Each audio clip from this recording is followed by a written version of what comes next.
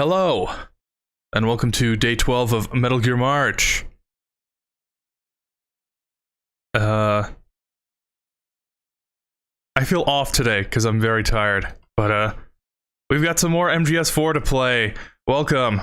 What's up, Iowa? I am finally on time for a stream. More like I actually stream during normal hours this time. And even then, I'm like 20 minutes late. But it's the thought that counts, right? Welcome, how you been? We're gonna finish Metal Gear Solid 4, Guns of the Patriots today. Hopefully. We've got 3 more acts. Like 3 more boss fights. We've got at least 10 hours of cutscenes to watch. So that'll be fun. I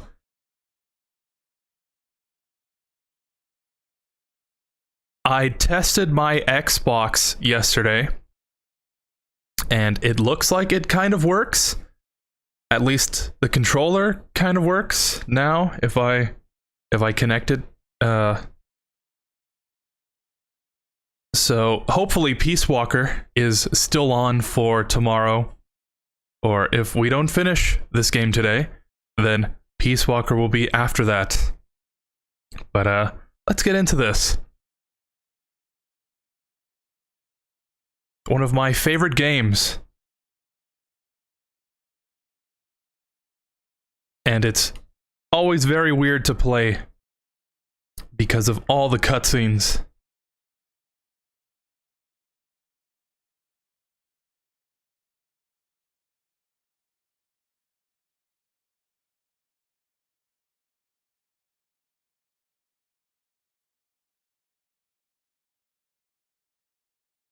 Konami.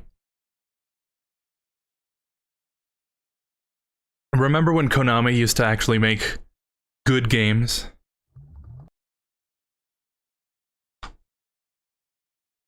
Cause I sure do. Then again, they are remaking 2 of the most iconic games of the last 20 years. Oh my god. So, there's that. When I think of a game that came out 20 years ago, I would think of like the first Metal Gear, the pixel games, you know? Side-scrolling, very low graphical quality. And we're 4 years away from this being 20 years old.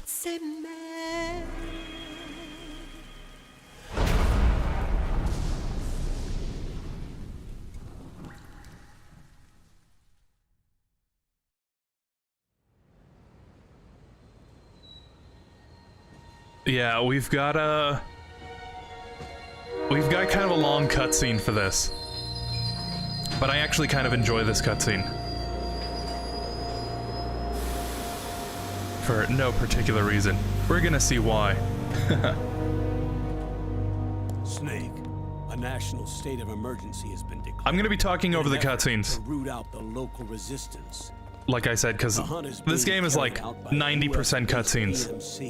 I'm gonna try not to, but I'm not gonna go out of my way to not talk through them. Right. But I'm glad to hear that your Xbox is off life support. Thank you. You know, he's in very critical condition right now, but he's stable. He's still on a ventilator, but he'll pull through, I hope. He's got all his family and friends supporting him. Raiden is in the Fortnite item shop right now. Yeah.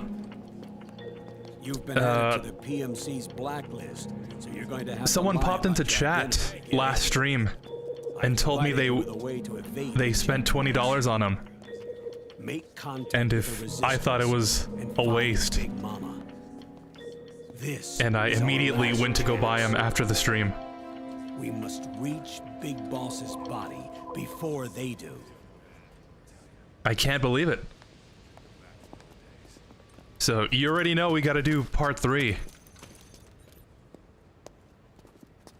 Shows that this game was ahead of its time. Honestly,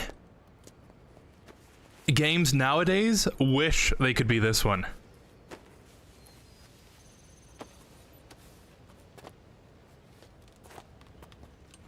Next.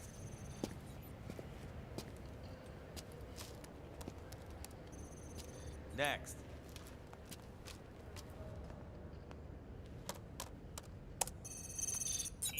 Next.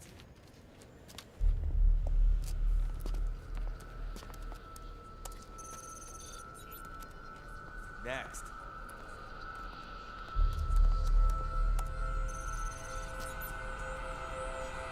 Next. Set. Next.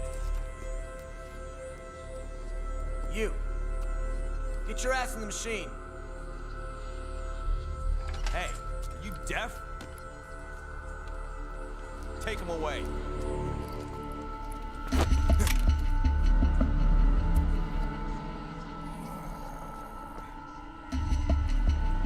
You're coming with me. I said over here.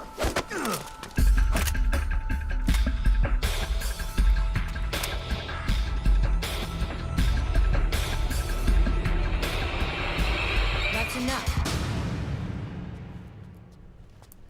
I'll take him from here. But We've been looking for this man.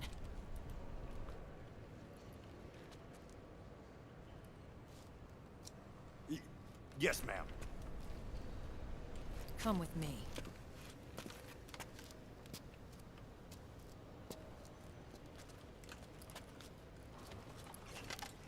Next.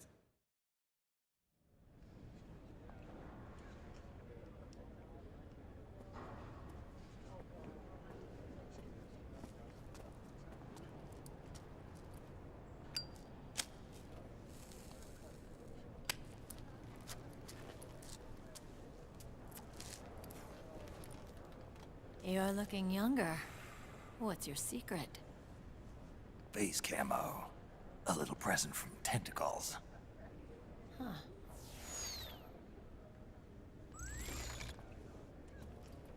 The PMCs sure seem to know you well enough. I always thought this was funny. You may not believe it, but I'm in charge of overseeing all PMC activity. Because with face camo, he can kind of look like anybody. And the one person he chose to look like was his younger self. Over here! Hey, Snake! What is wrong with that guy?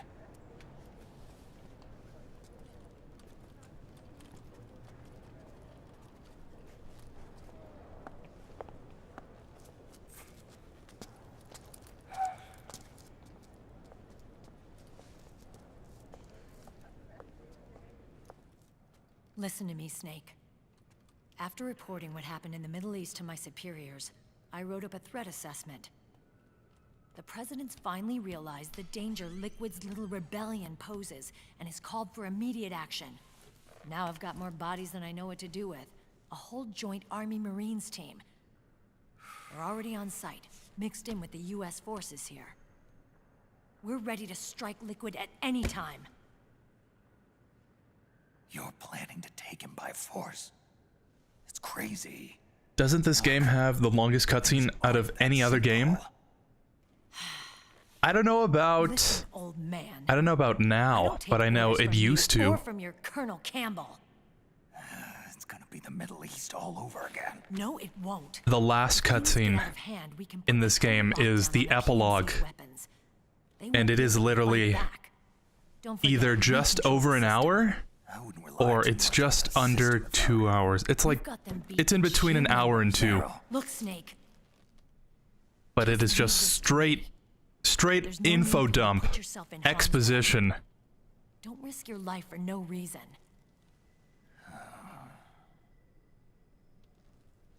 Snake, And it's fine to watch through, trying to do. you know, the one Not a time. mission. I know. But when you play this game It's not just over and over again, It's a hired hit. If you you know, it does kind of get tiring. Let me look it up.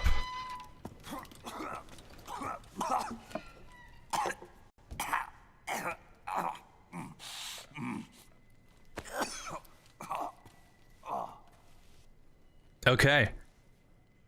Look, our ways. I guess apparently it still does hold the, You're still a legend. yeah, the world record Hero. for the longest I know all cutscene in a about video the things you game did when you were is young. 71 That's minutes. what kept me going. I can't bear to watch you die over something so pointless. Don't worry about me. Old soldiers never die.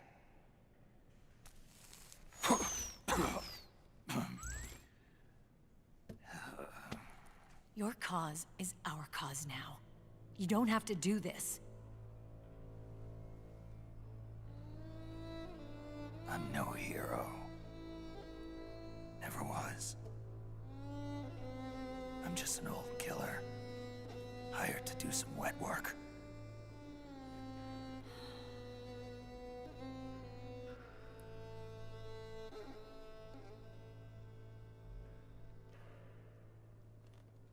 Fine. Then we'll just have to catch him. Before you do.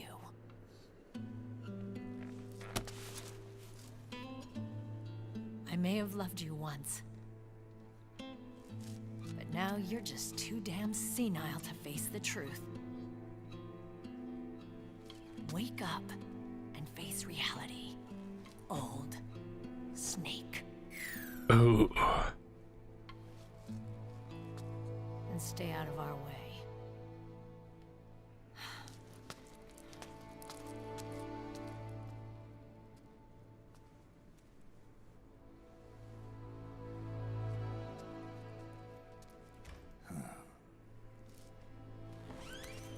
Everyone gets old, right? Just Snake got a little old, right as he was starting off, you know?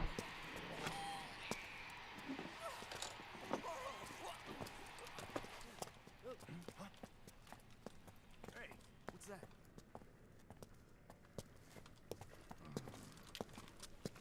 Is it him?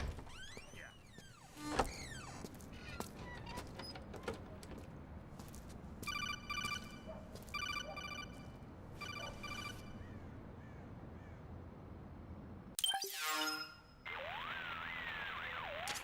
Otacon, they've seen this face too. Yeah, it might have been added to the PMC's blacklist as well. And Meryl was acting kinda strange. Things are going to get hairy once the American suppression troops get here. We'd better get to Big Boss's corpse, and fast. But first, we've got to find Big Mama. Snake, let's go over what we know so far. The streets are under curfew. The only people you'll find out there now are PMC soldiers and members of the Resistance. Yeah, I thought it looked a little too quiet to be a tourist attraction. Which is the The excuse Resistance why there's members are nobody else scheduled to here. Convene at Big Mama's hideout. So our best course of action is to follow their lead. When you find the Resistance, tail them. Let them lead you to Big Mama. But how exactly am I supposed to find this resistance? The PMCs have laid a dragnet for Resistance members that covers the entire town. They're using SOP to notify each other by radio of any info collected during their searches. By intercepting those signals, you should be able to reach the Resistance members' locations in real time. Intercept their communications. How do I do that? I've provided you with a new device for just that purpose. To hijack PMC communications, open the item window and select the Signal Interceptor. The interceptor constantly monitors PMC voice and data transmissions. When you've got the Signal Interceptor equipped and you hear the PMC's chatter about the Resistance, check your map. It should display the location. Got it. Oh, and Snake, I think we've found a way to treat Raiden. Really? Yeah, we got in touch with Dr. Madnar. Dr. Naomi and Sonny are on their way Madnar! now. They'll be all right on their own. They're a few clicks north of where you are now. It's a non-combat zone, so there won't be any checkpoints. There's even a dialysis machine. It'll take some time, but I think he'll be okay. Good. Anyway, you need to hurry and make contact with Big Mama. I got it. If Liquid gets his hands on that corpse, it's all over. Follow the Resistance's lead. Yeah. If you don't know who that is, that's the first doctor, the first scientist from the first and second Metal Gear. He's the guy who built Metal Gear in the original game, and the guy who strangled Keo Marv in Metal Gear 2 for the MSX cartridge. So he apparently lived all the way up until now, where he became a cybernetic scientist. Okay. First thing is to look for the Resistance. So that's a cool little detail that they didn't need to put in. PMC's radio communications to learn where Resistance members are most likely to be found. Oh, it is Wednesday, huh? Every Wednesday and Sunday gives you real life discounts in this game. We're gonna make this easier on me, because this section is kind of a slog. You know, every game can't be perfect, and everyone has their own section where they would rather not play that part of the game. For me, this is that section. So I'm gonna use stealth camo to just follow the guy there, because it is like, yeah, it is kind of a slog to follow this guy, and through all the twists and turns, and it's just easier for the stream if we can just get through this as fast as possible. Hey, Be Fresh Like Mike. Solo! You down to play Peace Walker tomorrow?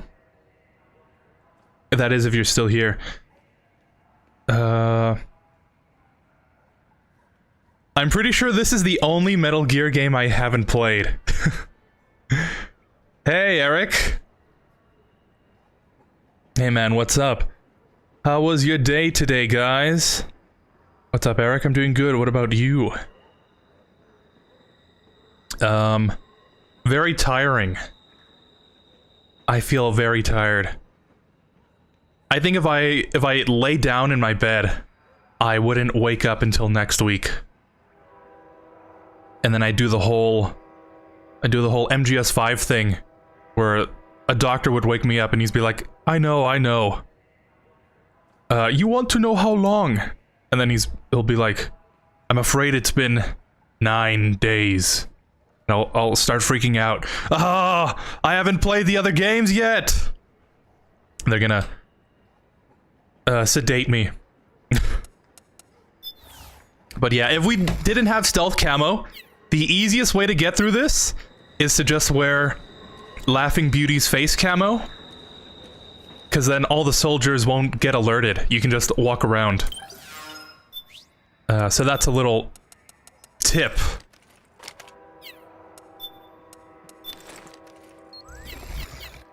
But we're just gonna stealth camo this. Actually. But yeah, there we go. Bros, am I cooked?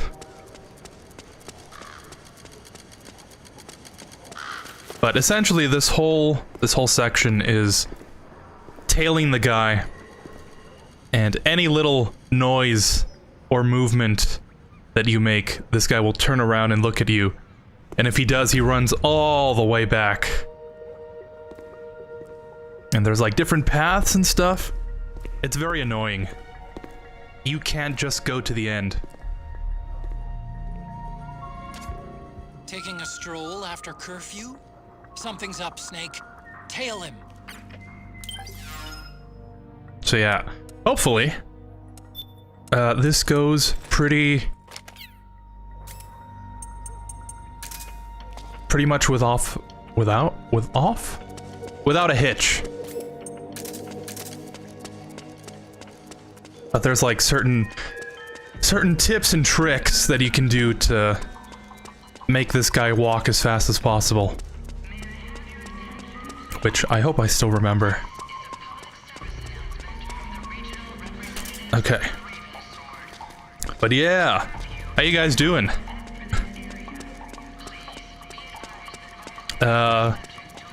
You said this is the only Metal Gear you haven't played.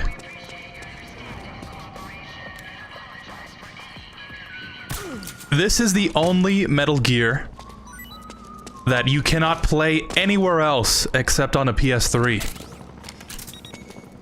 So, unless you have a PS3, I would say it's pretty much impossible to play this. You know, unless you have an emulator and a pretty good PC. But even then, the emulator itself has some issues here and there. So the only real way to play this game is on original hardware. But like I keep saying, hopefully, if Volume 2 has MGS4, that won't be the case anymore. Which I really hope is the case. This game needs to come to a different platform. If my Xbox One is on life support, or if my Xbox One just got off life support, and that's a newer console, I can't wait for my PS3 to start going. Wouldn't that be terrible?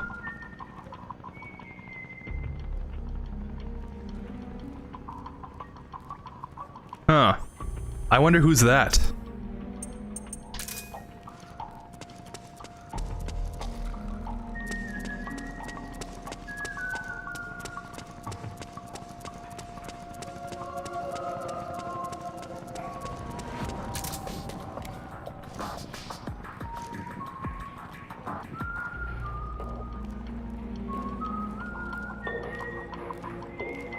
I hope it's not too dark.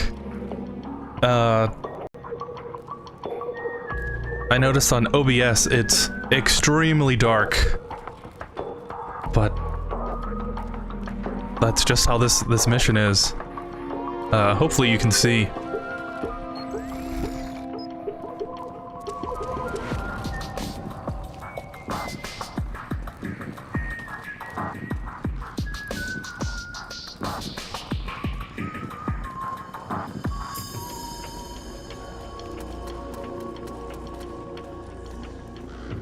There's like so many details and stuff I can point out.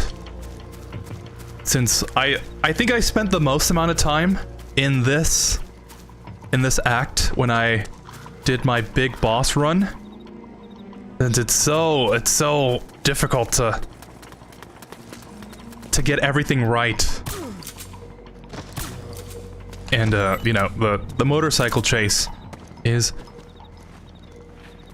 not exactly an easy thing to get through if you can't shoot anybody. But like that guy, the Resistance member, is whistling the song that Sonny sings during the eggs. There's that guy with the trench coat following us that, for canon reasons, we just don't see.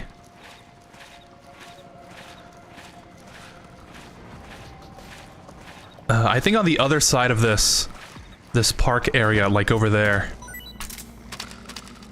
Yeah, like over there, there's a guy that has an MP3 song. MP3 and an iPod song. You can like stand here in the statue to like disguise yourself. There's a door somewhere that if you like press yourself up against, it'll play the alert from Metal Gear 1. This whole act was made for you to explore in. And I guess, unfortunately for the stream, we kind of have to just wait it out. But yeah, there's a lot of detail in this level that if you don't know what you're doing with the Resistance member, you will unfortunately get a real good look at. Because this guy loves to just go his own way. I think last year, he took like a completely different route than the one that I've been practicing with.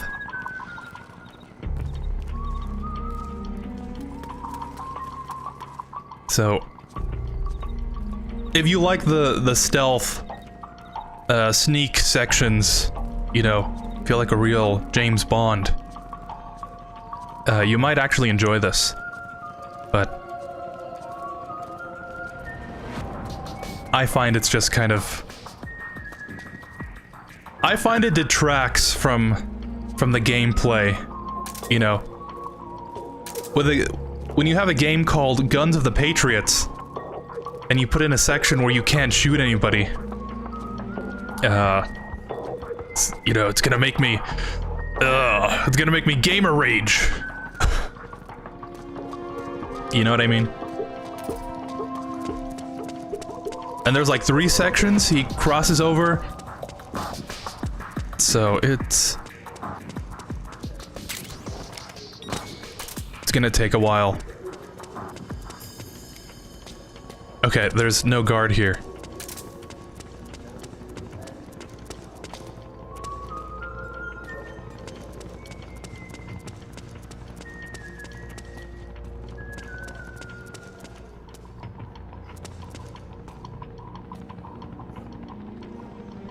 But yeah, look at all this modeling.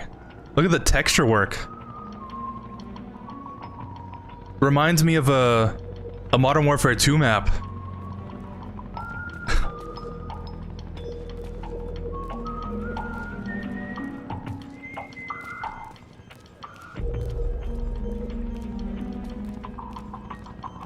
Alright, he's gonna cross over and then we're gonna go through there. And that'll be the end of the first section. And we will have a lot to do to get this guy moving. I do have a PS3, really. I used to tell my mom that PS3 would come in handy. Well, there you go.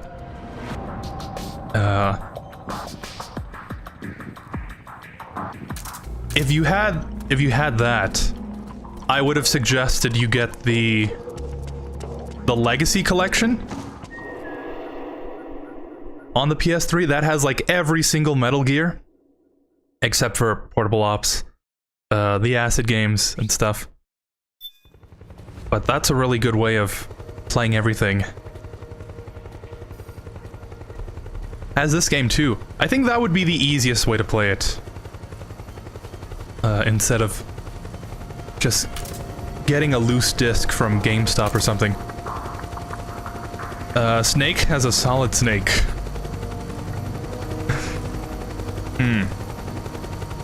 Did we just get transported back to 2006 or something? Look out! Searchlight. Find something nearby to hide behind. Stay out of the light. Okay, this guy's gonna sneak over there. He's gonna go between the cars. If you didn't know and you were just following this guy, you would think he would sneak past these guys, but there's a paint can or something that he knocks over. He gets caught by these guys, and then you need to take them out. And if you do take them out, he'll be like, huh? What? And he'll run all the way back.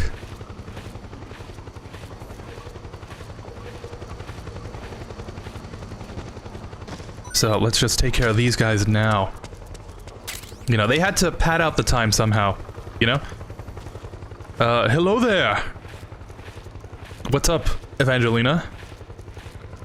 General Kenobi.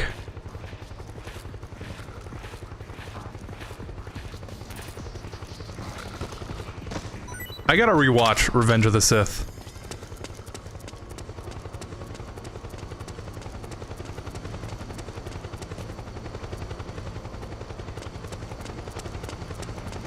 Oh man, do I want to change the topic into Star Wars already? I'll save that in my back pocket, because I got my issues with Revenge of the Sith. Great movie. PS3 graphics are underrated, for sure. Did you play the Modern Warfare? Did you play Modern Warfare when it was first released in the late 2000s? No, actually.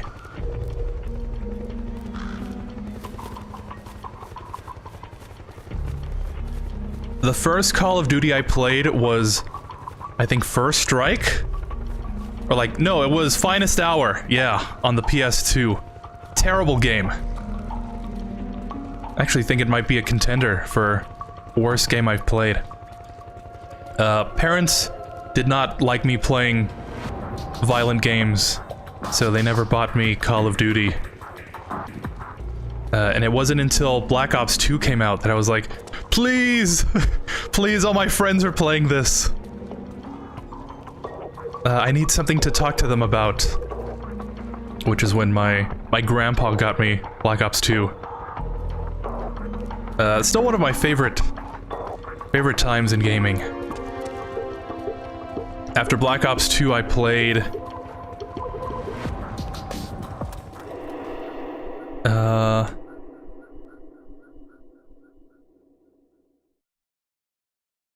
Let's see, Black Ops 2 came out in 2012. Oh, by the way. Huh? Where did that guy go? You can barely see because my face cam is covering it.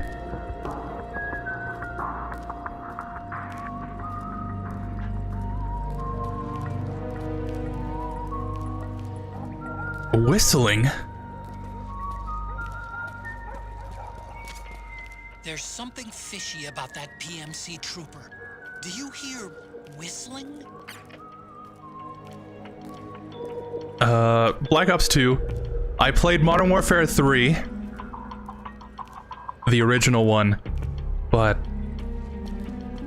I think, like, years later, I got it on Black Friday. I buy most of my stuff on Black Friday. So I could play survival mode. And then I think from there, I got Black Ops 3 when it came out, and then I skipped until Modern Warfare. Played a lot of Modern Warfare 2. Played some of Cold War. But yeah, never played the original Modern Warfares. Which I hear was a blast to play through back in the day. So that's something I never got to experience. But then again, I did not get Xbox Live until probably 2013. So I would have been playing the campaign or something by myself. But PS3 graphics, like, that is one of the turning points in gaming, you know? I think obviously the jump between PS1, PS2 was like, oh, mind-blowing. Super impressive at the time. And going from PS2 to PS3 was like, oh my god, is this real life?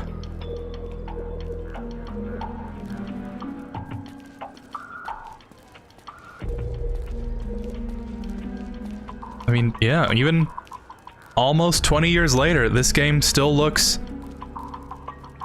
pretty good.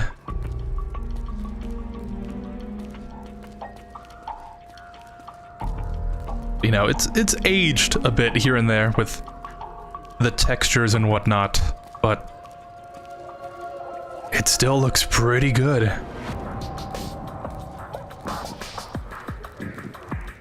I remember thinking, when the Xbox One was coming out, I was super excited to see what games were going to look like going forward. Because playing a lot of 360, there were a lot of blurry textures. and I was like, oh, if PS2 to PS3 was so intense, 360 to 1, PS3 to PS4 is gonna look insane. And when I actually got my hands on one, I remember feeling kind of disappointed that it didn't look that much better. Like, Looks like they're conducting vehicle patrols. Watch out for them, Snake. like, yeah, you know, the textures and the models got higher.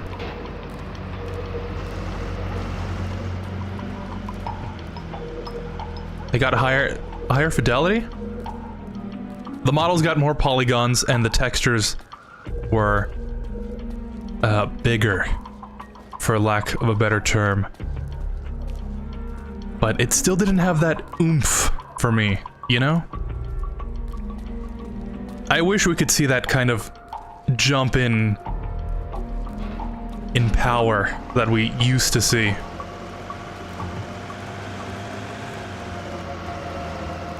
And I guess I've been spoiled a bit by playing on PC these past couple of years, but seeing Xbox One to Series X was like, that's like the same thing.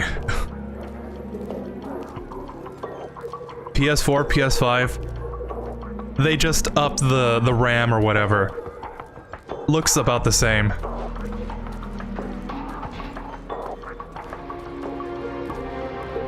By the way, we're almost done with this. He did not take that other turn.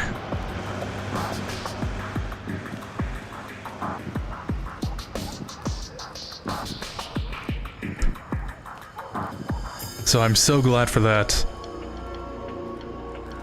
The only Call of Duty I haven't played is Warzone 1 and 2. Really? I don't even think you can play Warzone 1.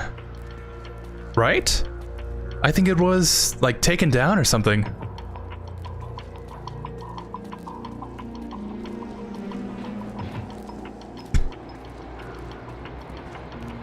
I could tell that story. I played Warzone... I played the first Warzone, like, on day of release in a Chick-fil-A at my college. With my gaming laptop, like, blaring at full fan speed.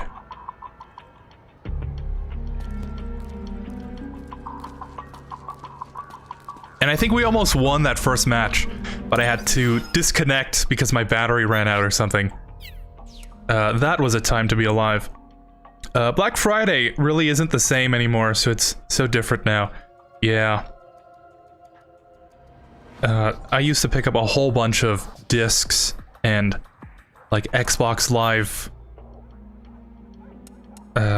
prepaid cards, so I could just put them all in at once. They were like half price. So, another thing that's been ruined by the economy. Ugh. The war economy, huh?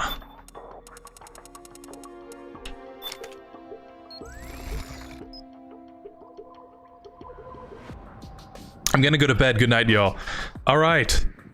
Thanks for stopping by, Iowa. Always a pleasure. Sleep tight. Hopefully, Big Boss does not join you in your dreams tonight.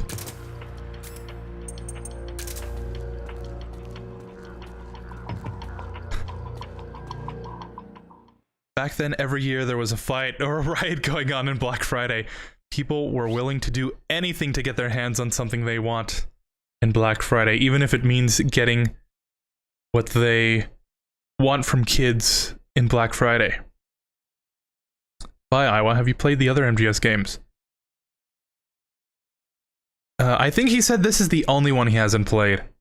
I was gonna ask him if he understood the lore now, because it's very complicated, and this game, I think, explains it pretty well. But yeah, I used to I used to like beg my parents to go on Black Friday so I could see the chaos firsthand. And oh boy, I've seen some stuff. I've seen some stuff there. But yeah, it's not at all what it used to be.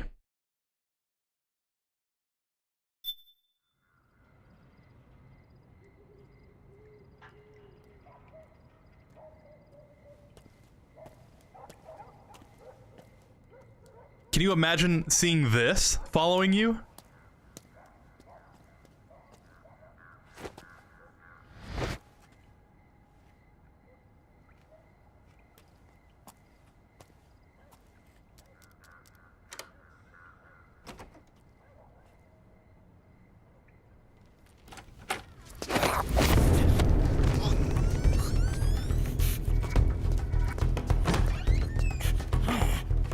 Who's there? I'm here to see Big Mama.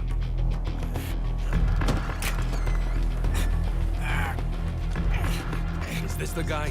What do you think? I didn't hear him coming at all. And people say portable ops isn't canon. Yeah, but look at him. He's ancient.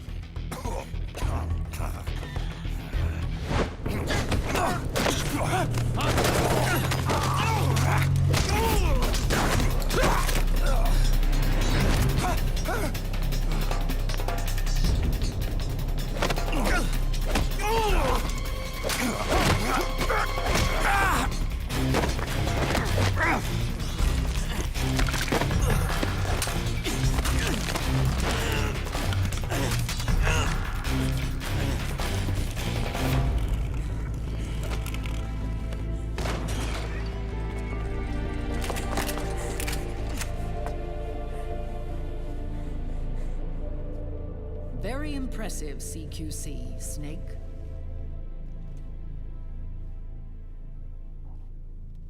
No doubt about it. He is the legendary soldier. Call me Mama. Big Mama.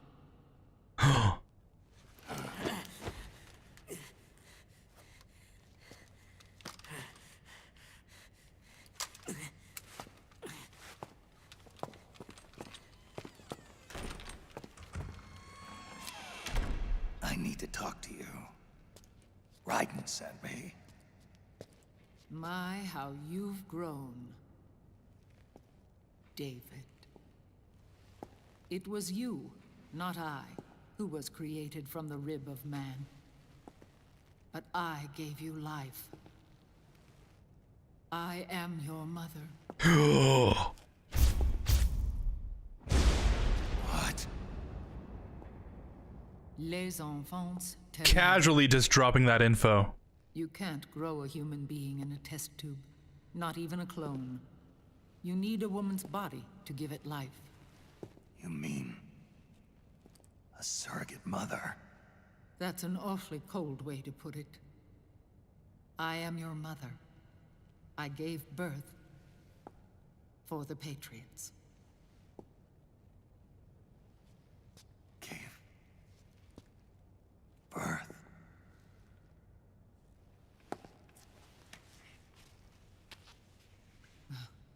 The forbidden fruit. Appropriate. No?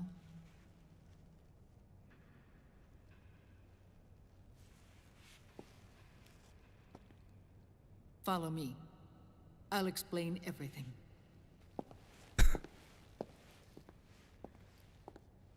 I gotta say, Eva has aged remarkably well.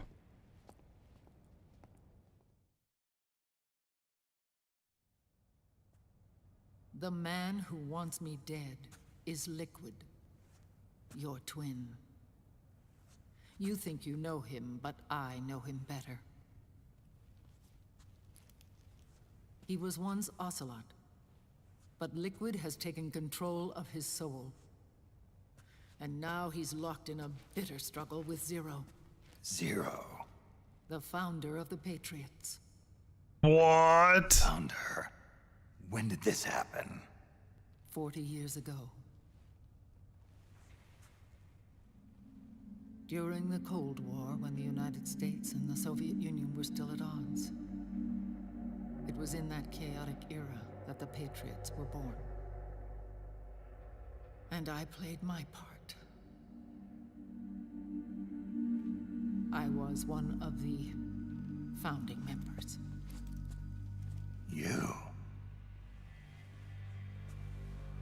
Zero created the Patriots to manage and control the American state. That control endured long after the Cold War ended. The organization became an empty shell, continuing to function through AIs. Those AIs are responsible for the creation of the war economy, and they gave rise to the Sons of the Patriot system. But I am partly to blame. I bear some of the guilt for creating the organization. It was right after I first met your father, Big Boss. Big Boss? Back in 1964, I was ordered to take part in a CIA op called Operation Snake Eater, which concerned a new weapon the Soviets were developing at the time. My mission was to support a certain agent. That agent later became Big Boss, but I knew him as Snake. Snake? Yes, Naked Snake. That was his code name at the time. A name he would give to you, his son. The commander of this mission was a man called Zero, the head of Special Forces Unit Fox. It all just comes full circle. Working as a double agent for the Chinese. My objective was to secure the location of the Philosopher's Legacy, a massive cache of hidden wealth, and report it to Beijing. I was to acquire a microfilm showing the location of secret funds, funds amassed by the Allied powers during World War II. But I failed in my mission and was expelled from China. I took the apple from the snake and was cast out of Eden. After years on the run, I ended up in Hanoi. That's where I met him again. It was around then that Zero used the massive funds contained in the Philosopher's Legacy to start a new organization, the Patriots, which would carry out the final wishes of a certain legendary hero. The initial membership consisted of Big Boss, Sigint, Paramedic, and their commander, Zero. Oh, and there was one more who we mustn't forget. He stayed behind in the Soviet Union to support the group as an informant, Ocelot, who is now Liquid. No. After your father rescued me in Hanoi, I went to America and joined their organization. Zero's goal was to achieve a unity of thought and awareness. He believed that was what the boss wanted, and the rest of the Patriots followed his lead. The boss? The boss was a legendary hero from the Second World War, known as the Mother of Special Forces. She had an almost overwhelming charisma about her. The CIA feared this, so they had her eliminated. If she had survived, the world of the 21st century might have been a very different place. We were all influenced by the boss's will. It was what drove us to create this organization, to be closer to that spirit. Zero decided that in order to lead the people, we needed a special kind of icon. So we turned to Big Boss, the last son of the boss. He shared more of her life than anyone else. It was Big Boss, the true heir to her legacy, who was best suited to play this role. Zero elevated Big Boss, the hero who saved the world, to the status of an idol. The truth behind Big Boss became riddled with exaggeration, misrepresentation, and outright lies. Kind of what happens in MGS5. Among the masses and gathered the rich and powerful to his banner.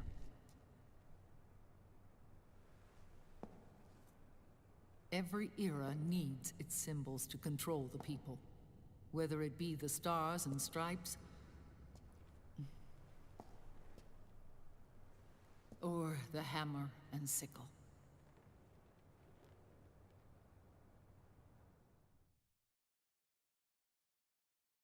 As the times and currents of politics changed, so too did Zero. Eventually, he became a prisoner of his own lust for power, sparking friction between him and Big Boss, who resented playing the puppet. With Big Boss drifting away, Zero realized he would need insurance. Something that would perpetuate the existence of Big Boss, their organization's icon.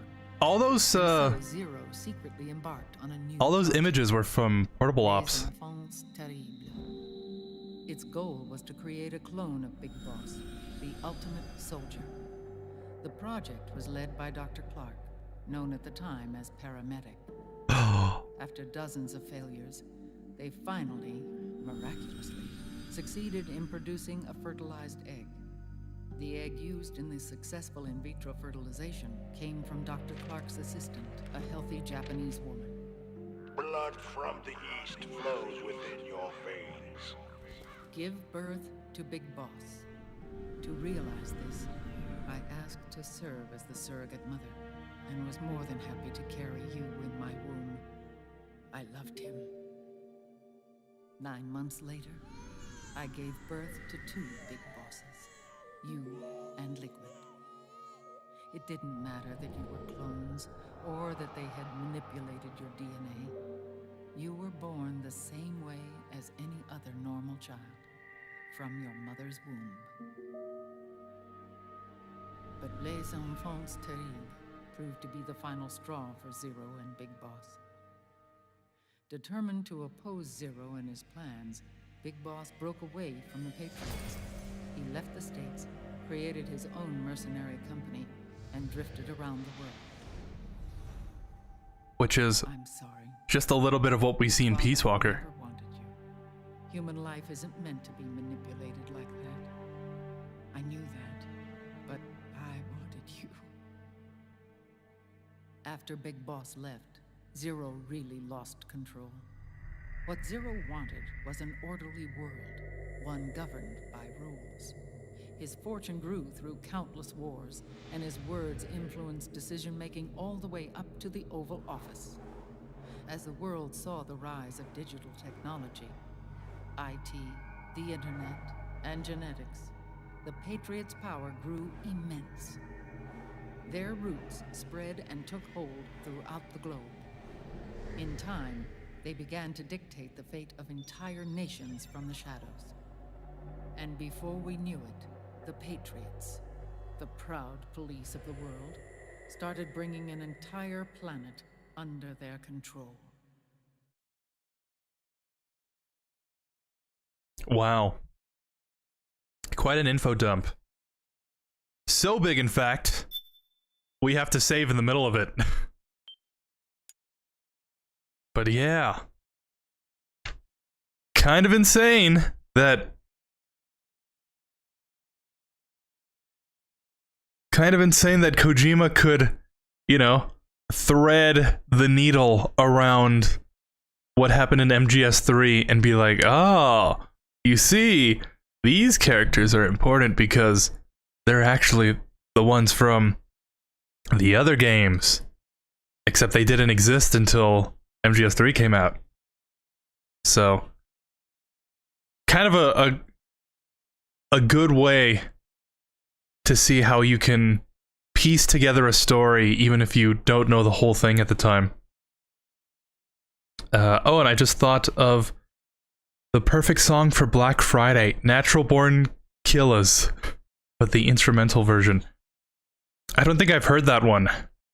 I'll have to look it up. What a story this game has. At this point, Kojima really didn't want to do this game, but he had to explain a lot of the MGS story. Ain't that the truth? I guess he thought if he could just tie everything together in a nice bow, give people the explanation that they want, they could leave him alone. Stop asking me to do Metal Gear. But we all know that was not meant to be. But it is a nice thought. It is a nice thought. Their intentions were fair, but their execution was flawed. Zero developed weapons, amassed armies, used information for extortion, all in order to gain more wealth. He was obsessed with controlling awareness on the inside from the outside.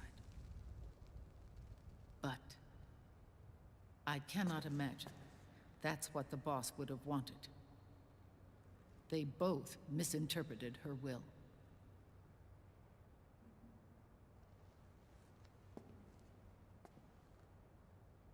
And their absolute reverence for her drove them apart. So began the war between Zero and Big Boss. Opposing interpretations, each striving to realize the boss's will. Everything you see today stems from their Cold War. You could say that the same thing applies to real life. The reason we have Differences in wars is because people want the same thing, but they want to go about it completely different. Is no different from any other human error in history. It all started with a tiny fork in the path and grew into a great rift. There was nothing left of the boss's noble will in their struggle. All that remained was hatred, a passion to destroy one another. Big Boss returned to the US with a plan in mind, and once again assumed command of Foxhound. In Outer Heaven, and then Zanzibar Land, Big Boss plotted coup d'etat against Zero. But you, Solid Snake, his own clone, foiled his efforts both times. Big Boss and Gray Fox, Frank Yeager, were left near death. Zero recovered their bodies. Frank Yeager's entire body was reconstructed through surgery, and he was reborn as the cyborg ninja. Big Boss, now a vegetable, became a prisoner of Zero even in death. For Zero, more than anyone else, your father was an irreplaceable icon. No, the truth is, for Zero, he was an irreplaceable friend. After Big Boss's betrayal, Zero could no longer believe in something so uncertain as life. He lost his belief in everything. Nations, organizations, individuals. Zero was no longer willing to place his organization in the hands of the next generation. Instead, he set up a network of AIs, a decision-making system formed from all the information he had accumulated. He built 4 AIs, GW, TJ, AL, and TR, as sort of a digital Mount Rushmore, and 1 core artificial intelligence to unite them, John Doe. GW. The same GW we destroyed 5 years ago. The same. Ever since GW was cut off, JD and the other 3 AIs have controlled all information on every aspect of global society. Economics, politics, law, morals, and culture. The war economy is no exception. In the shadow of the system and its complete control over the world, Big Boss isn't allowed to live or die. He's trapped for eternity in a brain-dead prison. To bind himself to his friend, to ensure his rule over the world, Zero transformed Big Boss into an icon, neither living nor dead. Sounds almost like a religion. Naturally, Ocelot and I plan to free him from Zero's prison. We enlisted Naomi Hunter, an authority in the field of nanomachine research, into our organization. And we used Frank Yeager to kill Dr. Clark. Oh, this is where they explain. Ocelot tortured the DARPA chief, Dr. Yep. Anderson, also known as Sigint, to death.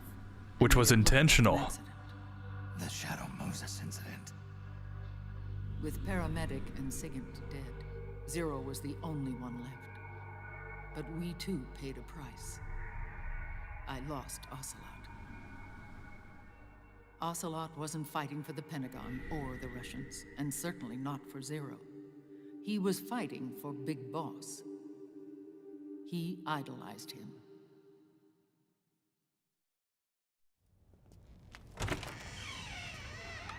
Okay, cutscene is almost over. When Ocelot grafted Liquid's right arm to his own, his body was taken over by Liquid's thoughts and spirit. He may be Ocelot in physical form, but his mind is Liquid's. Isn't that the I plot was of a the movie? last one. Where your And then hand, like, someone appeared to help me. like has its own... Right? I feel like I've seen that movie before. Or like this guy loses his hand or something, and it I like... finally discovered the location of Big Boss. It like moves on its own? And it's like a horror movie or something? It was in the data he obtained from GW. Together, he and I retrieved Big Boss. But Big Boss was still asleep, as Zero had left him. Why did Zero keep him alive?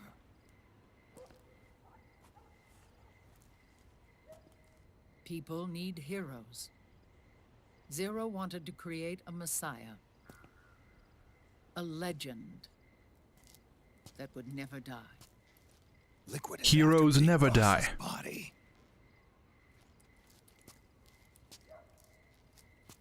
Is it here?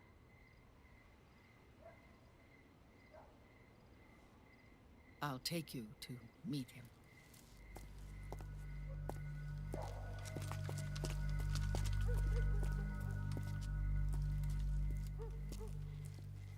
This is his pyx, his holy ark.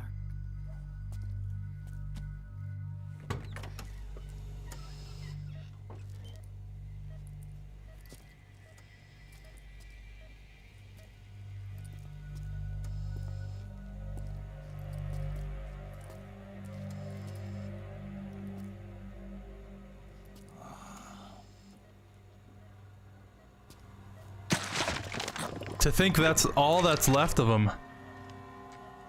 His body is alive, but his consciousness is locked away by nanomachines.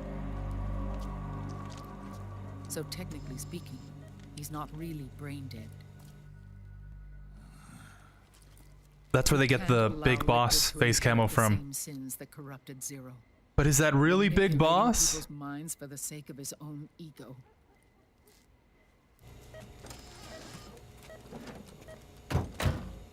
That's kind of a spoiler.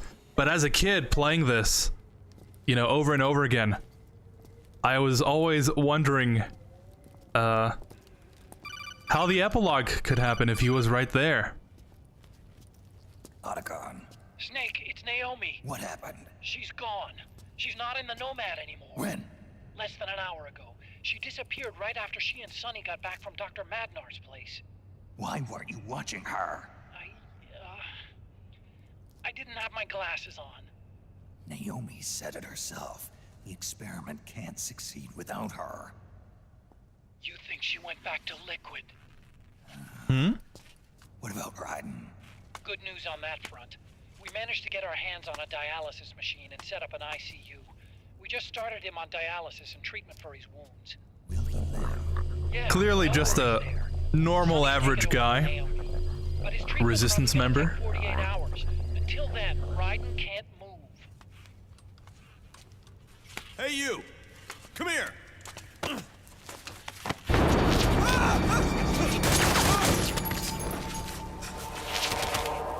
What the hell is that? Move!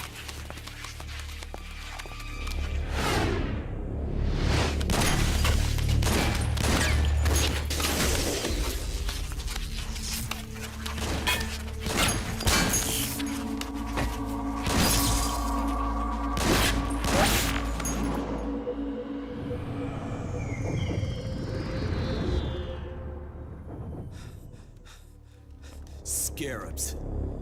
Unmanned scouts. They've found us. We're moving out. Snake, the PMCs are converging on your location. Damn it! They're sending in Gecko! They'll be on you in less than 5 minutes! Are they ready? Yes, ma'am. We'll escape through the canal route using the real van. Get it ready. Hurry. Yes, ma'am. Snake, over here. You We've got decoy vans set to draw some of our pursuers away.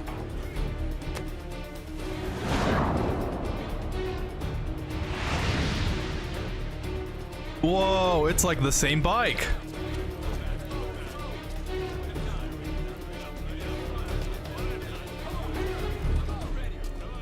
All of these children were orphans.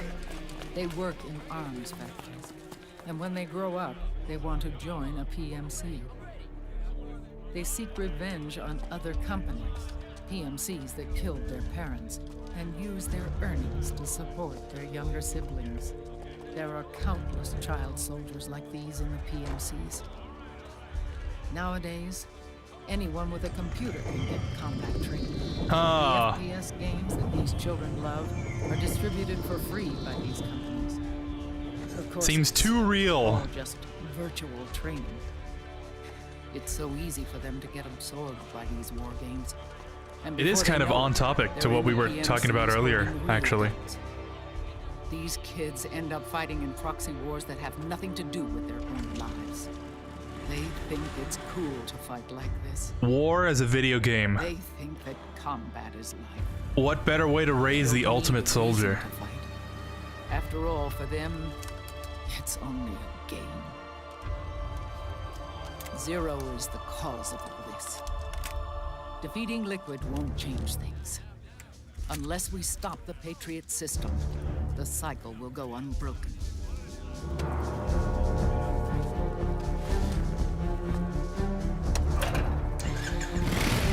Hop on.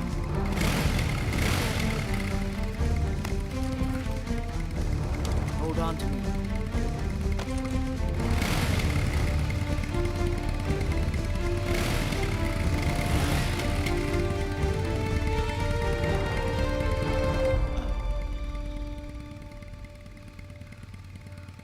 With so many wars being waged, oil and biofuel have become as precious as diamonds. It's been a while since I went out for a ride. Are you sure about this? I only get off my bike when I fall in love. Or fall dead. Big Mama. Call me Eva.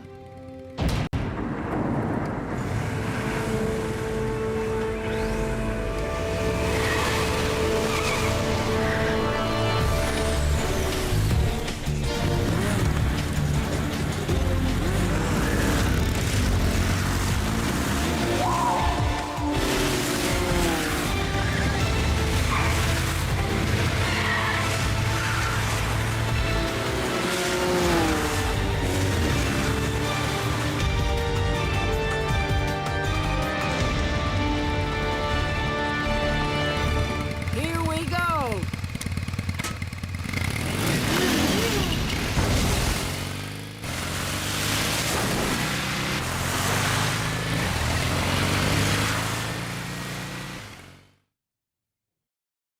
How anticlimactic would it have been if we just slid off and we crashed into the wall? We have to keep Big Boss's body out of enemy hands, no matter what. Get the body safely to the canal escape point. All right. Let's get into some gameplay. If you were doing this as a regular playthrough, don't mind killing people, P90 is the way to go. It has the largest magazine out of the one-handed guns that you can use. But we are going to use the trank and the stun grenades, since this is non-lethal. And just auto-aim. Just have Snake aim for us, because I find aiming on this is very difficult. But yeah, how crazy is that? Knowing that the happy-go-lucky team in MGS3 ended up becoming essentially warmongers people that have destroyed the world by holding it hostage. Oh yeah. Actually, never mind. We can't change our camo here. I was gonna say the metal camo would be really helpful.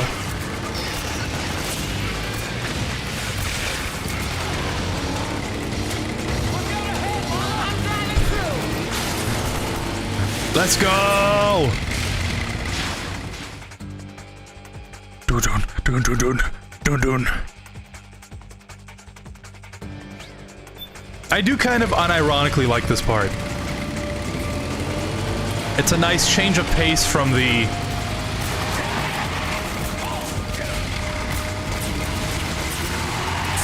tailing section, having to rely on the AI to do what they're supposed to. Which I guess is kind of thematically relevant? Thematically relevant, given that the AIs have kind of subjected the world to endless war because they did not do their job properly.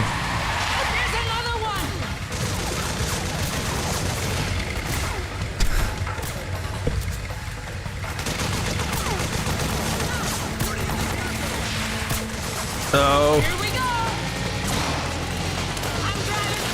Come on! Oh, this is really more fun if you have the P90 because you can just gun down everyone. Oh! There we go. Oh, I thought that would take out at least one guy.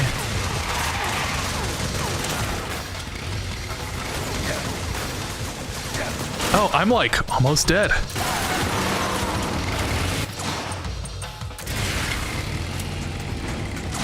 Here they come. Snake, help on the right. Enemy to the right. Enemy dead ahead. Stop right there. Oh man, this section. I must have retried at least like 30 times.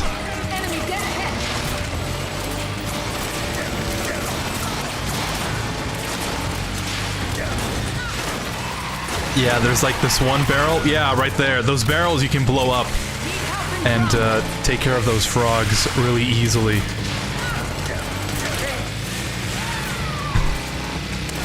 Is it even more difficult to aim and shoot in this game than MGS3? Than MGS3's motorcycle part?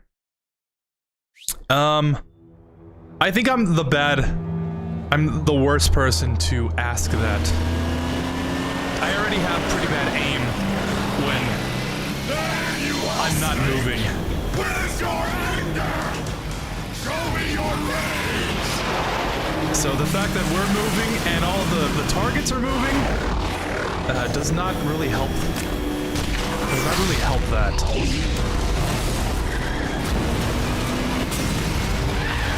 At least in MGS3, Eva was like driving consistent. You know, it was just a straight path. Here we're like turning and dodging. Taking different paths. So when you have a small magazine, I think it's really more important that you know where to land your shots. Which means the enemy will be focusing on you now. I just need you to hold them off a little longer. Oh, that's right. We can... Yeah, we can pull out the P90 for this, since they're all unmanned. So it's totally fine to destroy them all.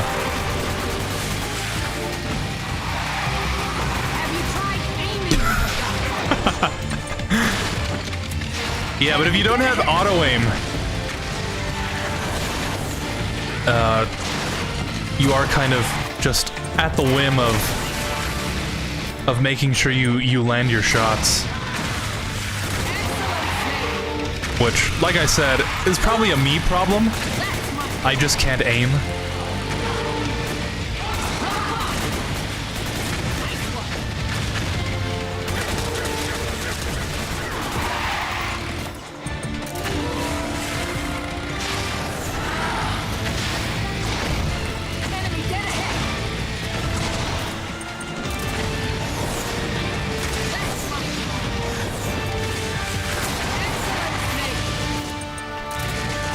Yeah, there we go. Oh!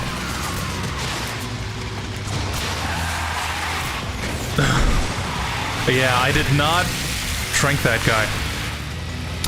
This section is by far, I think, the most difficult if you do a big boss run. Like, I'm already doing pretty poorly, but on European Extreme, these guys really only have to shoot you once for you to die. Enemy dead ahead. And since you can't pull out the metal camo, you can't really cheese it. You have to land your shots.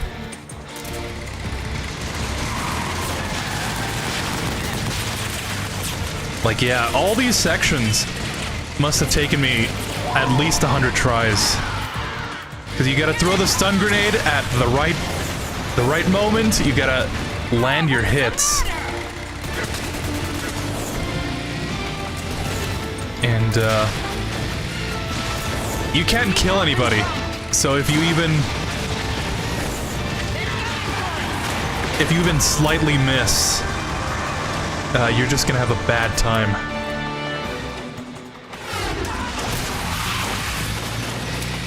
Snake, are you okay? But I don't think I've ever felt as ecstatic. Ecstatic?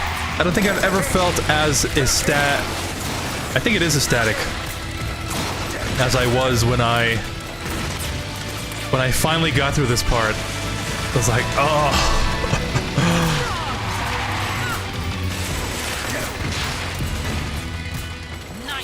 There's this good guide that I followed by this OG YouTuber that I used to watch a lot. It was like Vash something. And I really learned a lot about this game through watching his videos. Because I think at the time, he was one of the only people playing this game. But yeah, we're essentially done with this section now.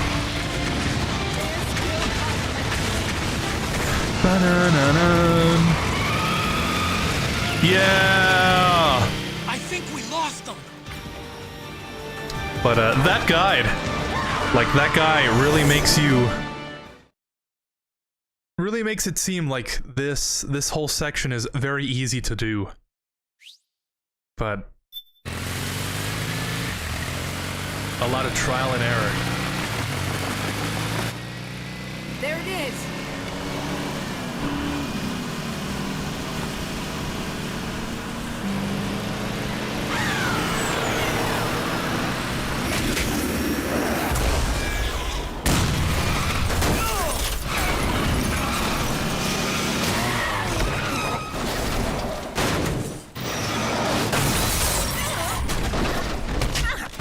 No!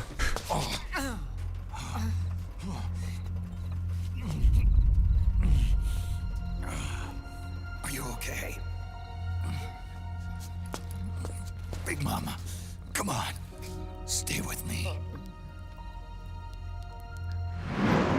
Eva, I need you. Is that you? Snake.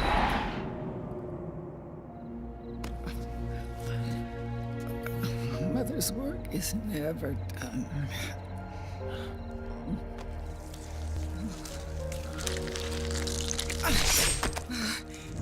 Big Mama. What are the chances that the exact same injury would occur? One thing for sure, the music for that part in MGS3 is good, and the music went off the motorcycle to shoot Vulcan 2. Over there. Yeah, really great soundtrack in all these games. Konami always makes the best music.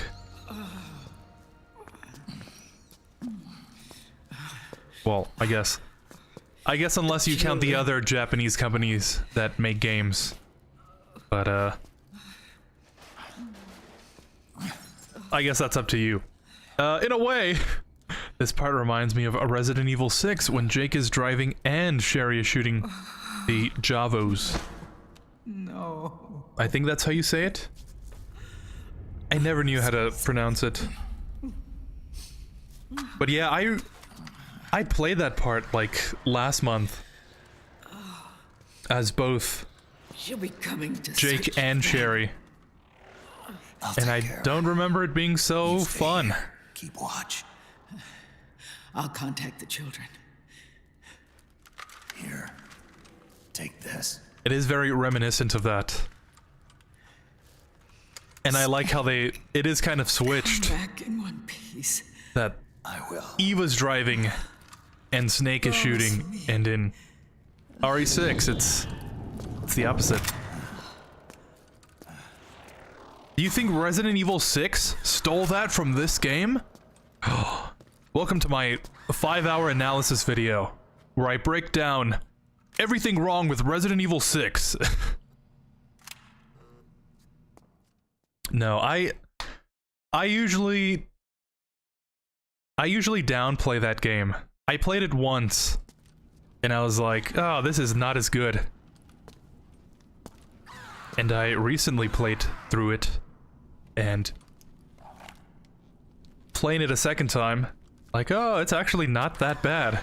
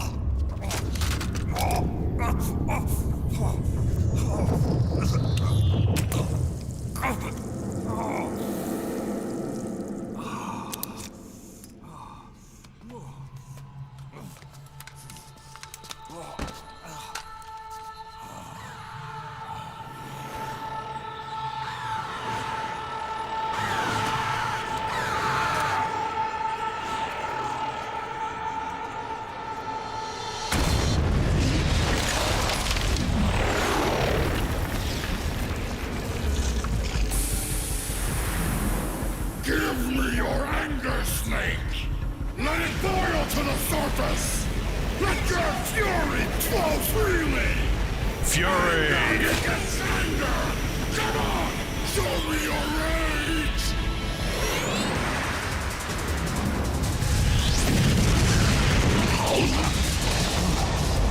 Show me your rage!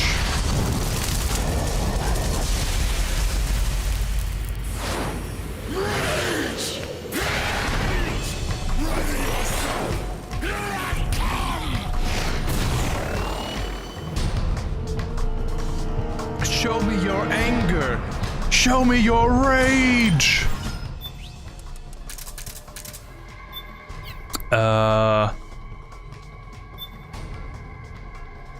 Let's see. We do need the rifle, but I'm trying to think of what else we need. I think this is the last gameplay section for this act. So yeah, given it's only taken us an hour and a half, I'd say that's pretty good.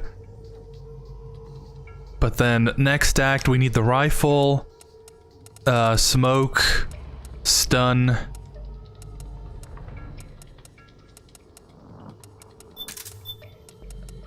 And the solar gun.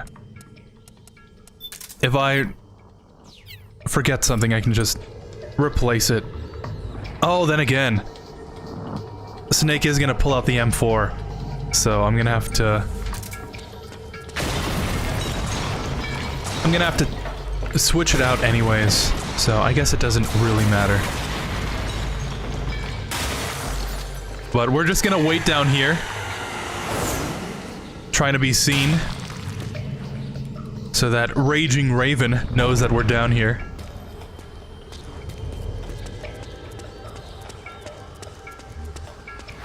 Hey! There we go. And now all we have to do is wait. Killing 2 birds with 1 stone.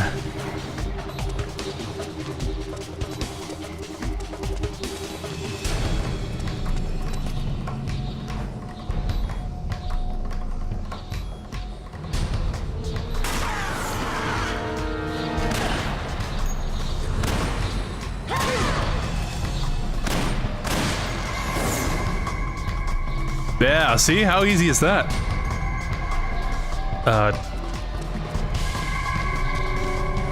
Definitely does not beat the going all the way to the top and sniping at her from wherever she is.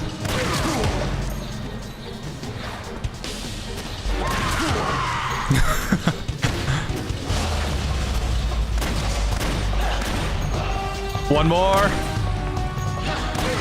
There we go. And that's Raging Raven.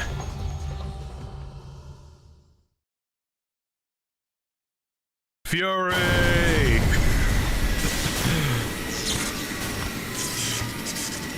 And then after the motorcycle crashes, they then meet up with Chris, Piers, and the BSAA soldiers to fight the helicopter. Have you seen the Everything Wrong with RE6 video by GCN back in 2013? I think I must have. But if I did, I don't remember it. The last time I played that section, I didn't have any grenades for the grenade launcher, so I had to wait for Chris to destroy the helicopter, and that was not pleasant to wait around for. The Fury would be proud of her.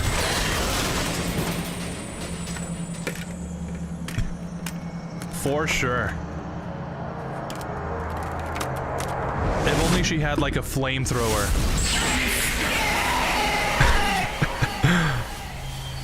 But scared, huh? It's not the reaction I was expecting.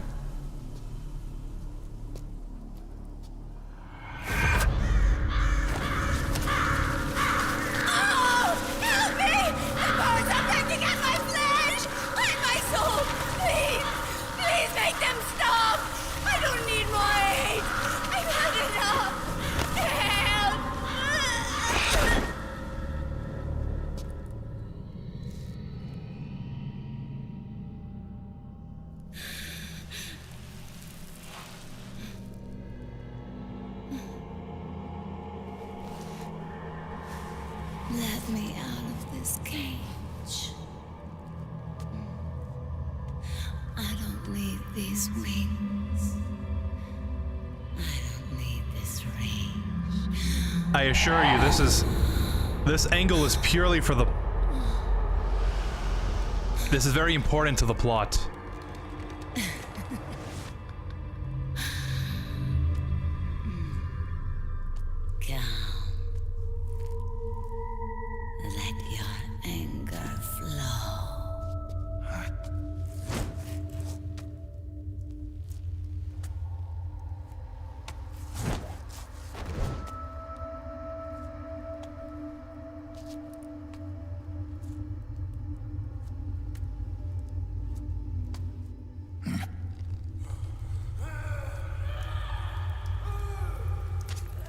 Snake! She's come out of her suit! Watch out! She's gonna try to grab you!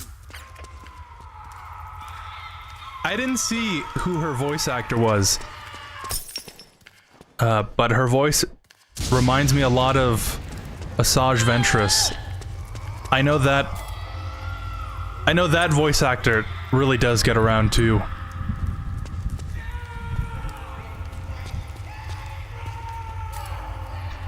Oh.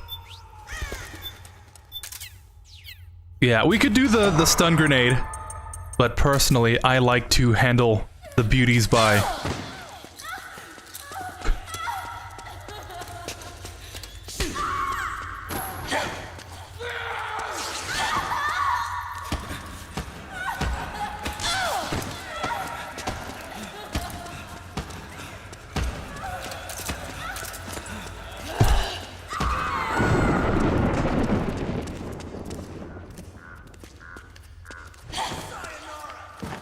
Sayonara. Was that Invader Zim?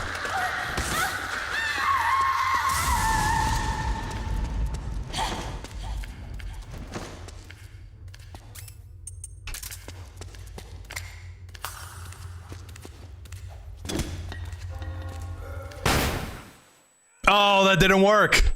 Because she grabbed me. Oh, it's those iframes. But, I don't know what to think, you know?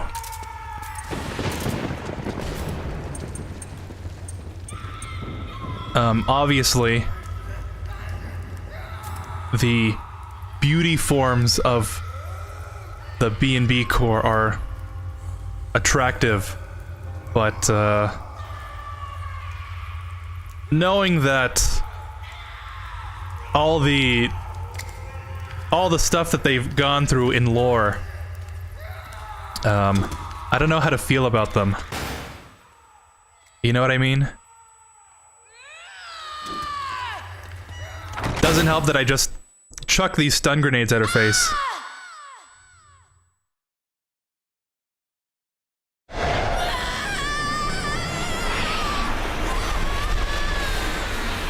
Do you know what I saw, Snake? Do you know what I saw, Snake? Fury. A great and terrible fury. I am the Fury. The flames of my rage will incinerate you. Of course, of course. Without that interesting camera angle of Raging Raven, of, you know, what is very important to the plot of MGS4.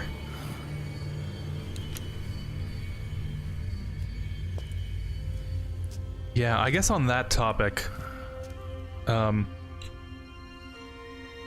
whenever I see people talk about this game, they're always like, oh, it's very sexist, and, you know, Kojima's a pig because he puts all these camera angles focusing on the women and stuff, you know? Very sexualized. As if we didn't get a shot of Snake without his suit on, showing off those muscles and and Vamp, you know, kind of, a grenade launcher. Immortal 2? That's a real user-friendly. And like, not much use to me. And like Raiden at the end of MGS2. Free of charge. And what's the catch? Only that you give it to me. So it's done with it. A weapon with I would say decades of rage stored up inside it. Kojima is very. How old was she? I'd say about 20. But she had years of. He's a firm believer in equality. That youthful body of hers. Soldiers. Yeah. Let's just put it that way. A place that hasn't seen peace in a long, long time. She was captured by one side or another, and kept caged up like an animal, along with God knows how many other kids. Anonymous violence. Exactly. It's unknown whether her captors were with the government or the rebels. In any case, they got their kicks by abusing these helpless little kids day after day after day. That constant barrage, that battlefield rage slowly built up inside their bodies, their minds. The kids tried to keep each other's spirits up, always clinging to the hope that someone would come to their rescue, barely surviving off of scraps of food. But those soldiers didn't stop. They called the kids parasites and shit-eating ravens, beat them even harder. Then one morning, the soldiers just up and left, leaving the surviving kids to be eaten alive by the birds. Almost like one of those sky burials. One by one, their bodies were picked apart by ravens' beaks, until finally the flock came for her. But by some miracle, their beaks cut her bonds instead.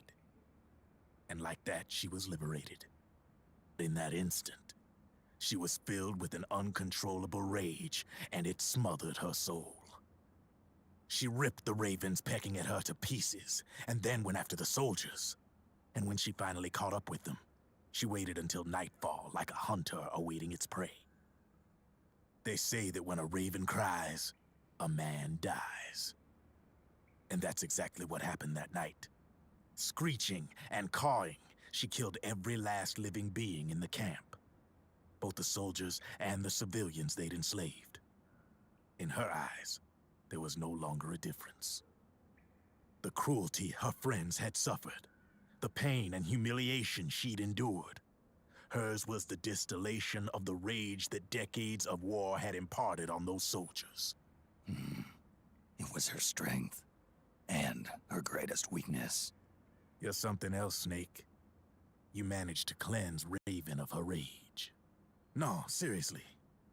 You're the seed of war. In fact, I'd say you might even be war itself. Trevin. Maybe it's still too early to tell.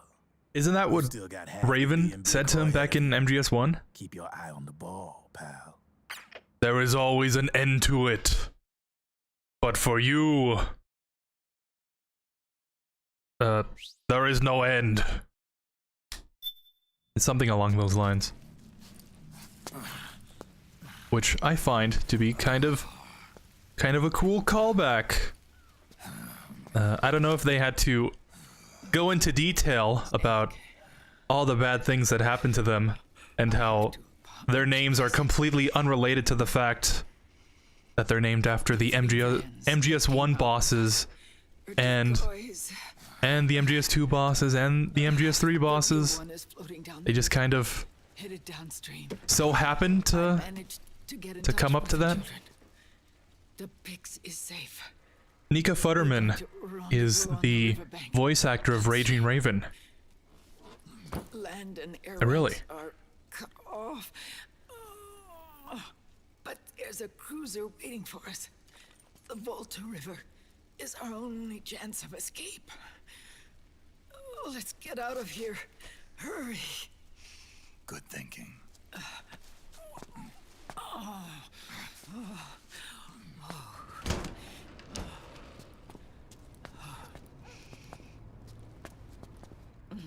Oh yeah, she is a Sage Ventress. And she's in a whole bunch of other stuff.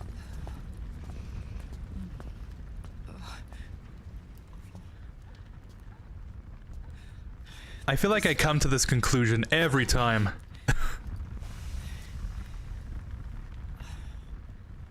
I don't need to feel the wind anymore. Vamp making his moves on Raiden.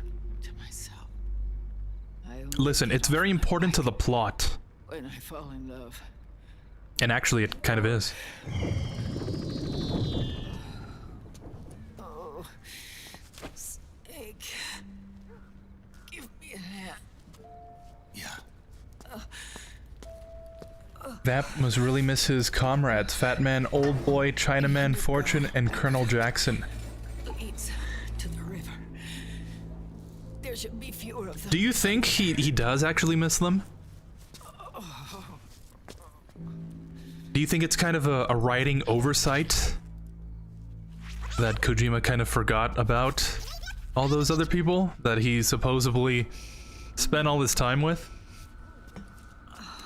Or do you think Vamp, because he never mentions them, is like, oh yeah, I've moved on. I am immortal.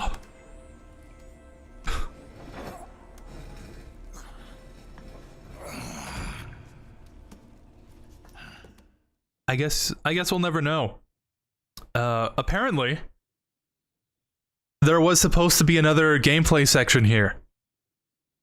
You were supposed to go down into the sewers and then escort Eva, just like in MGS3, throughout the sewers, and there was going to be like soldiers and Dwarf Gecko.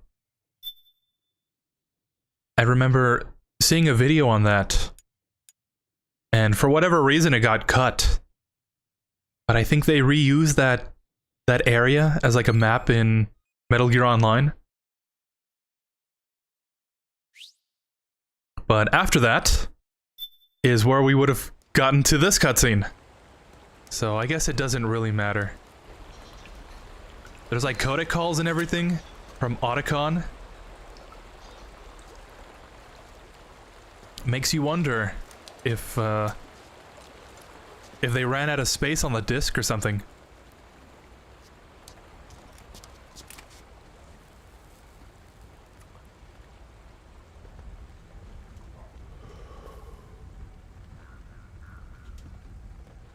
Liquid. Not bad. You think you're big boss now? That no longer matters. Where is it? Ah!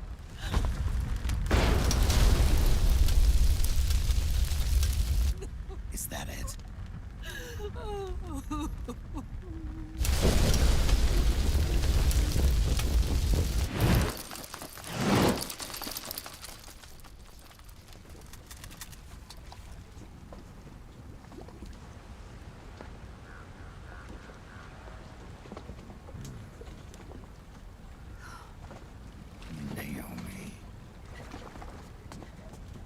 Naomi told me everything. And now, thanks to her, I finally have it. The thing I've sought for so long. Big Boss. Put down the gun, Snake. It's already too late. You almost did it. But it looks like I win after all.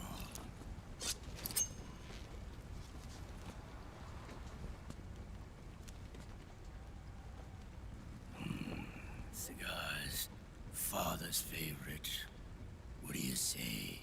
Care for one last smoke? Huh. You think you're Big Boss now?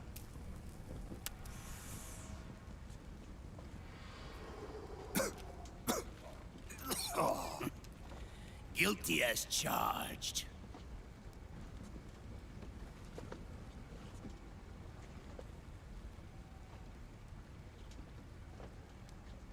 But all that ends today. This part always reminded me of Wesker.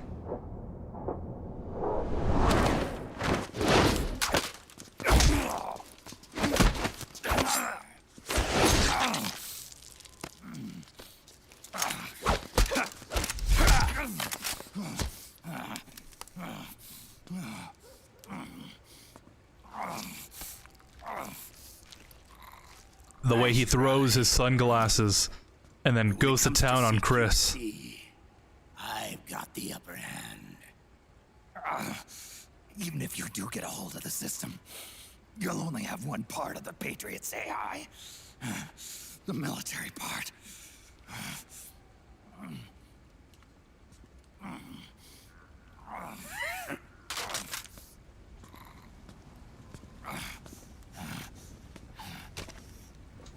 What of it, brother? It's only a matter of time before I have everything. The word rage reminds me of Trevor's special ability in GTA 5. Remember GW? The AI they think they lost? It's mine. A part of my army. Isn't that what it is called? Impossible. I didn't play enough GTA 5 to get the Trevor.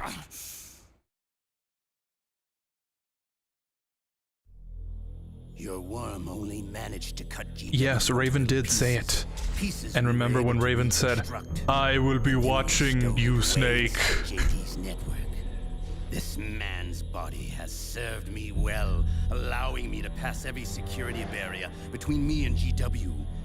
After all, the Patriots system is nothing more. You said something on the MGS2 stream. Something like you said, I mean, Vamp must be close to them since he spends most of his time with the group. And I feel like Vamp does miss them despite not mentioning them. The Patriots network will be mine. Yeah. And then I'll build my haven.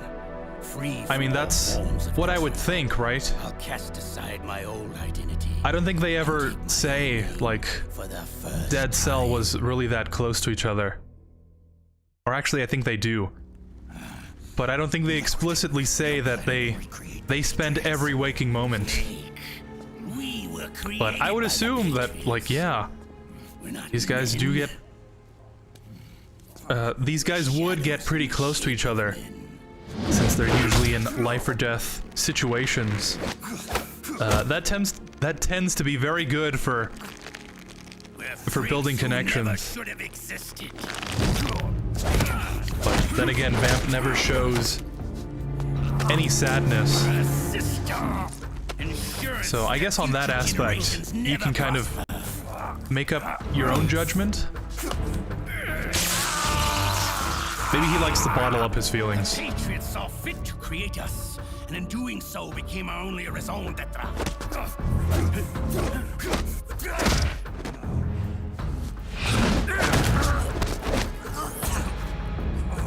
I won't fight my fate any longer. I'll kill Zero and Big Boss and become a Patriot myself. It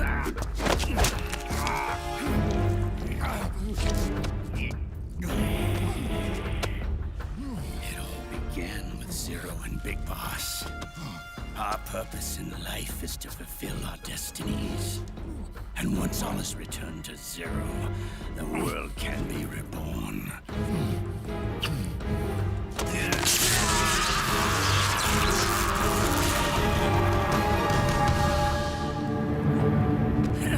I always wondered why he did that.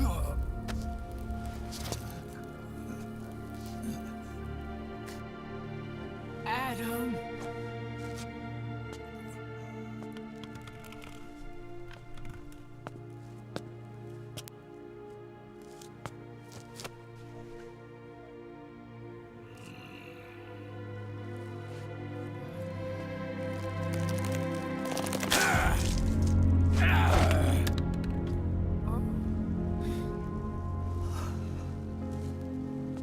So long as we both live, the world will not know an age of light. If we're to pass the baton to the next generation, the only choice left to us is death.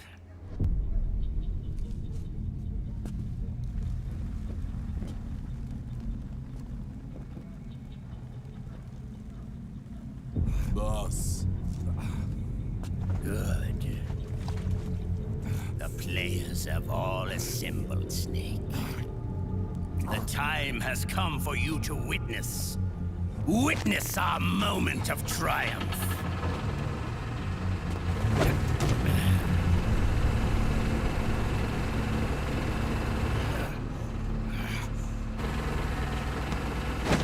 Stop right there, Liquid. Go!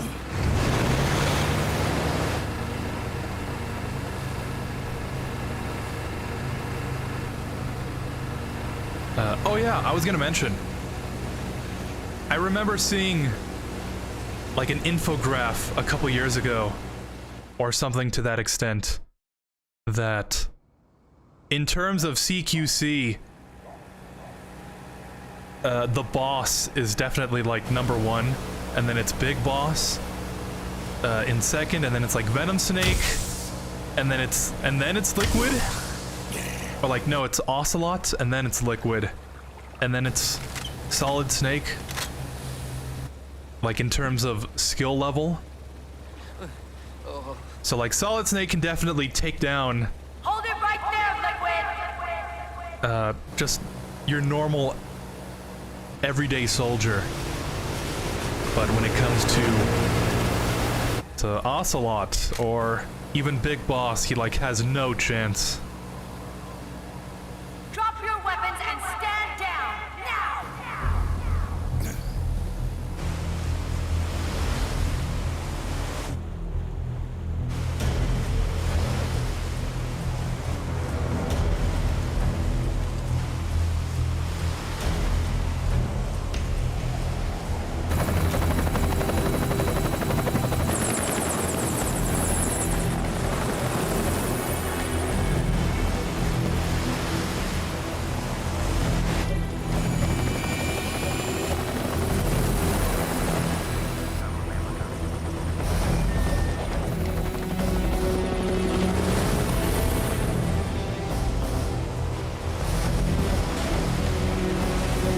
I always liked this cutscene.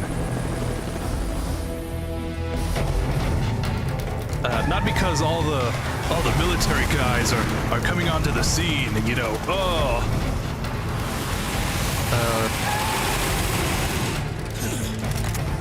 the Fortunate Son starts playing on the helicopters. You know, it's part of that, but I always like the chaos that ensues. You know, having such a huge military force just kind of be rendered useless because of one guy. Behold.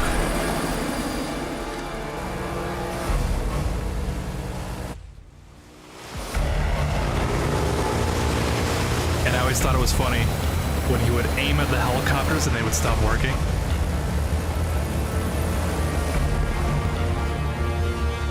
Behold. Your guns and your weapons are no longer your own.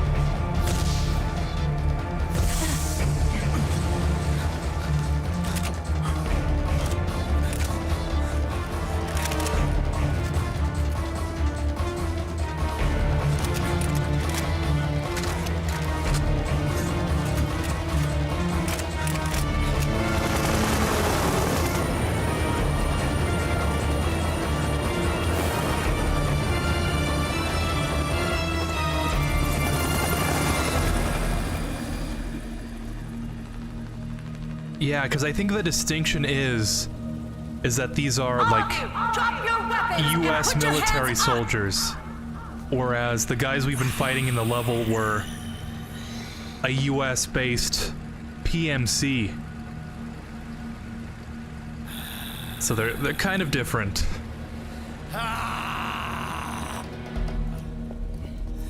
Barrel!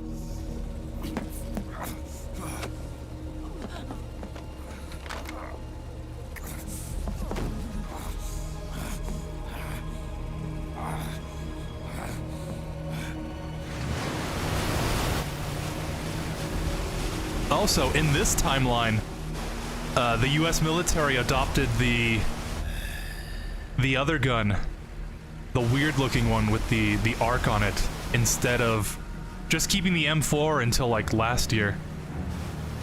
So that's always nice to see the alternate history, where they adopt a new primary rifle. Because we all know they're gonna go back to the M4.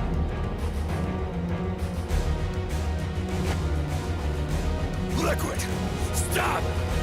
Fire!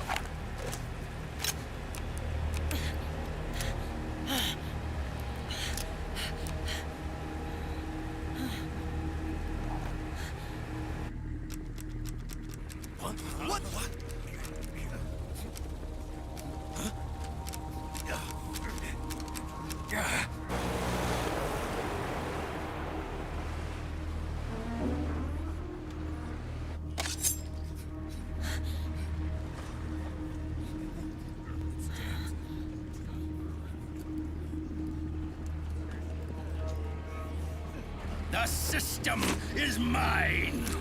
Your guns and your weapons are no longer your own. Behold,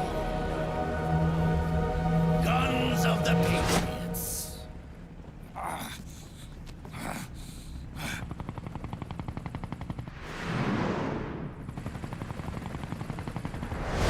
Bang! Bang!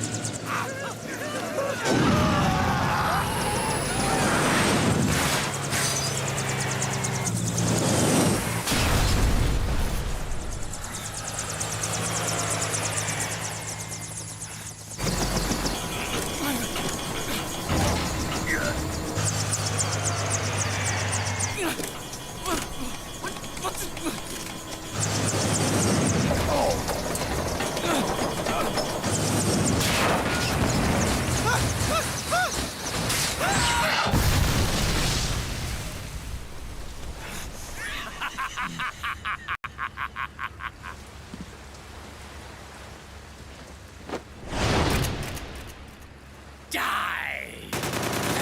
Oh, this is kind of a flash warning.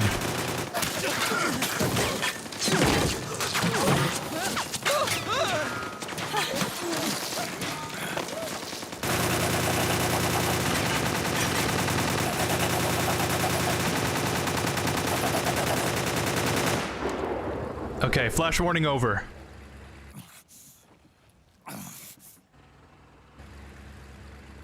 Bang!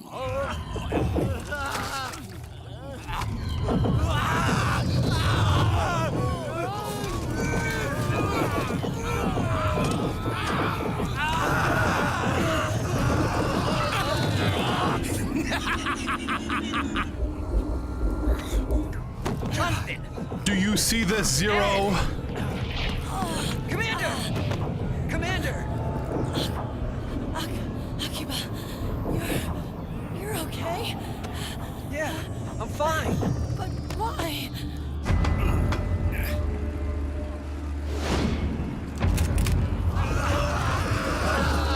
I think this might be another flash warning.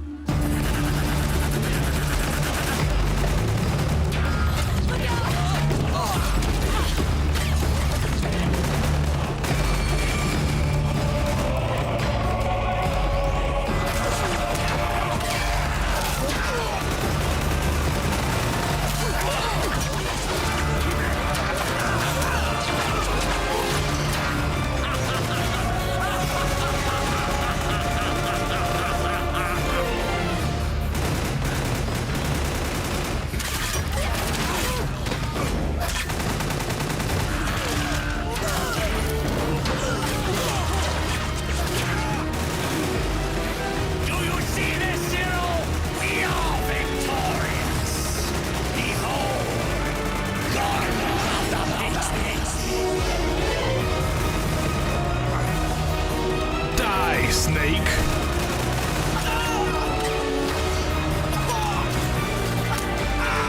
I just love that line.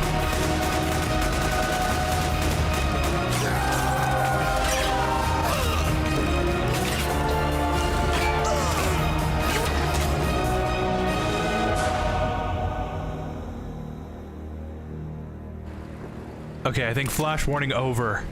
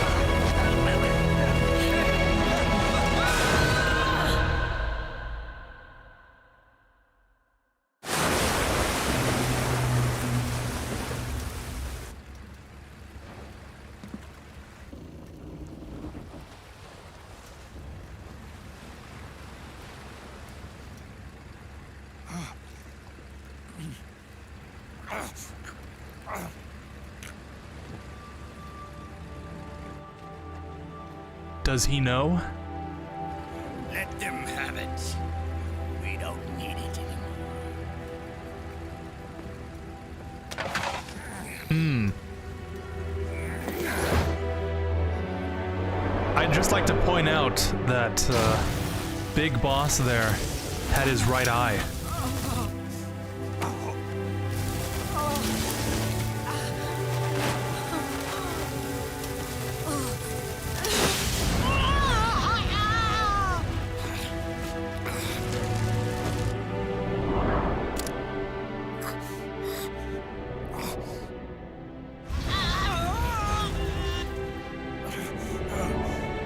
So long, Snake.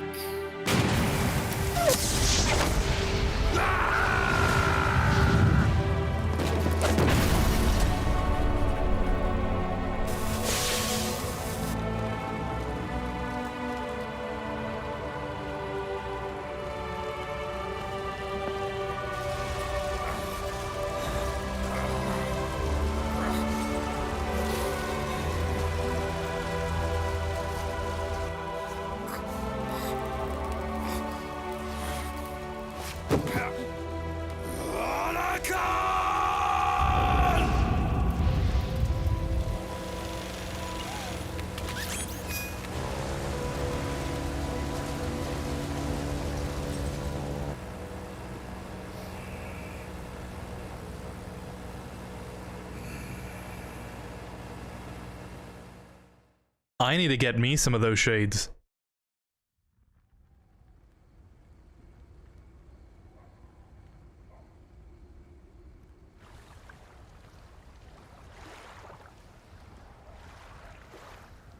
But just crazy. Crazy the amount of devastation that you could have if you're all under one system that is supposedly infallible. You know, all it takes is one bad actor. Also, here we get some characterization. You and me, we were great partners. No. Great friends. Even though I think this is the first time we've heard them speak. Meryl! Not like literally the first time, but Meryl! you know, speak to each other like that. Very underutilized characters.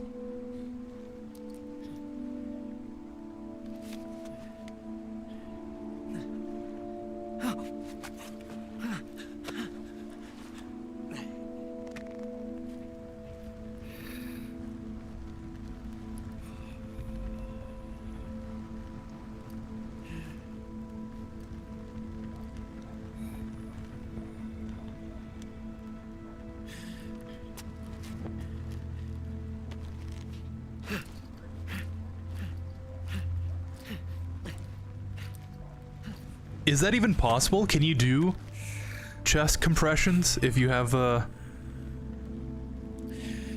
plate of body armor?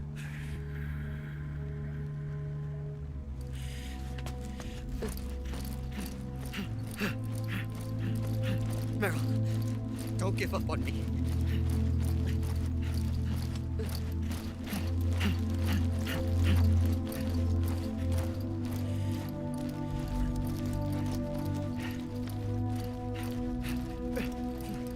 Meryl, don't go. Meryl.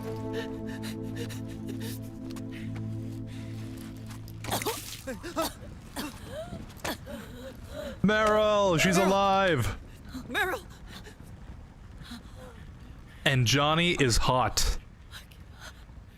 Oh no, he's hot. It's not. I mean.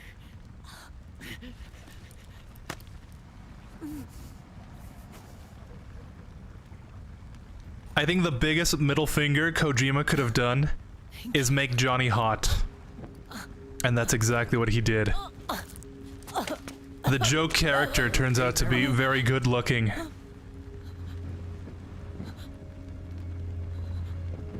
Hey. If it's all right, call me Johnny.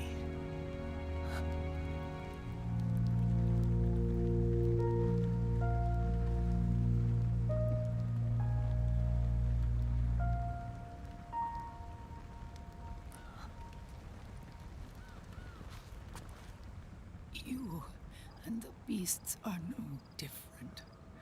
Scorched shadows born to the world. When a beast steps into the light,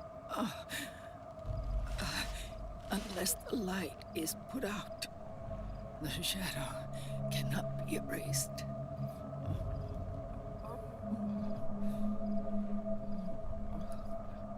So long as there is light, there is shadow.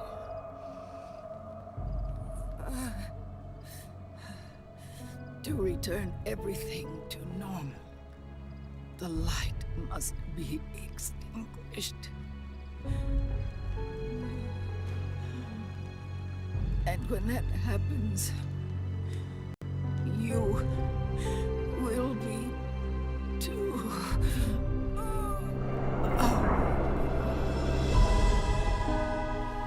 No.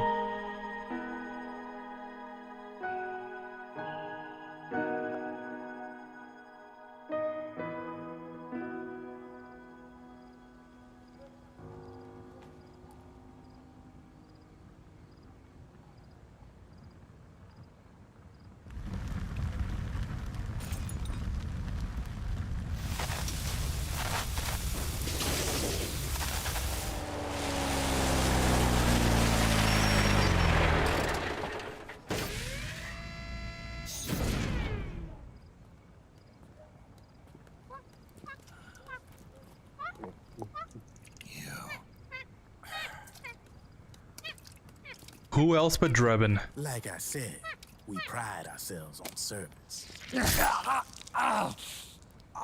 Come on, let's take this guy to his friends.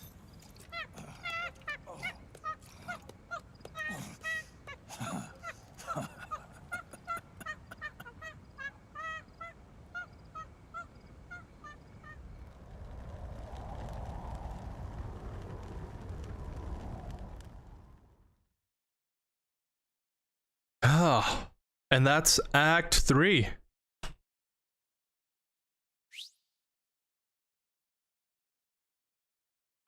I guess in terms of the other acts, I would say that's probably the shortest one.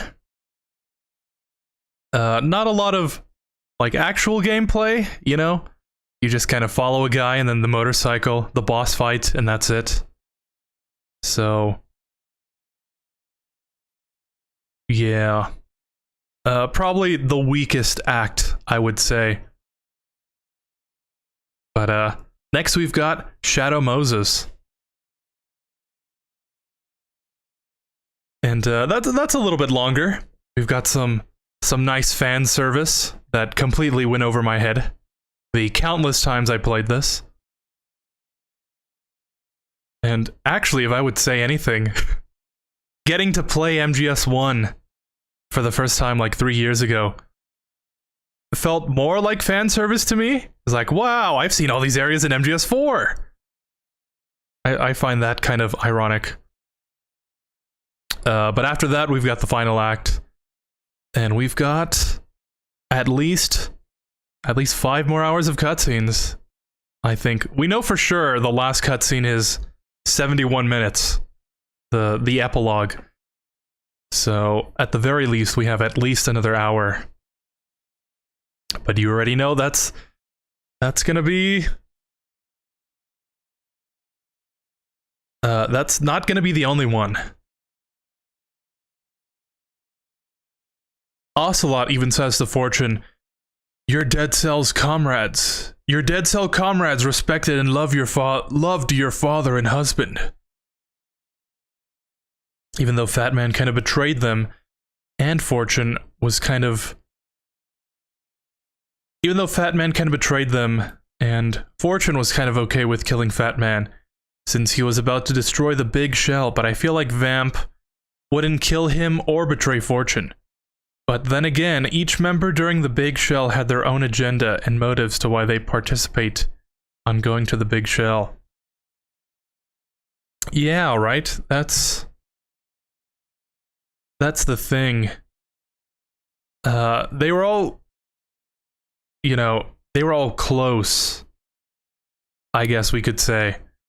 But during Big Shell, they were all kind of separated from each other. Fortune wanted to take over Arsenal Gear and betray Solidus, and Vamp was kind of like with Fortune, I guess. He wasn't exactly against Solidus, but I guess he wasn't with him either. And Fat Man was like gonna, destroy the whole Big Shell just to get back at Stillman.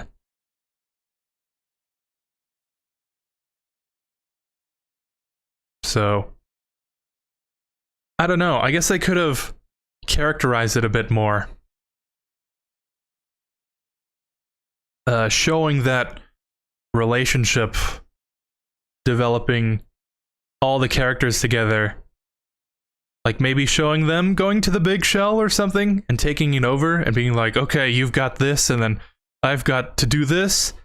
And then as Raiden progresses through the story, we kind of see the cracks forming in the team and they kind of all go their separate ways.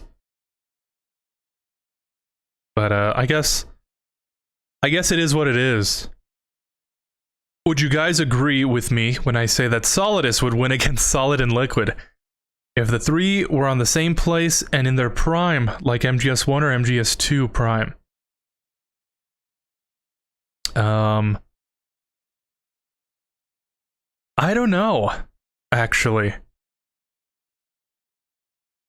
I mean, if we had Solidus in his suit and everything, I think he would take down Solid and Liquid. Liquid for sure, because even Snake took down Liquid with just punches in Shadow Moses. Even though he was technically better at CQC than him. I guess because he didn't use CQC, just straight up punches, he wasn't prepared for that. On the totem pole, Liquid is like in last place. I think Solid would have some trouble with Solidus. But if Solidus did not have his suit on, I would say Solid Snake would win. It's just thematically correct, you know? Not even because he's just a better soldier. It would make sense that even the perfect clone would lose to an inferior when you're full of determination and nothing's gonna get in my way. I will win. But Solidus with the suit would totally steamroll them. Unless Snake started using a sword, but he's not a big fan of blades. Liquid, you don't have what it takes. You don't have what it takes after all. You're all going down, Snake, with this tanker. What's your favorite act? What's your favorite acts in MGS4? But with Beauty and the Beast, I wonder if they ever got along. Like, aren't they being controlled so they don't really get close? Yeah.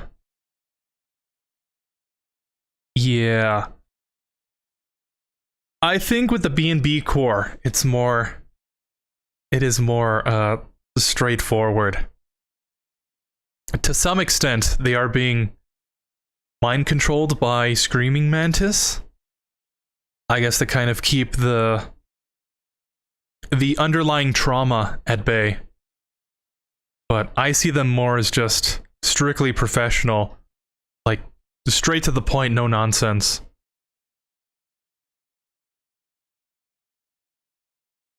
But I guess we'll never know. We never really get a lot of characterization for them, except their backstories and everything. But we don't know where they got their suits from. We don't know what the parent company that they operate under that is being contracted out to the other PMCs in the game.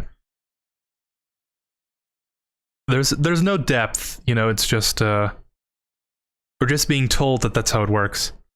But my favorite acts in MGS4 would have to be the second one in first, the first one in second,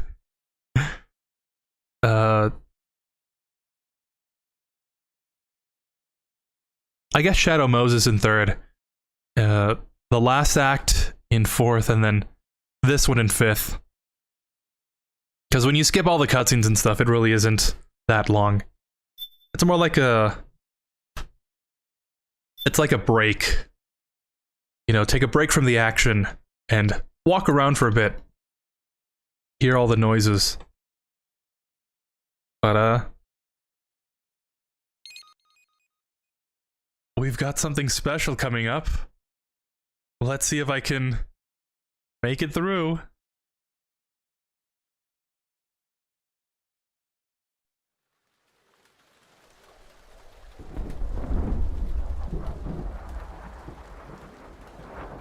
And like always, we're gonna skip the briefing first.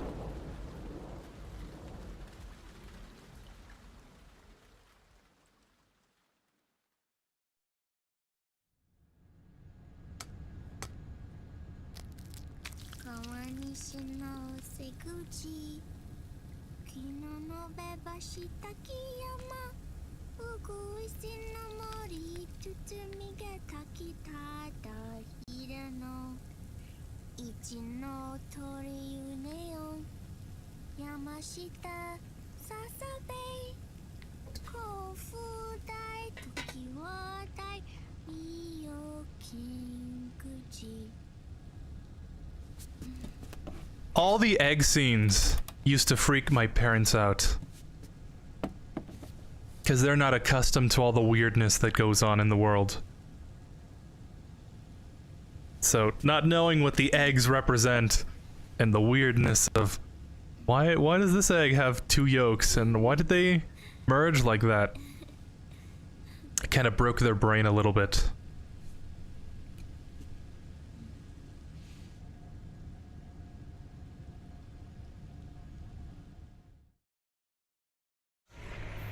We'll launch a stealth nuclear warhead at JD. I thought you couldn't control the nuke with GW. We can't. We've taken over their guns and We'll just watch this first part, but the WMDs are still under because JD's this is kind of important. That's where Rex comes in. Rex? I know where to find nukes they don't control. Vamp, how long until Rex is ready? All that's left is the final check. We've identified JD's location through GW, an abandoned 20th century satellite orbit, disguised as debris. A clever place to hide. Believe me, player, having Naomi's legs right in front of the camera is very important to the plot. The Patriots intercepting it. By the time they realize what's happening, it'll all be over. Once JD, the core AI is destroyed, GW's priority will rise to 1, and all the systems under JD's control will then be ours to command. Now go, prepare our haven. Yes, boss. What the devil is this?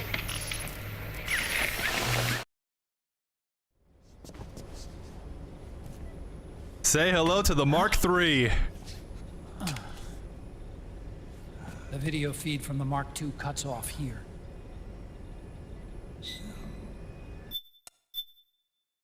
All right.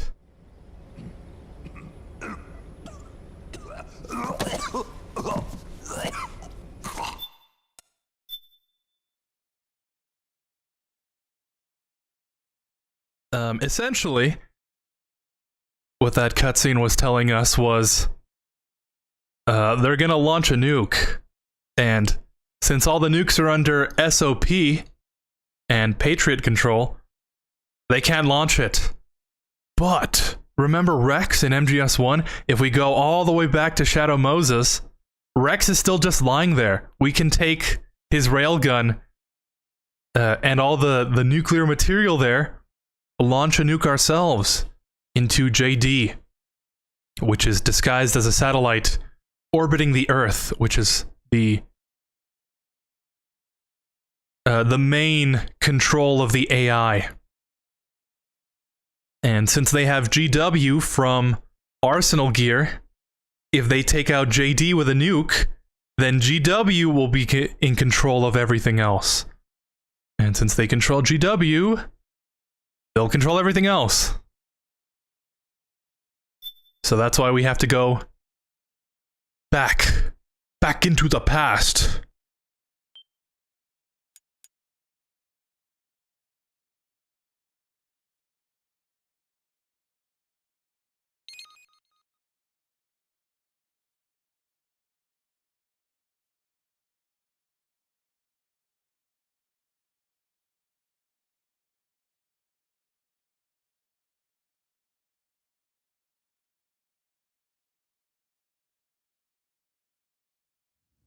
Hey!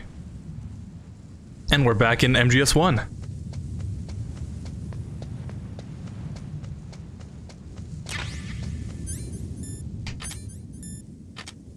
Honestly, before I played MGS1 properly, this is all that I knew about it. And getting to this part for the first time was always kind of weird, since it's not at all like the game I was playing before.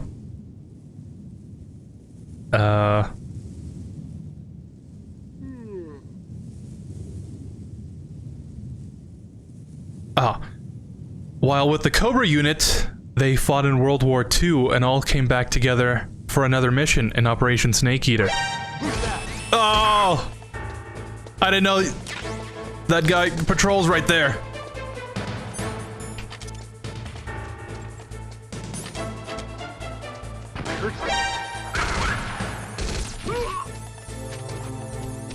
Oh! Without a hitch. Whew. We'll continue this right now.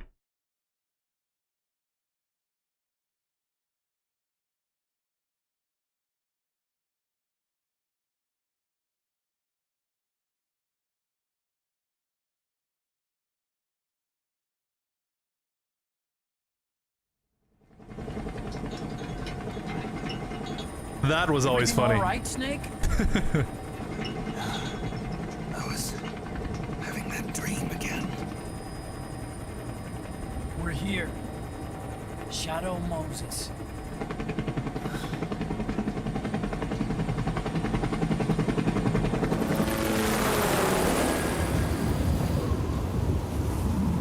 But yeah.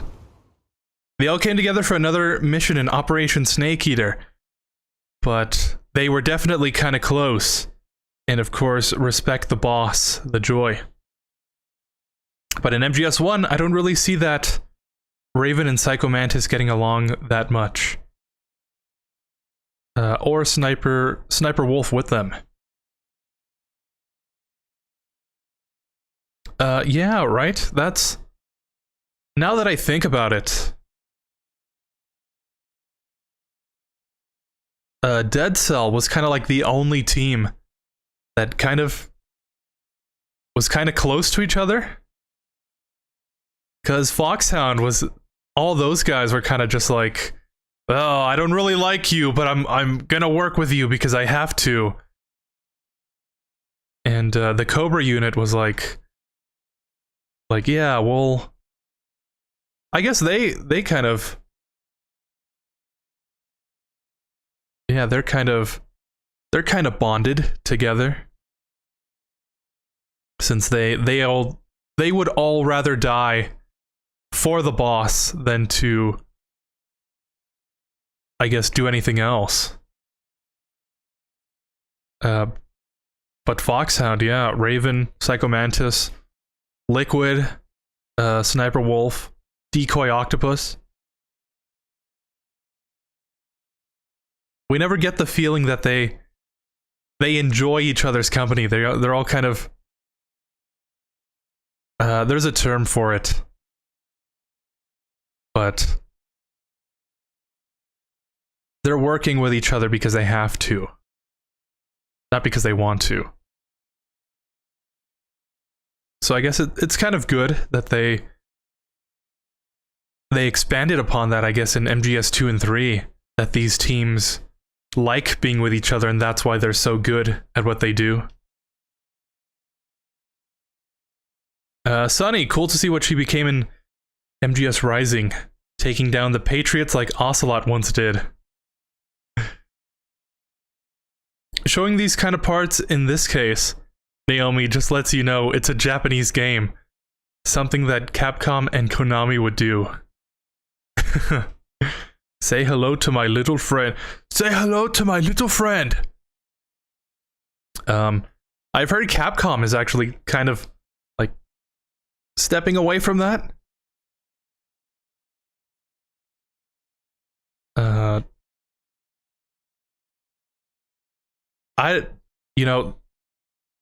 I'm kind of wondering what Konami's gonna do with Eva in the remake. Are they gonna hold true to their Japanese roots? Or are they going to appeal to more Western audiences and kind of like... not really sexualize Eva, even though that's like her whole thing. Like she's doing it on purpose to try and get Snake off guard. But yeah, like Resident Evil 4 remake, they kind of gave Ashley more weather appropriate clothing along with Ada. And they were like, oh, you know, times change and games are definitely part of those times, so we're gonna update those aspects. But I know that the Japanese gamers are kind of like against the whole thing. They find it kind of like censorship. I don't think this game would be made today, given all the, you know, proclivities of the camera. Even when MGS5 came out, Quiet was very controversial.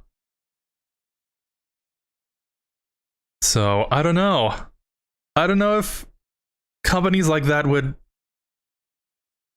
rather just not go ahead and do that so they can avoid the controversy. Isn't there that one thing from MGS1 they don't mention after that game? I don't remember what it is.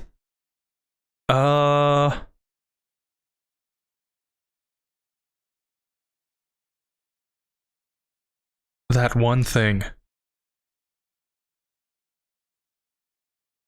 Could it be like this, the symmetry thing? I remember pointing that out, where they're like, all the genome soldiers show signs of symmetry, and that's why they're bad. That's why we're all dying. And they never bring it up again. That might be one thing. But I don't know. Let me think about it. Since MGS2 is my first MGS game, the closest thing I was at Shadow Moses was when Ocelot mentions to Raiden that they were also in the memories of Shadow Moses when Raiden is captured. Have you ever seen the whole movie of Scarface, since it's where they say hello comes from? Never seen it, but I do know. Yeah, I do know that's where it comes from. And I know the impact that movie had on, like, GTA Vice City and stuff. It's an iconic movie that I haven't seen. That seems to be a running theme with me. There's a lot of iconic things I've never seen. But I know the references. So I guess that counts for something, right?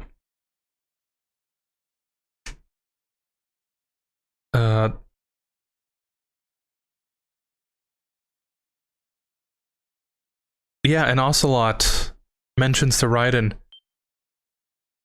or I should say, Raiden mentions to the AI kernel or something that he's done the AI, he's done the VR training of Shadow Moses.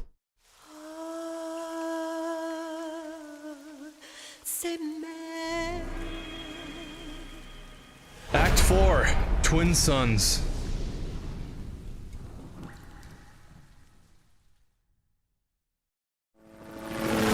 Given that I've only played this game when I played MGS2, when they keep mentioning Shadow Moses, I was always confused. Cause like, doesn't MGS4 take place after this game? So like, why do they mention that? And like the flashbacks to the other game, what does that mean? So Snake, are you all right? Yeah, I just slipped a little. I was always confused. Have to hurry. Not much time left. Meet the Mark III. It's our last replacement, so try not to break it. Who, me? Never. One more thing. I don't see anybody around, but there are unmanned sentries patrolling the area. Be careful out there.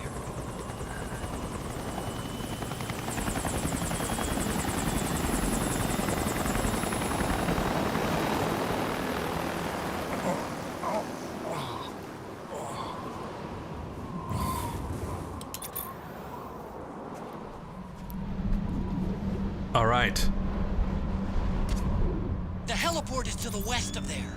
Head west and find that heliport. We're gonna need that for later.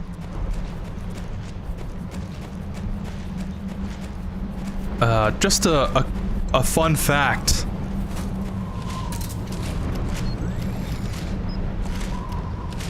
My controller's acting up. Fun fact. The emulated version of MGS4 usually crashes at that section where it switches over to MGS1. And I think I remember reading that the reason it does that is because it loads up like actual like PS1 hardware or something, like in the PS3. So like it's emulating PS1 with PS3 hardware. So that's why it's so hard to play or something. And like there might be a whole ROM of MGS1 in this game just for that small section. So it's kind of interesting. I'm in front of a disposal facility. Excellent, Snake. How's that sneaking suit working out? I'm nice and dry, but it's a little hard to move. Bear with it. It's designed to prevent hypothermia. This is Alaska.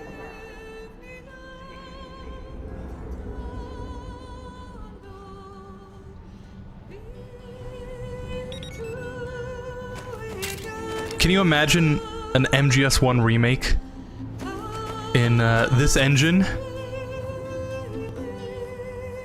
Or even an MGS1 remake in Phantom Pain's engine.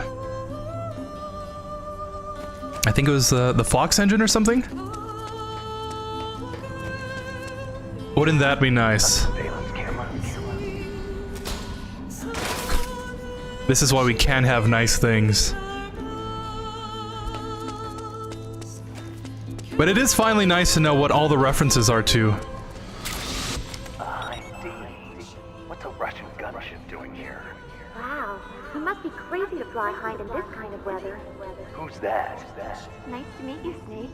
It's an honor to speak to a living legend like yourself. What's wrong?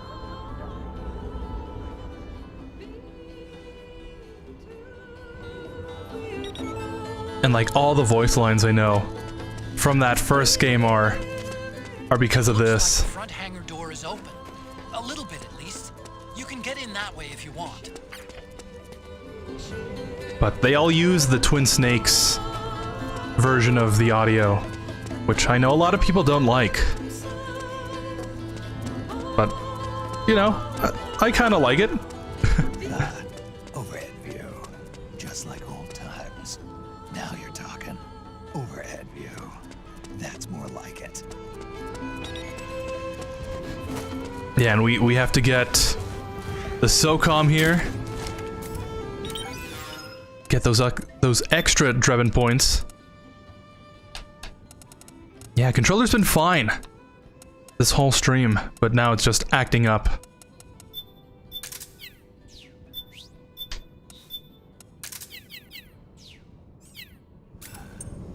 Just like old times. Alright, and we're gonna crawl through the vents.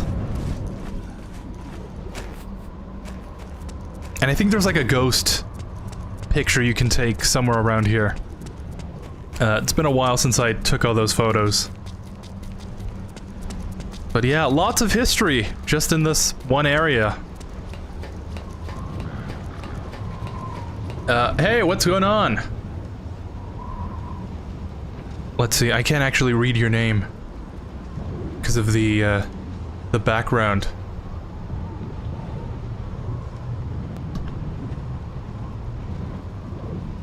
What does that say?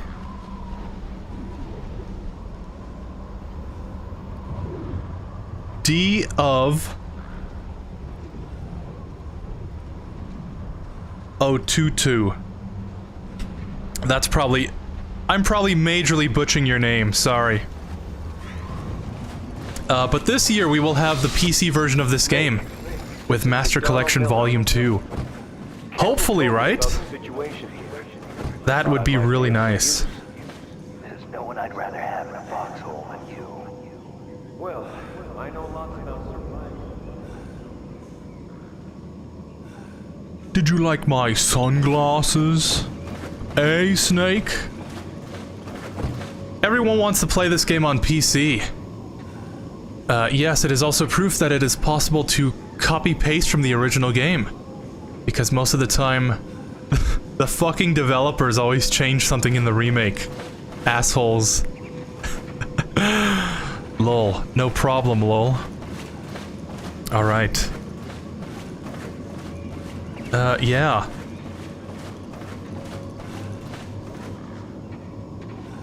Hopefully Volume 2 comes out with this game.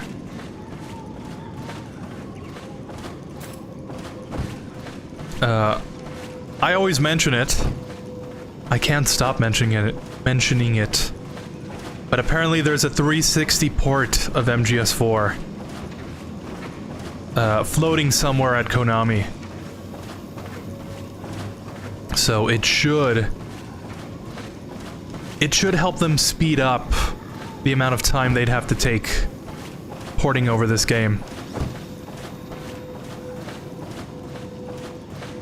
But if they don't do it, the only way to play this game would be to, obviously, grab a hold of some original hardware and a real copy of this game.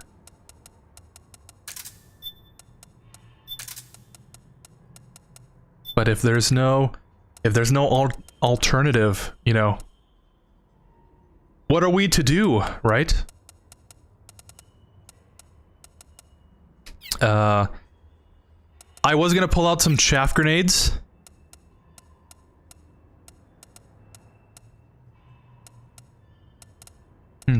Why do I have 50 chaff grenades? Have I really played the game that many times? You can only get like six chaff grenades in the entire game. Per playthrough. But let me blow on my controller, because I think the analog stick is messing up again. So give me 1 second.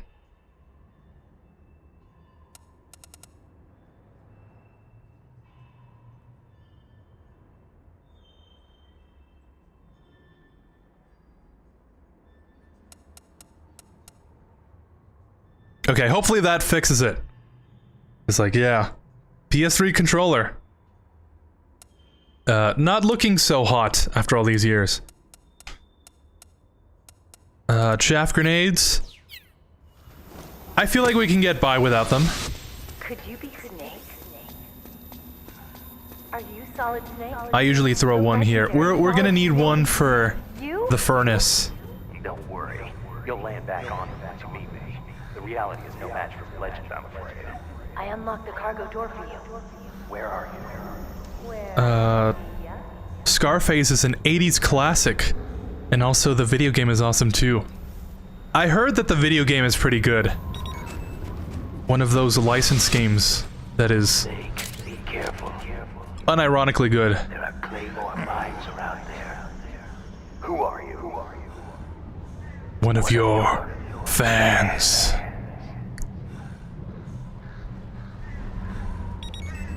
I gotta play Twin Snakes now.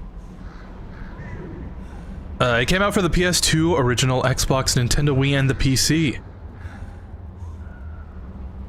Since the other MGS games I did not play for a long time, but I wanted to see how the other games were like, so I would see other YouTubers playing it.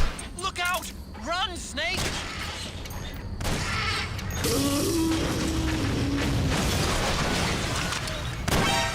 Aim for the legs. Knock the gecko over, then aim for the neck. I think you can throw a chaff grenade there, and the geckos won't see you. I think I've tried it multiple times and I always get spotted. Or even see the YouTubers like Center Strain? Suzy Liu or Mike Betancourt play the game.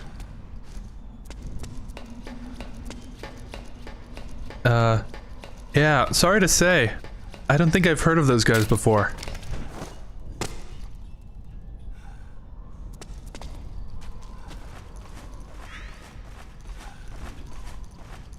Oh, yeah, we're gonna run into a codec here. It must, because I won't use a console. Not even if someone gives it to me for free with some years of online multiplayer for free. No, it doesn't come out for PC, then I won't play it. It is in their best interest to make it available on PC.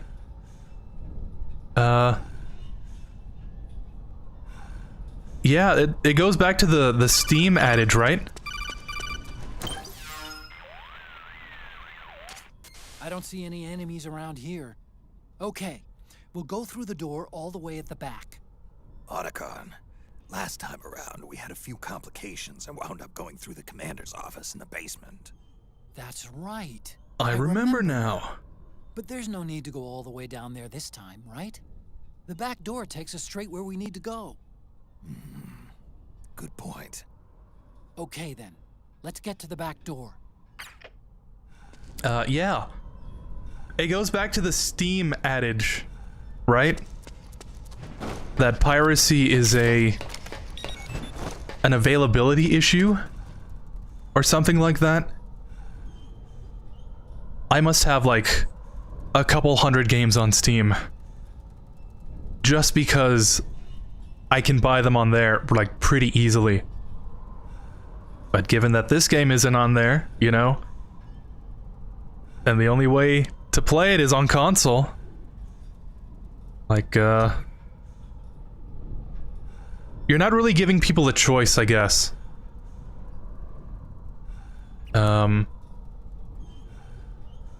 Just use the bandana for infinite ammo. I am not offended if you do it. I'm trying not to use the bandana. I always use it. But I feel like I rely on it. That and stealth. So I only use it for the one section in Act 3 where you follow the guy. Huh?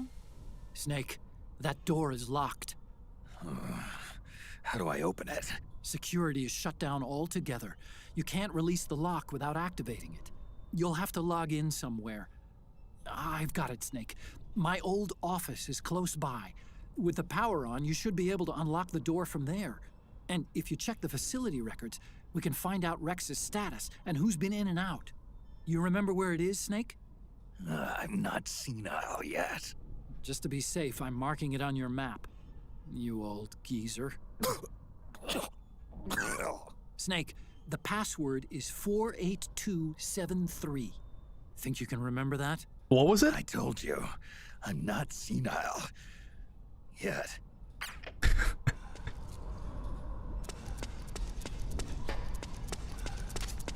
Snake, I've checked the APU on this floor and engaged the generator. Energy output is low, but it should be enough to power the elevator. Try the elevator and see if it's working. Alright. And canonically, elevators in the MGS universe do go faster when you keep pressing the button. That is confirmed. Myth confirmed. The amount of nostalgia I felt during this part of MGS4 was nice. I was glad Konami and Kojima brought this part back in MGS4. Okay, first go down the central hallway. Don't worry, it's not electrified anymore. It is nice to relive. Yeah, relive as if I, you know, grew up playing MGS1. But it is nice that they remodeled this whole area and like made it more modern. Right, it must be nice to see an area you've only seen from the top down for so many years be brought back in such quality.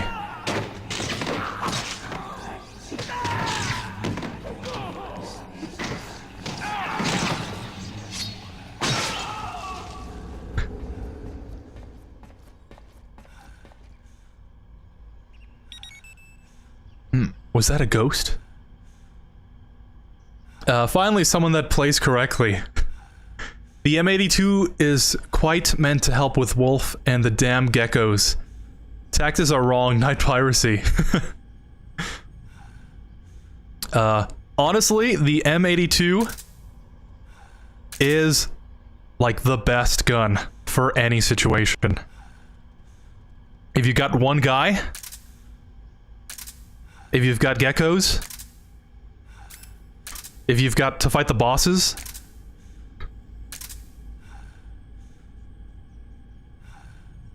so I'm so glad it's in this game. Otherwise, a lot of the fighting would just be a whole lot more intense. Honestly, I feel like Center Strain is probably the best MGS player I have seen. He's really good. What's your favorite YouTubers back then? Really? Well, I guess I do have to look him up now. 'Cause, yeah, if he is a good player, if you say that he's really good, the best, I'm kind of wondering, like, how have I never heard of this guy before? Then again, I do usually not, you know, it is a running theme. I usually don't catch up with stuff. So I guess that's one more thing for me to catch up with.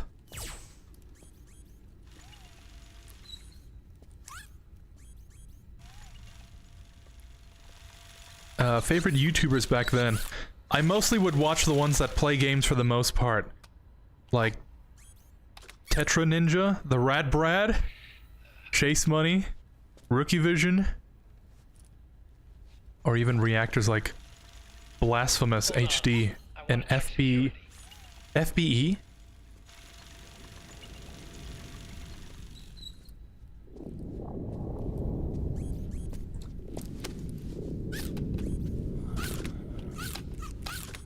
My YouTube habits are very weird.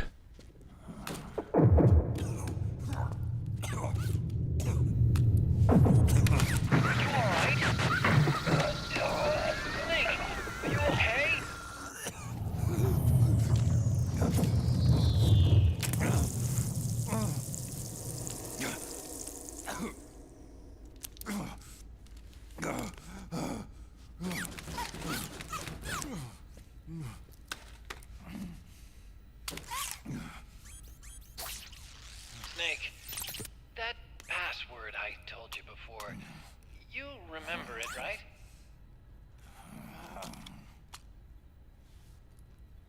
Because I completely forgot. What was it again? Can you punch it in for me?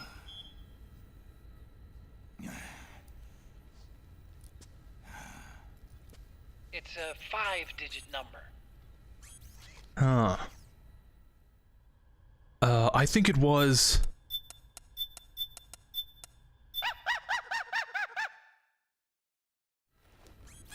Let's see, was that it?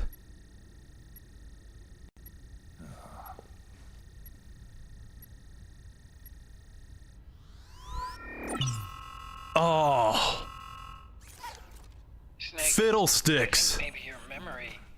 Don't worry. I'm sure I can remember it.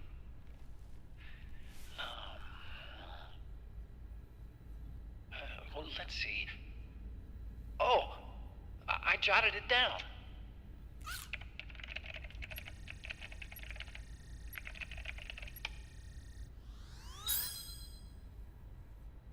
See? No need to worry. What? I knew the number. In fact, I remembered it just now. Huh.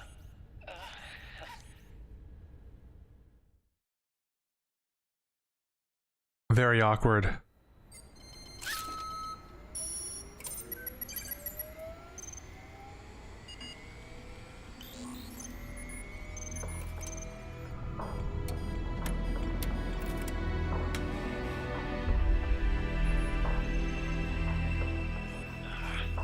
This version is totally obsolete. It's gonna take a little work.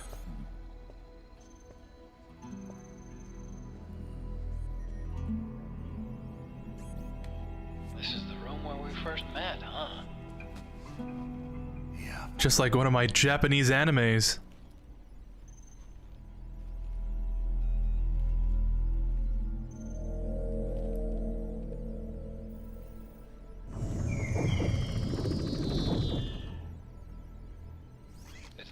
conjuring up any unpleasant memories, is it?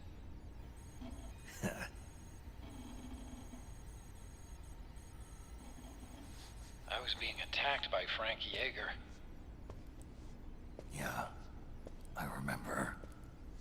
If you hadn't shown up when you did, gives me the shivers just thinking about it.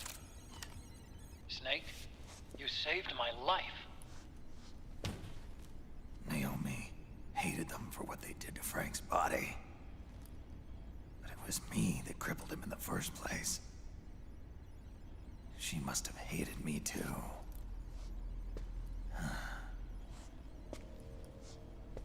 We shouldn't have been so trusting. I blame myself too. I helped develop Rex. That's why it was so easy for me to believe her feelings were genuine. But she was only using us to atone for her sins. So what? What did she do to us? You forgot already? She betrayed you. She stole your blood. No, that's not it. If that was all... It should have been over and done with in South America. Why'd she join us afterward? Well,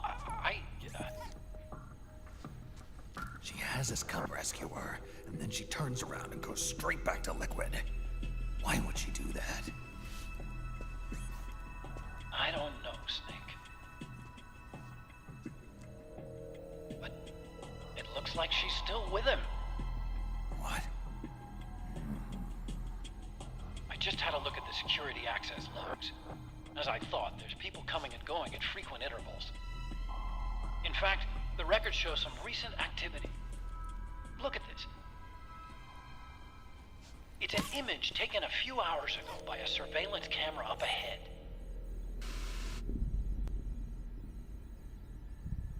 I've always loved this trope. Naomi. And Vamp. Where they're just walking like nothing, and then they just stop right at the camera and look at it. They've been through here. Bonus points if they shoot the camera or whatever, and it goes to static. They're headed for Rex's old underground hangar. I finished rebooting security and released the locks. The door on the first floor ought to open for you now.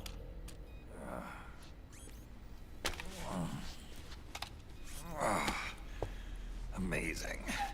Almost makes me nostalgic for the days when you needed a key card for every door. Not me. Yep. It's been 9 years. All you really have to do is reinterpret the old technology in terms of the new. Getting old isn't all that bad, you know. Let's get going, Snake.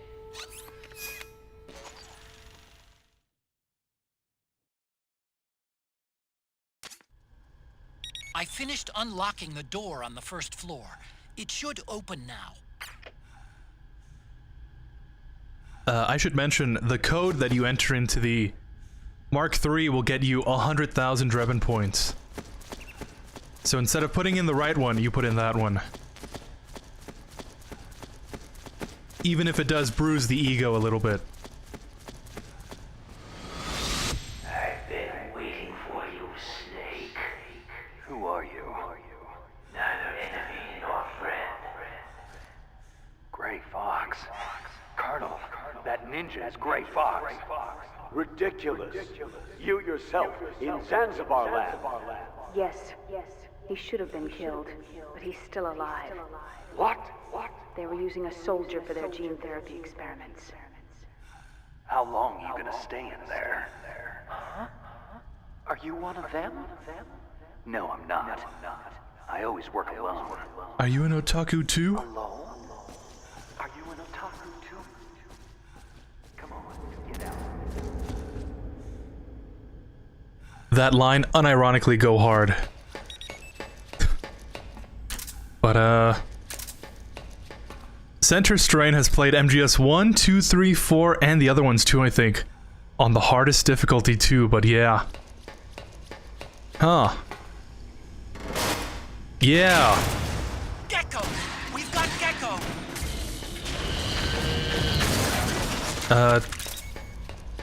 I just somehow missed them, I guess.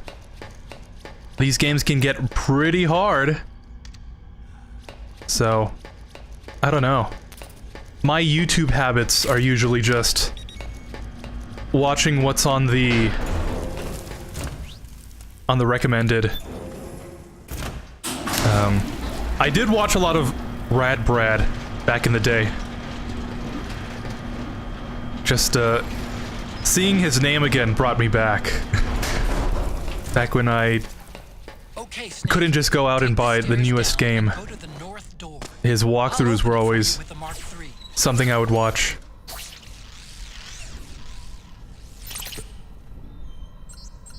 Look, your favorite, key cards. If I never see another key card again, it'll be too soon.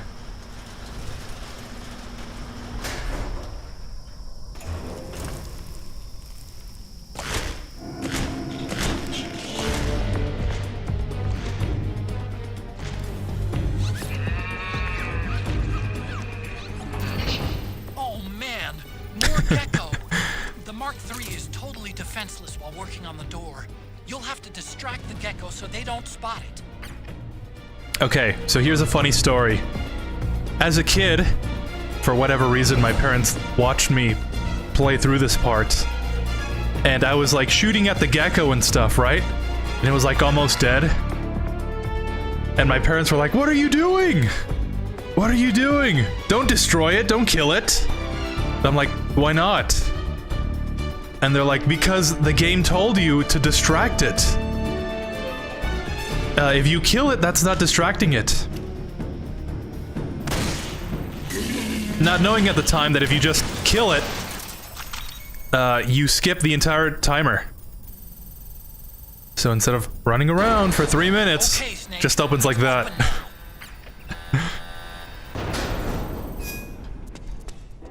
So that's always something I think about when I come to this part.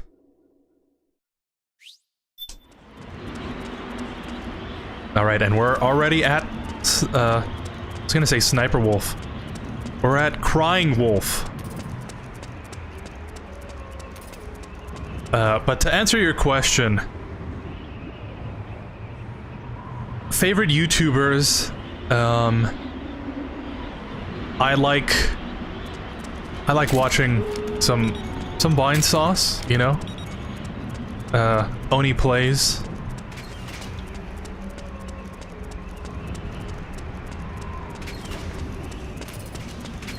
And I think that's it, actually.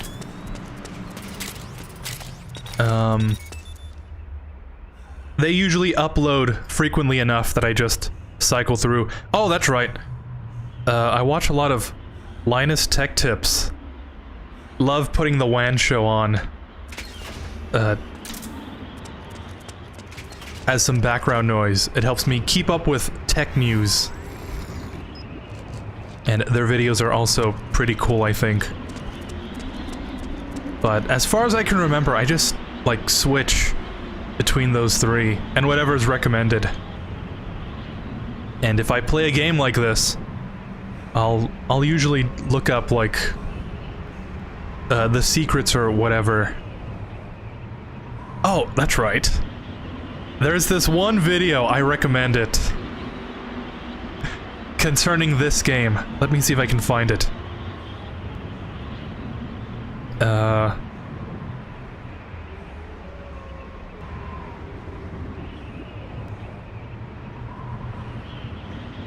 Oh no, did I disconnect? Oh no, I'm dropping frames again. Oh, that's not good.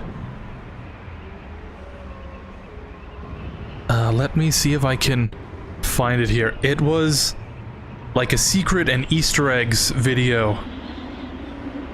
It was the kind of thing that was really all the rage back then.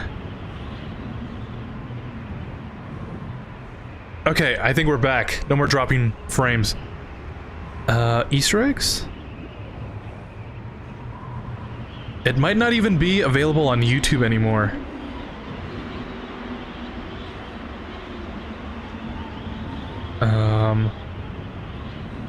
But it was like this...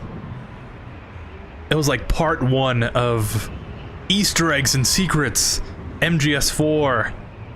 And I would always watch it because I liked the song that was playing in the background. Oh, is this one? Oh, there it is. Okay.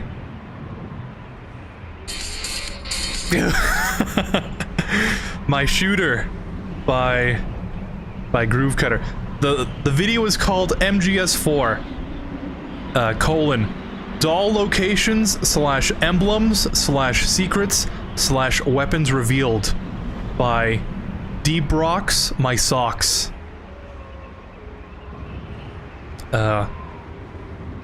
If you're interested for whatever reason, that was the kind of video I would watch all the time as a kid. That is like peak old YouTube. Let me save here. Because we're gonna do a technique that might not work.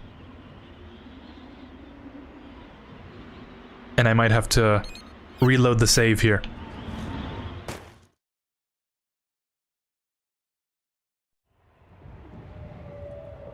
But I usually watch stuff like that.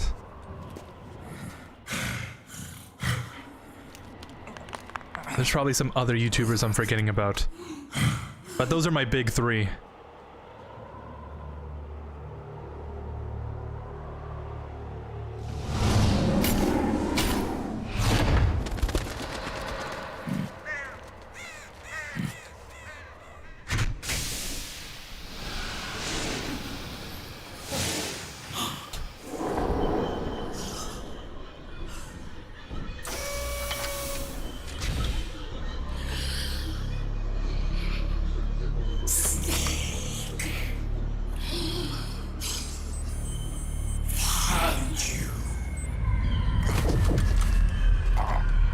No, Snake!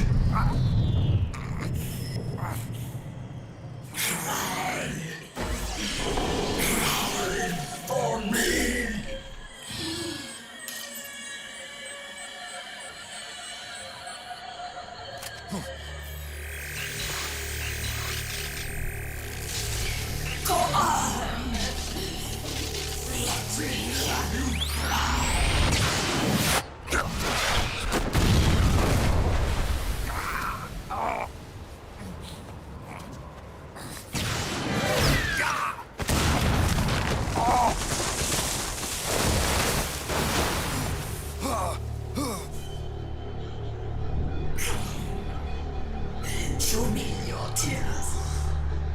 Let them flow. Cry until your eyes run red.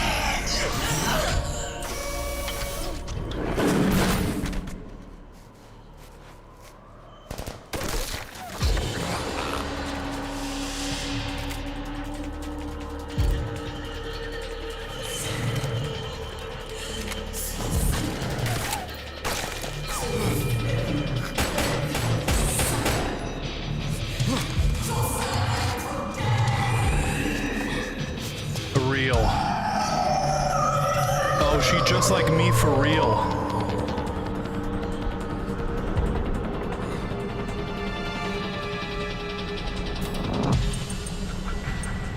All right. Let us see if she's in prime position.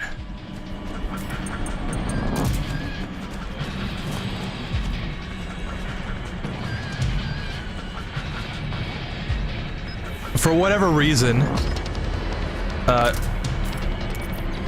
Crying Wolf likes to spawn at either 2 locations.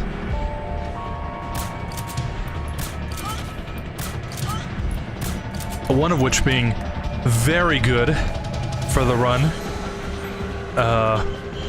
And if she's not here, then we're gonna have to go out and... Oh, she's right there. Okay.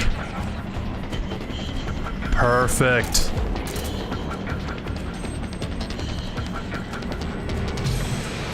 Literally perfect. I could not have chosen a better spot. Let's see if we can pull this off, though. Okay, there's Crying Wolf. Oh no! She heard me. Smoke? No. Oh, I messed it up. Oh no.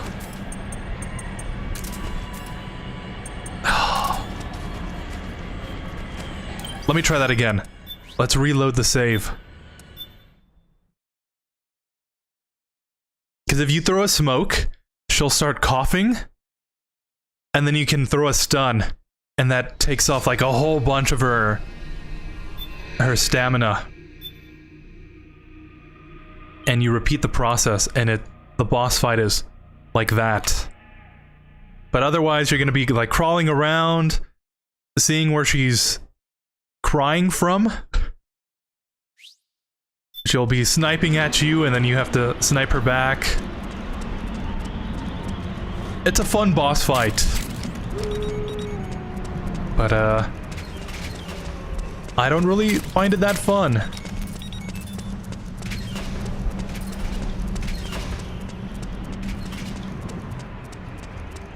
Alright.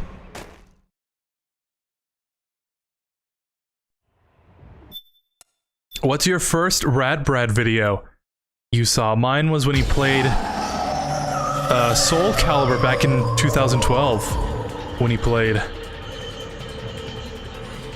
So this is basically Sniper Wolf all over again. Yeah. Pretty much. Except...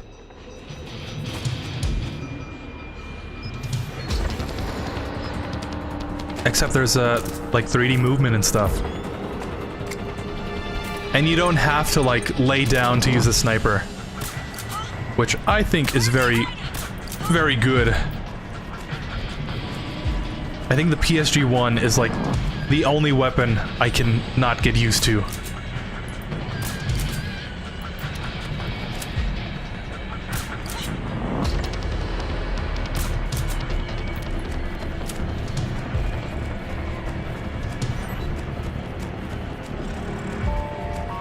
Did she go to sleep? But yeah, Crying Wolf isn't here anymore. She might be on the other side of the wall. And if that's the case, that would be even better. Or is that her over there?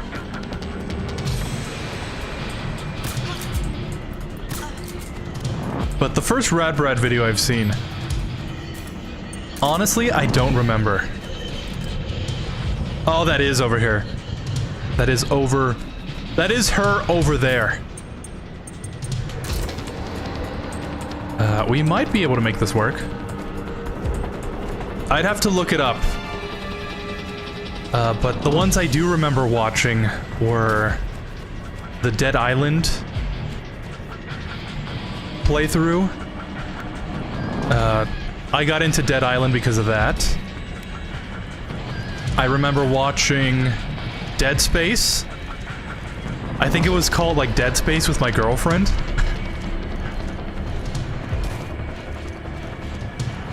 I think I watched his... If he had an RE5 playthrough, I think I watched that. Then again, I also watched Vash's playthrough of that.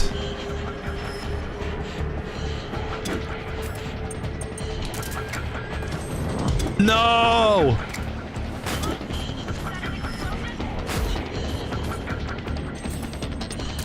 Why won't you die? There we go.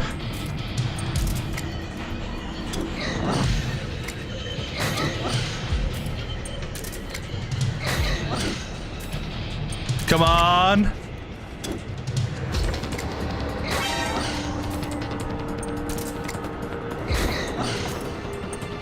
Two and then one smoke. There we go. Ah. And that's a crying wolf.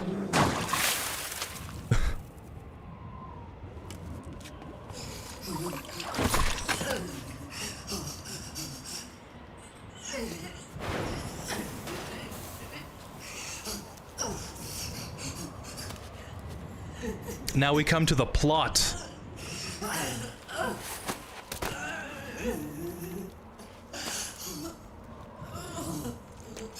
Careful though, because those frogs are limitless. Yeah. I think the one alert is worth it. With the M82, you can also stun her when you shoot her in third-person aim. If I don't get it first try with the smokes and the stuns, I usually just end up sniping at her with that. Oh, perfect. So the smoke of the grenade disorient her that much, lol. I hear the cries. Yeah, the smokes in this game are kind of overpowered. There's a similar technique in Act 5 during the frog fight. Stop it! Stop crying! Please! Please stop crying!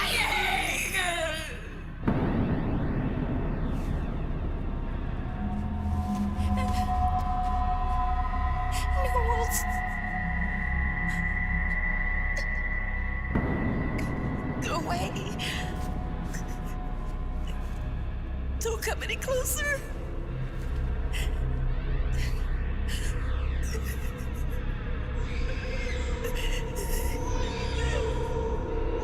I'm sorry.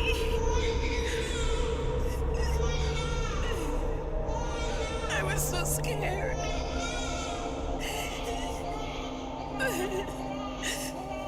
Forgive me.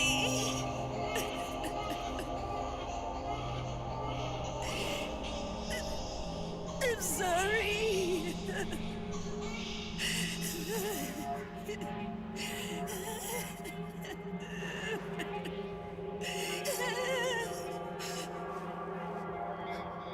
You can cry if you want to. Cry if you need to. Cry if you want to. Cry if you need to.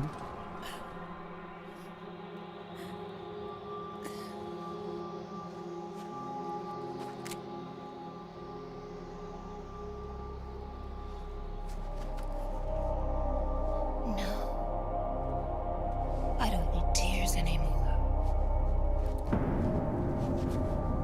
I've cried myself dry.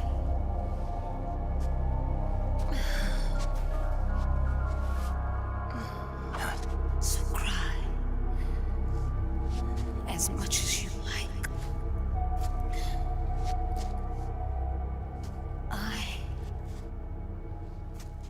will be there to listen.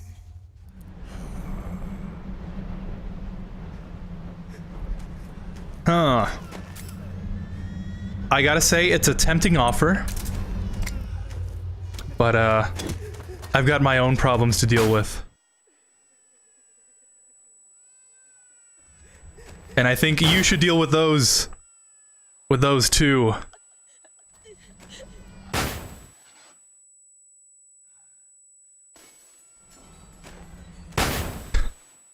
Sorry.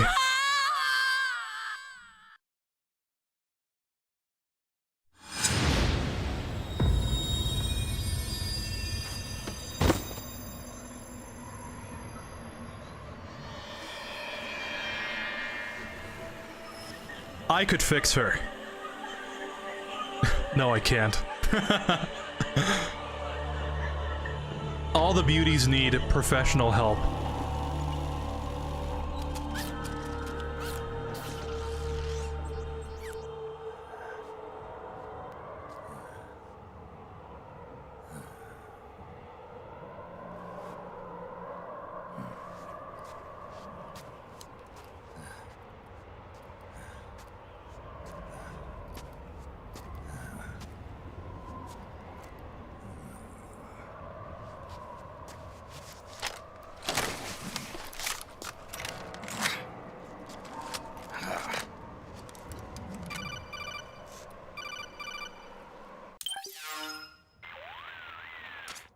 Yo, Snake, I finished laundering that rail gun you picked up just now. Knock yourself out. It's on the house. Thanks. Time for another bedtime story, Snake. This one's about Crying Wolf. Which means we can talk over this. I need to tell you there's whole nations in Africa tearing themselves apart in the name of ethnic cleansing. Well, she was born into that environment. Listen, I'm just saying. She was a little girl. It's very tragic, right? Rival armed factions. But I think they could have fit this better into the story. She was left a refugee. I don't think Drebin info dumping everything about her after the boss fight and ran as far was the way to go about it. One day, they came across an enemy unit, so she took her brother and hid in an abandoned shack. And then her brother started to cry. It's like Drebin is trying to guilt trip you. They would find them and kill them both. So she wrapped her hand as tight as she could. Or at least, not guilt trip Snake, but like guilt trip the player. Like, how dare you? How dare you, like knock her out or kill her? Don't you know what she's been through? Hand away, covered in sweat and spit. He wasn't breathing. But Kojima kind of pulled that same card with Quiet. When they die. So I guess I can't really complain. Complain? Complain. She had visions too. A wolf walking alongside her. Every night the wolf would howl and cry, just like her brother did that day. I thought you were gonna take a pic of her and see her dance. Haha, a shame. But by then, oh man. Her brother's body had rotted away. Listen, we have one more boss fight. The camp was crowded. I'll do it for that. Like herself, and little children like her brother. Just remind me, because I might forget. And night, she was tormented by the cries of babies. The wolf that followed her heard her sorrowful screams and answered. He made his way around the camp, and one by one. I think the controversy could have been avoided if we could also get Snake but she was powerless to use those animations. Just like in Fortnite, can you imagine? And on the eve if in the photo mode, a child left. You like put the camera in second person or whatever it is, and Snake like also follows along. There was never any wolf in that camp. She was the one who killed those babies. But she couldn't bring herself to admit it. She couldn't bear the thought of herself going from one baby to the next, howling like a wolf, snuffing out their little lives. And she never did, even as Crying Wolf, a lonely beast forever stalking the battlefield. Snake, fighting with you made Wolf finally accept what she'd done. She was cleansed by you. Oh, I get it. The cries she heard of children on the battlefield have been silenced. It's because of you. Wow, this is just like Silent Hill 2. 3 down, 1 to go. Snake is like Pyramid Head, and but you should know, Snake. And the B&B Corps are like James and Heather and what's the first guy's name? And Harry. And whatever the fourth guy is. It makes sense, right? There's 4 Silent Hill games. There's 4 bosses. Snake is kind of beating them in a way. You're like shooting at them and whatnot, making them face the reality, and afterwards they're like, welcome home. Peacefully asleep.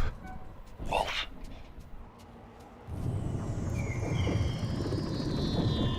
Well, except for Crying Wolf, because this is like the Arctic, and it is below freezing. And she's not dressed for the occasion.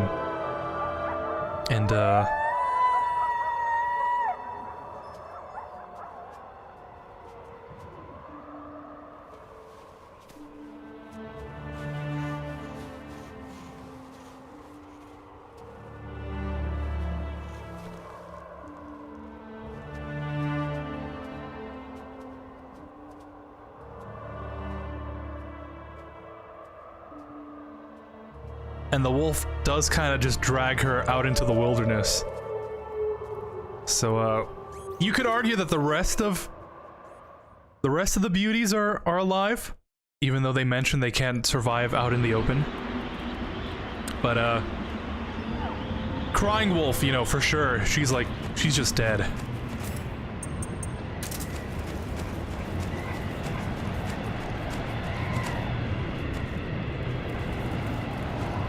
You cannot pet the dog.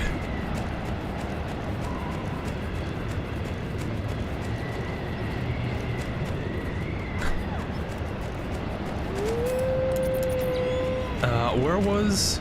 Oh, there we go. Okay. So yes, welcome to my 5-hour analysis video of why Metal Gear Solid and Silent Hill are secretly the most... What's the word they always use? It's the saddest story ever. And this is why.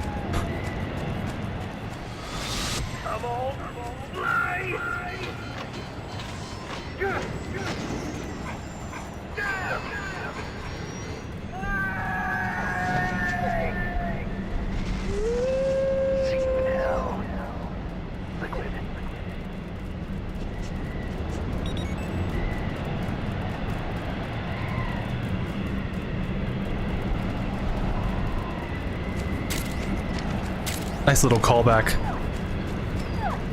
Although this whole area was retconned. Because in MGS1, I think it's like right here or something in the tree. So very missable, but also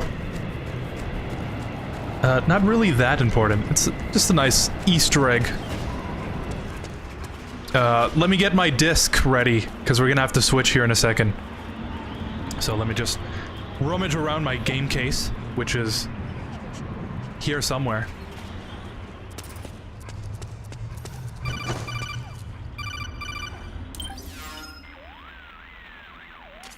Hold it, Snake.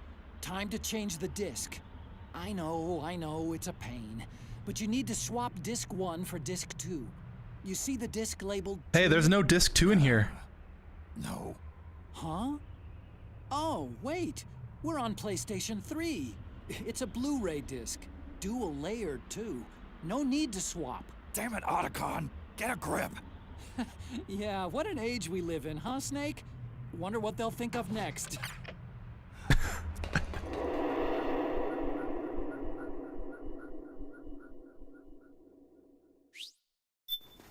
Always love some fourth wall breaking.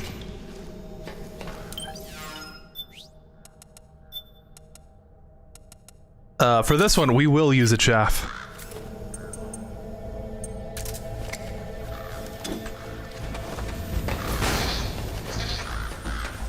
Ravens.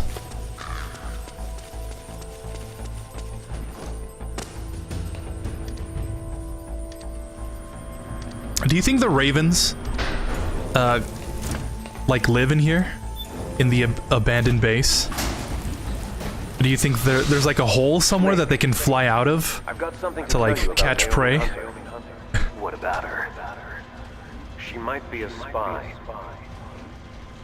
To kill me? Is that all you cared about? Frank Yeager. The man who you destroyed was my brother and my only family. Great Fox. You killed my benefactor and sent my brother home a cripple. I vowed revenge.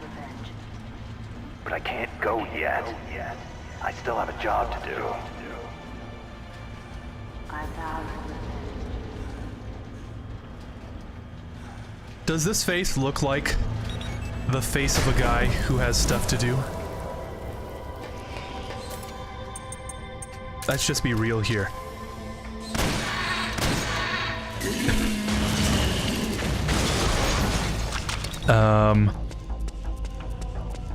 Instead of Drebin, it could have been someone else tell the backstory better than him. Oh well. I don't even think Drebin is that bad of a storyteller. I just think they could have implemented it better. You know what I mean? Like, instead of right after the boss fight, like, steps away from it, they could have done something like you're already over here or something, or you find like... Well, this game doesn't have any notes. You find, like, environmental storytelling or something, which prompts Snake to be like, hey, Otacon, like, what's up with her, or something. And then he's like, oh, I don't know, I'm here in the Nomad, Snake. I'm helping you on your mission. And then, when you buy a gun from Drebin or something, he'll be like, oh, by the way, this is what's up with her. Instead of giving you the whole spiel right after it. But I guess that's just a personal thing. If they had no time to implement something like that, I guess it's fine for what it is.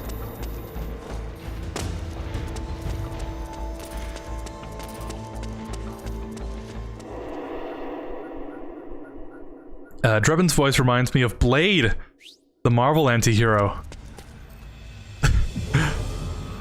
Listen, would you be surprised if I told you I've never seen any of the Blade movies? Isn't it, like... Isn't the actor Wesley Snipes or something? I'm planning on watching those movies. Just haven't gotten the time to. It's just up ahead. The hangar's just a little bit further. Stay en route. Brother, we're drowning in time. You are a snake which was not created by nature. You and the boss, you are from another world. A world that I do not wish to know. Snake, in the natural world there is no such thing as boundless slaughter. There is always an end to it, but you are different. The path you walk on has no end. The killing will never end. It's a future without hope. Hear me, Snake. My spirit will be watching you. A future without hope.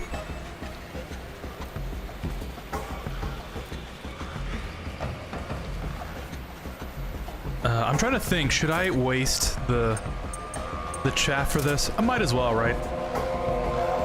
I'll pick some others while I go through the game next playthrough. James, meanwhile, putting his hand down the toilet. Cheryl disgusted that anyone would do something so disgusting, and Harry watching everything in the background. Yeah, and the fact you didn't even mention the fourth guy is just the cherry on top. Because, like, nobody cares about that guy.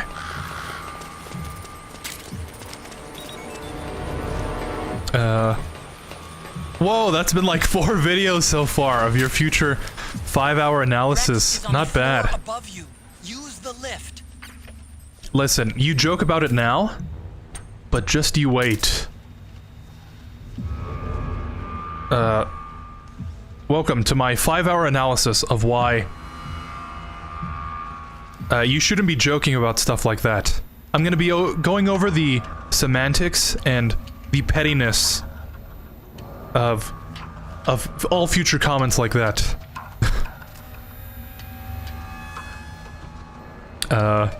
Lol, I remember that always made me laugh. Unlike MGS1, that would ask you to change the disc. Yeah, I've told the story before. That when I played this for the first time, I was like screaming like, ah, we need disc 2! Ah, where's the case? Where's the case? And then I let Otacon continue talking. He's like, oh, we're on PlayStation 3. We don't need a second disc. I was like, oh. That would have been nice to know, like 5 seconds earlier. I wonder what they would have done if the 360 port actually went through. Like, alright Snake, time to change disc 5. You see the disc labeled 5?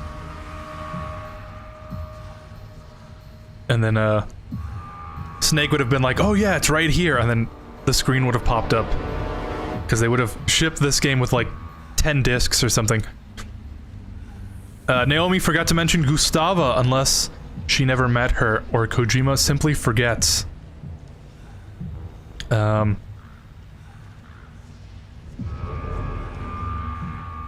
would think that, listen, in universe, I would like to think that Gray Fox never told Naomi about Gustava, since that is a time that he doesn't really like to remember.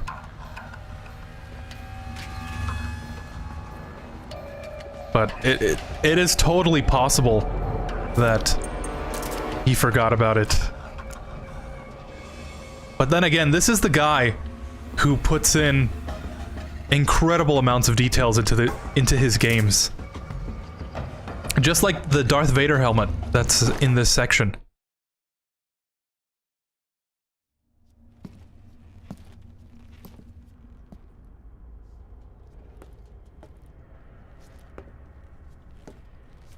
Look, what you're about to see may be disturbing to some viewers.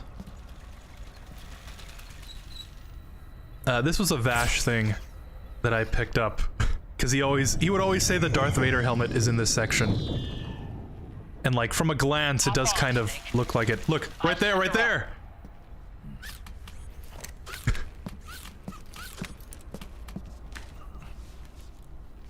It's like just some debris, but it looks like Darth Vader's helmet.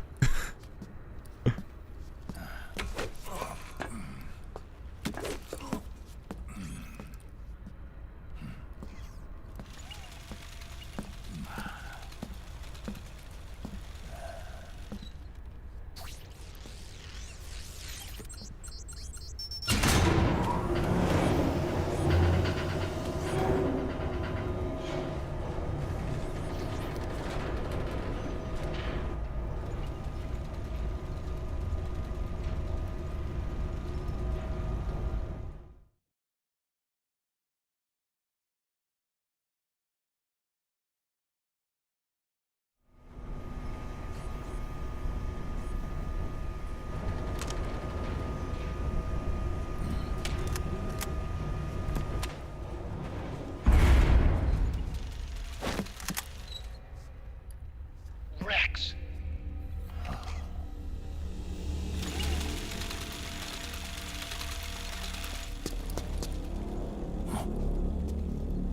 Look, the railgun's been removed. Liquid doesn't need the whole Rex to launch his nuke. He only needs the railgun. Just in case you didn't see it. Has it already been shipped? Hang on, I'll check. I'm afraid so. Unfortunately for you, the railgun is no longer here. And they say Kojima's sexist. Naomi. This place will be your grave, as my queen wishes.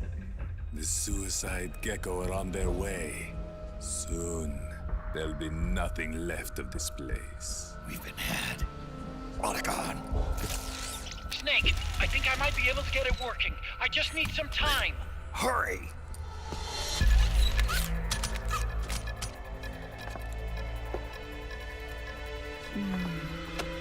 I'll leave the rest to you. Naomi.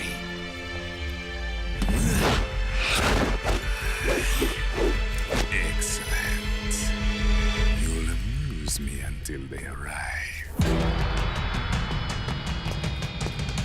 This is gonna be the hardest boss fight of the entire game. Hopefully my controller doesn't mess up here. Kill that monster. But Get Naomi back, Snake, please. Like, we're probably gonna be stuck here for another hour. Just because of how long this boss fight takes. So be prepared, okay? Yes! You did it, Snake! That's it. Alright, and that's Vamp.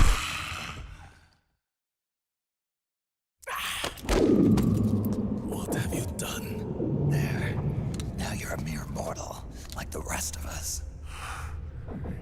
Clever. But can you kill this mere mortal?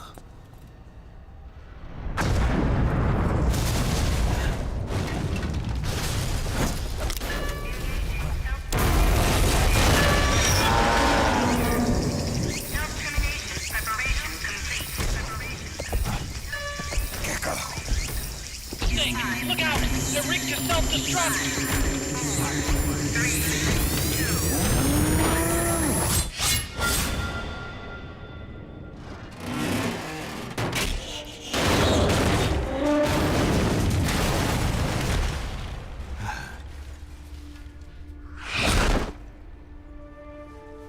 Raiden.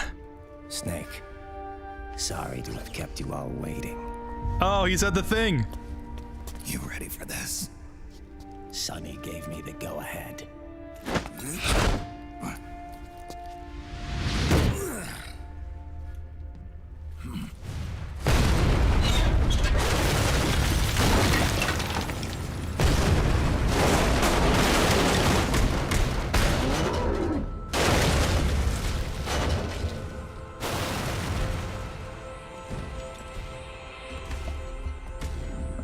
How about it, undying man?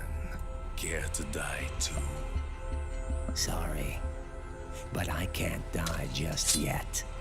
Then kill me.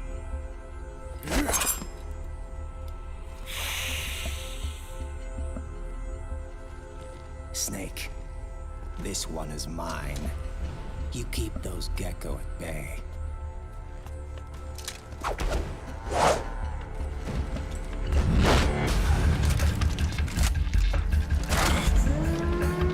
Always wondered where he pulled out that railgun from.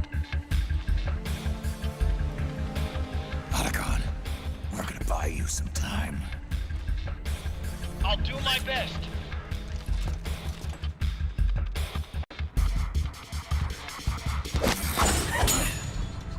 Wait, you are a scout too, are you not?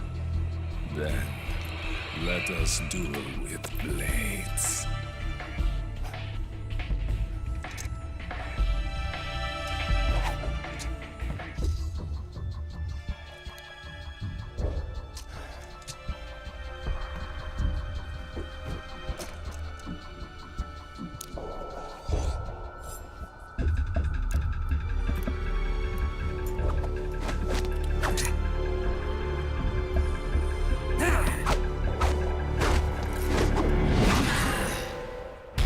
I always found Raiden's model to be a little uncanny here. I don't know why. Like, it is based on his MGS2 model, and like, he looks pretty normal during the epilogue. Epilogued? During the epilogue, but I don't know. I guess it's the hair. It doesn't seem real, I guess. But that is his real hair. That was totally unintentional. Okay. Let's not use the railgun. You've got to keep them back. I'm sending you data on where to aim. Put a bullet through their brain. This is usually where the bandana would come in real handy. But now we've got time to admire the scenery. Speaking of which, there we go.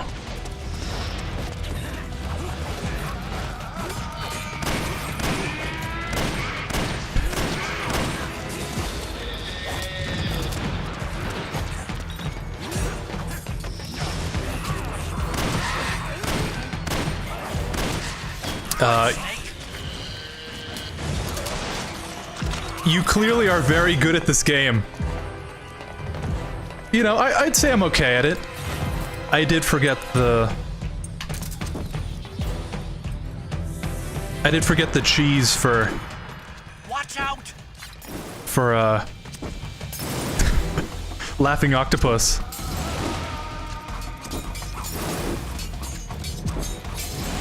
But, thank you.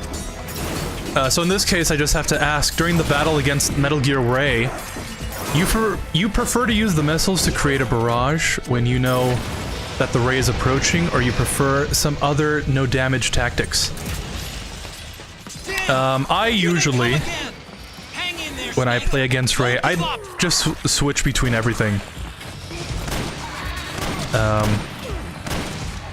I don't really go for no damage. I like to just run straight at the enemy, and whatever damage I take is just secondary. So with Ray, I just use up all the minigun first. When that's out of ammo, I switch to the missiles, and when the missiles are out, I switch to the laser, and I just cycle through them all. And I find that's a pretty good tactic. But if you're going for no damage, I don't know. I know he was hard to fight during the big boss run. I think I just barely managed to beat him. Or like it took a couple tries. But that's the way I like to play it. Nah, it is very easy, just use the Saiga 12. Lol, you were joking, aha. I like that this is real time, so you can like mess with the cutscene.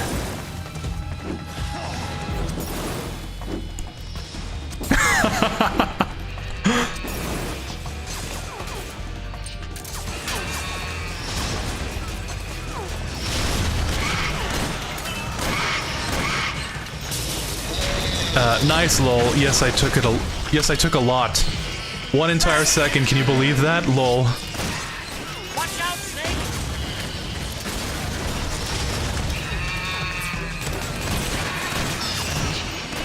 Nice, Snake!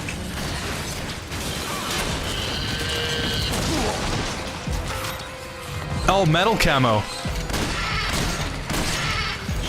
The metal camo is very useful here.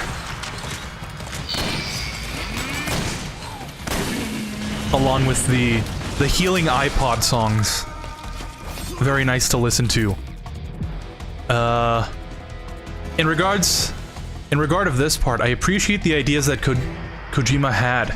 Still, split screen remains split screen, so there should be an option that allows you to have your fight at full screen and just ignore the fight between Raiden and Vamp. So long story short, an option that lets you choose. Then use the bandana. Yeah, you know, it's an idea. Is it very good? Maybe not.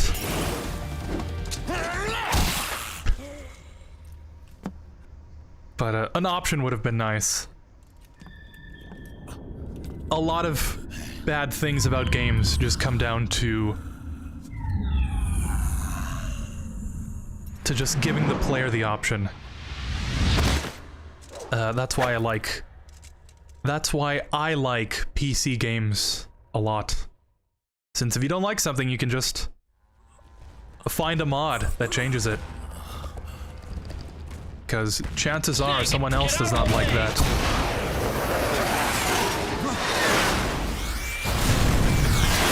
I won't mind actually play using mods, you know. Still, it is possible to not take any damage without to be stressed, you know?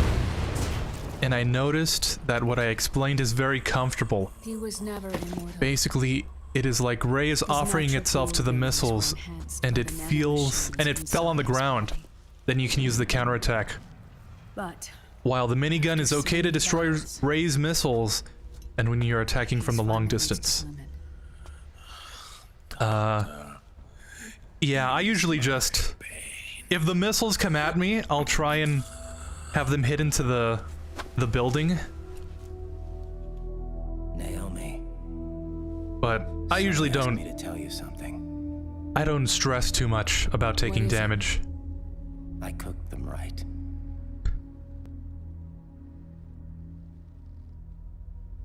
I see. Soka.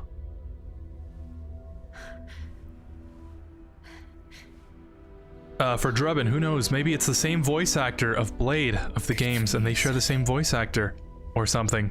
You finally did it. That could 100% be true. We've already established that all these voice actors are in everything.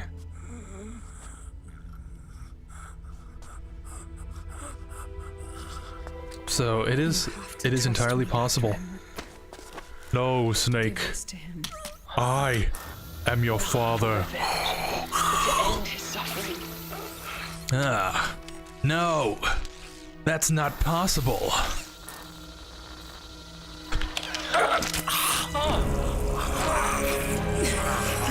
Now you can return to your true self. You can be at peace. I can die. Yes.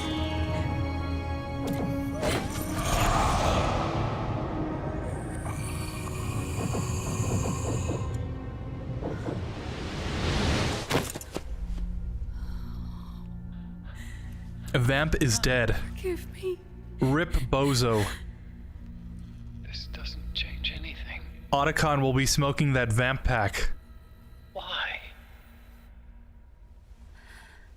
We can't erase the past, nor can we forgive it.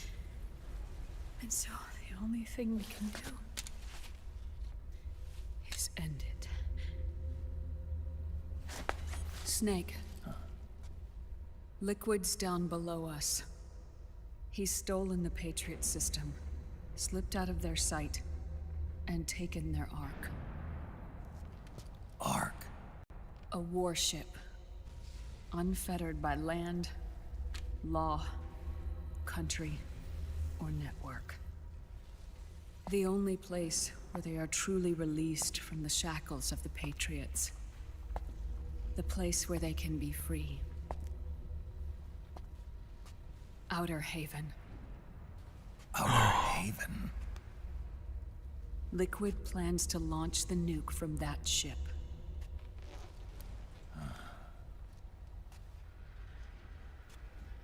Snake. You have been given life so that you may fulfill your purpose. When all of this is over, you'll have no choice but to accept death. We are given life only so that we can atone for our sins. Your life was created for that very purpose. We all must atone for our own sins. We must not pass them on to the next generation. We must not leave them for the future. Every time they say next generation, Fate. One that even you. I remember that song in MGS2 called Next Generation.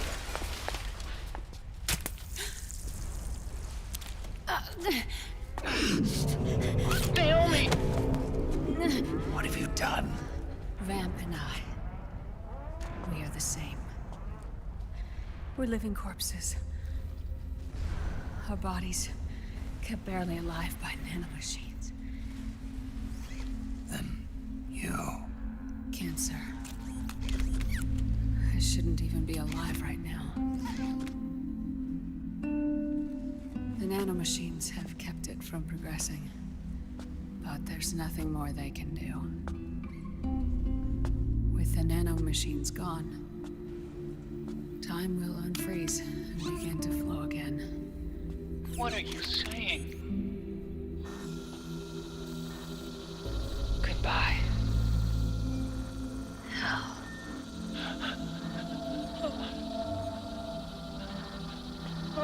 Don't!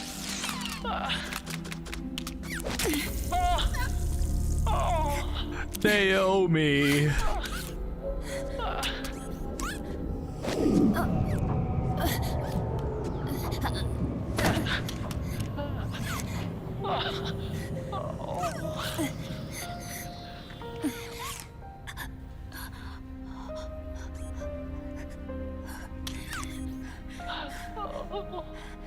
Give my best to Sonny.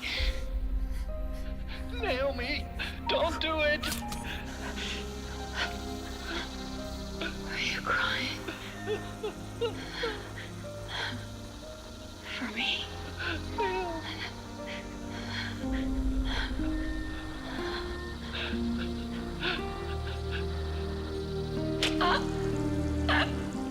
Naomi, why?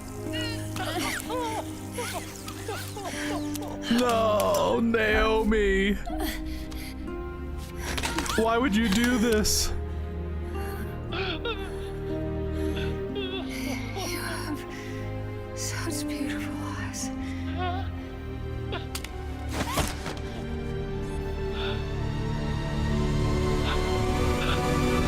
I'm sorry for everything.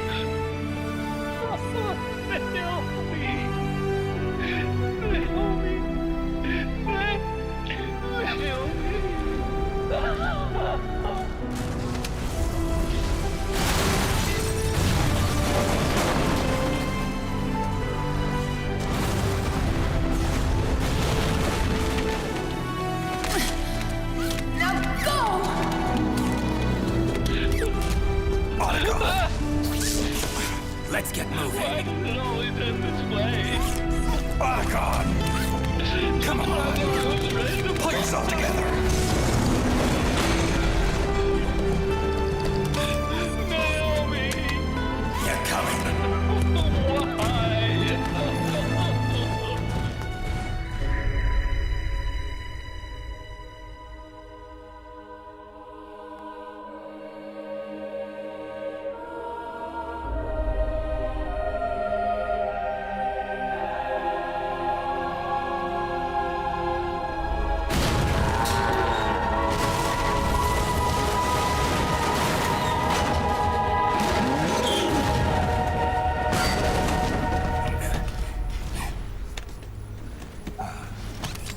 Snake, you're right.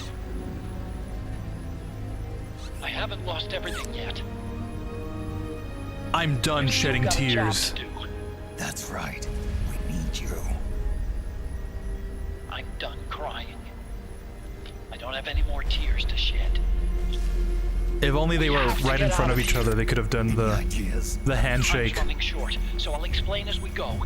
Pay close attention. I'm listening.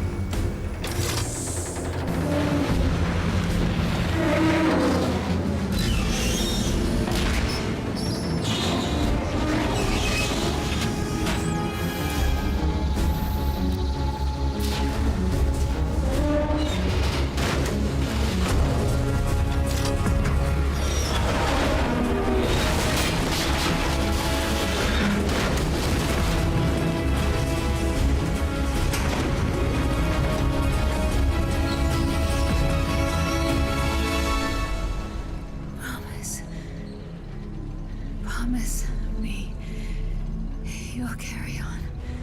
Or will.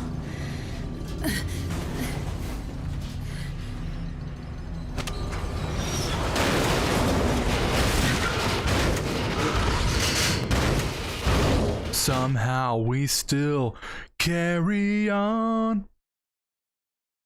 Listen, if I had a nickel for every time a character voiced by Jennifer Hale, who was a love interest to Otacon, died, I would have 2 nickels, which isn't a lot, but it's weird that it's happened twice, right? Snake, we have to get out of here. Okay, we gotta play some music for this. Stomp those gecko and head straight for the exit. This is the way I like to play this level. Or at least this section. I actually saw a Reddit post not too long ago that was like, oh, Kojima giving Naomi cancer and then having her suppress it with nanomachines and then having her suppress those nanomachines so that she dies is a very weird way to have the player like feel emotion for her. And I was like, yeah, that's a weird way of putting it, but I feel the same way. So I never really got attached to Naomi. I always thought since she was using, like, Snake and Otacon, she was never a good person to begin with. So when she killed herself, I didn't really feel sad, which I think is not the correct reaction to have when they set up Naomi like that. So what did you think of Raiden when you first saw him in-game? What's your opinion on him? Snake, try to remember the basics of CQC. Or Otacon. I always wanted to see the iconic handshake between Otacon and Solid Snake. Think about what they took from us by having Otacon just be behind the screen. Okay.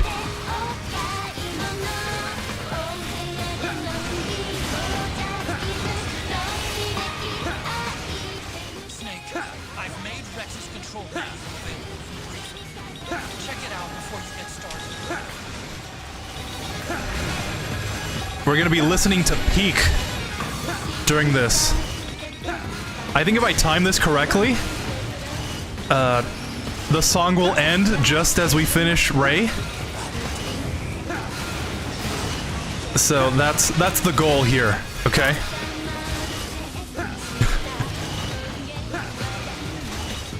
I've got your back.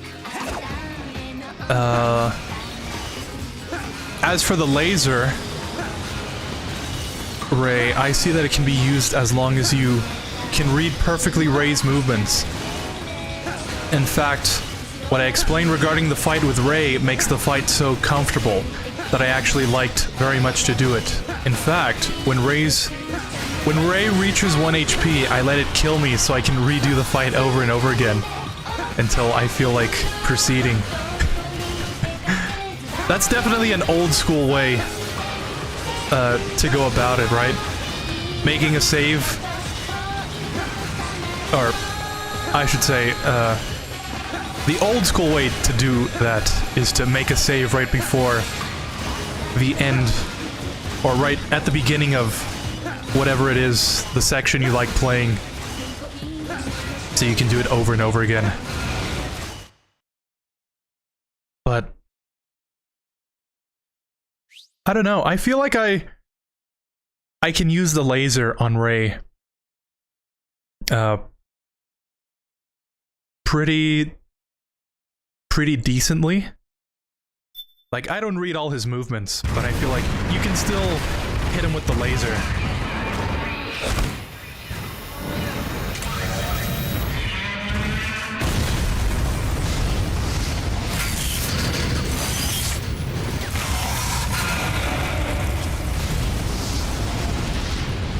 Oh, I also wanted to see the iconic handshake between Otacon and Solid Snake in this game.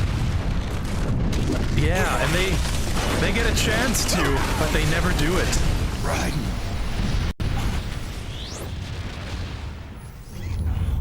What's that? That's a totally missed opportunity. Now that you put the song, any favorite anime openings you have? Let me think about that.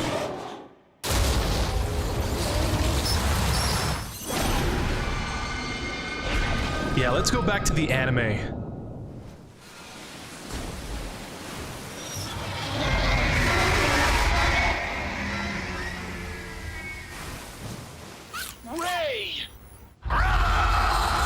It's not over.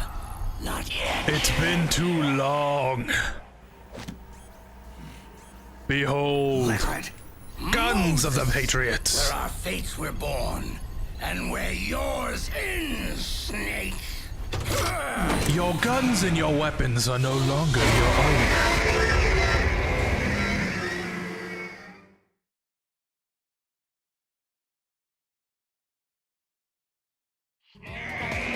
Oh, there we go. Let's finish this. Any favorite anime openings? I really like Arifureta. Crush Ray and liquid with it. I don't know the English name, but really like that opening. This is very anime-esque, you know? Just like one of my Japanese animes. two giant robots fighting each other while anime music plays. Oh, here it comes.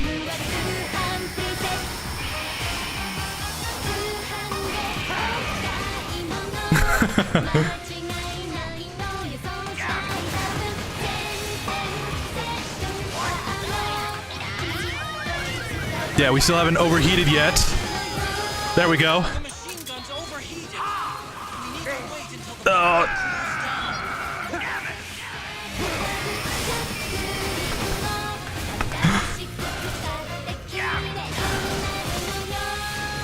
Yeah, the goal is to destroy... Okay. Destroy his arm so that he can't do the water attack. Ray leaves itself wide open right after you dodge its attack. Keep dodging them and wait for your chance to counterattack. Alright, go back to the Gatling gun.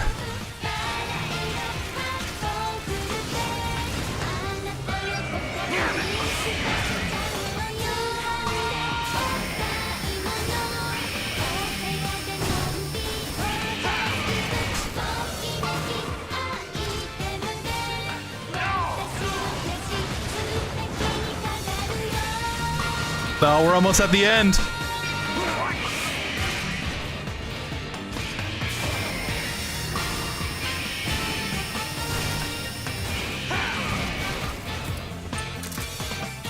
Snake, behind you.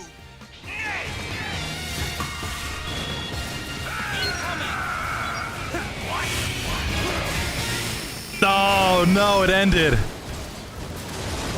Oh, man. I guess I took too long. But we were right there.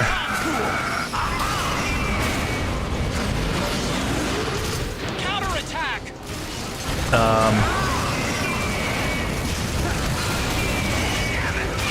Yeah, we're basically done with Ray now. Yeah. We're done here. And then I reach into Liquid's cockpit and pull out his heart. Put a lot of emphasis on that first word.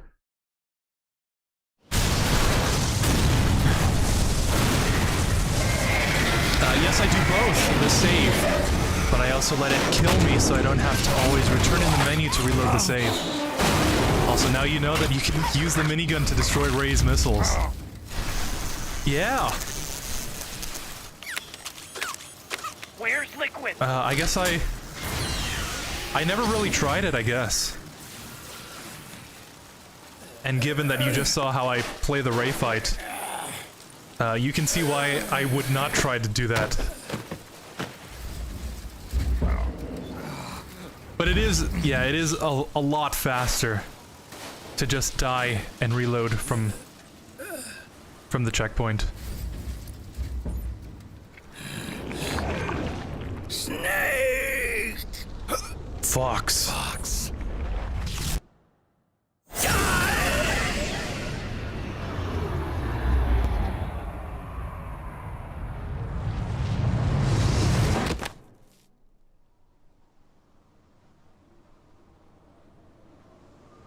Think again.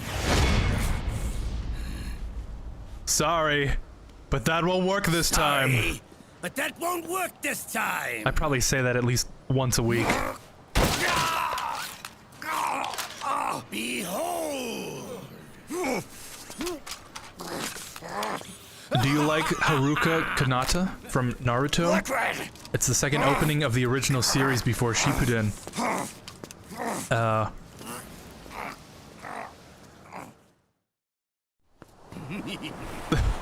Please don't put me up on a cross.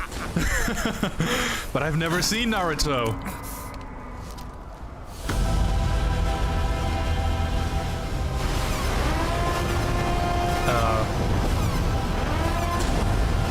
Yeah, I don't know. I've never seen it. I never got into it.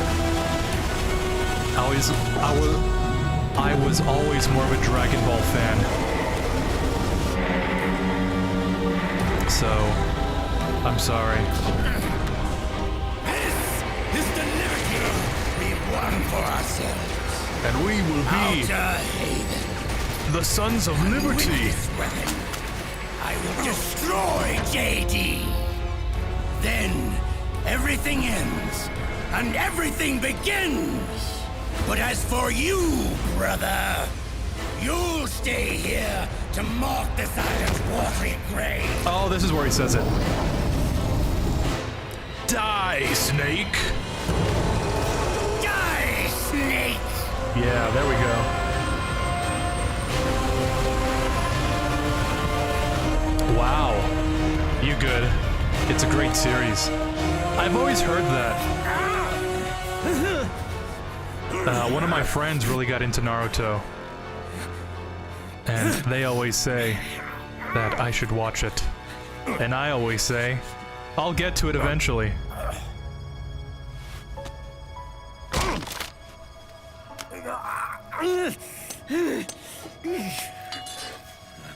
Sonny, forgive me.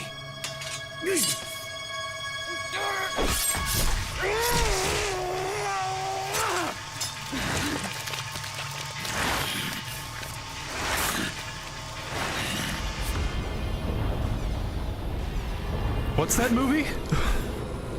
This guy really pulled a 130 hours or something?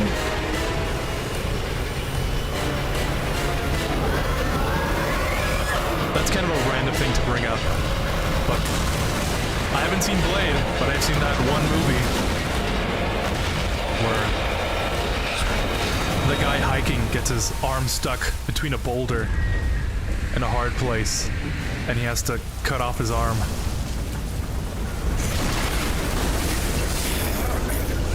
That's a gripping movie.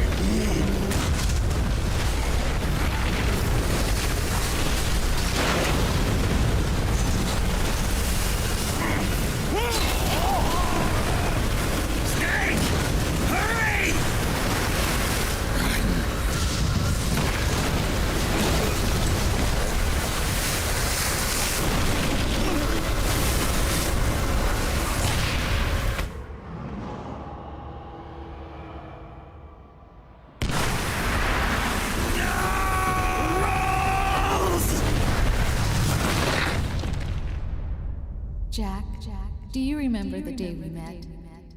Yeah, it was in front of Federal Hall. There were all these tourists around you. They were asking me which building it was that King Kong was climbing in the movie. I said it was probably the Chrysler Building. And then you showed up and started mouthing off. You were like, no, it's the Empire State. I said the Chrysler Building was in Godzilla. We started arguing, and I forgot all about the tourists. The next thing we knew, the tourists had gone away. And a week later, I found you again by coincidence out in the base corridor. An amazing coincidence.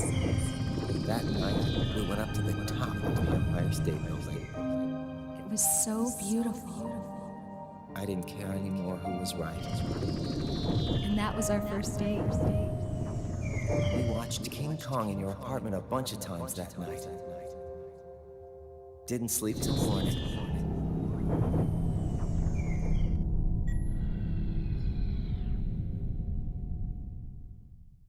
Raiden!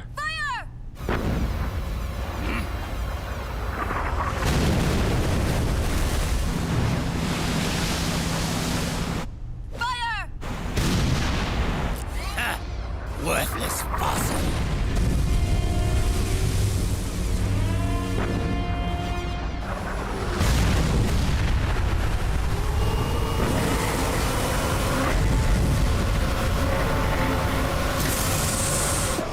I think in lore, whatever ship that's called was built by the Patriots to replace Arsenal gear. And then Ocelot took that one too.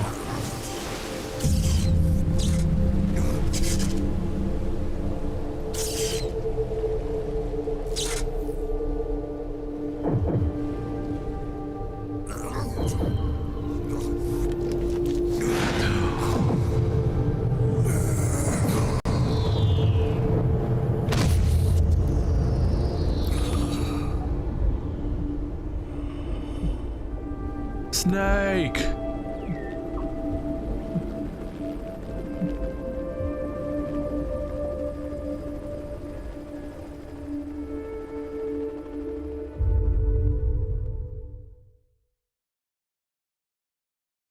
All right, that's the end of Act 4. Let's see here. Still 0 kills. So that's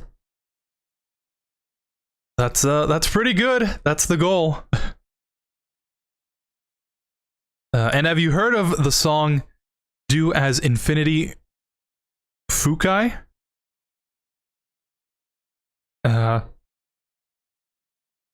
If I've heard it, I don't know the name, but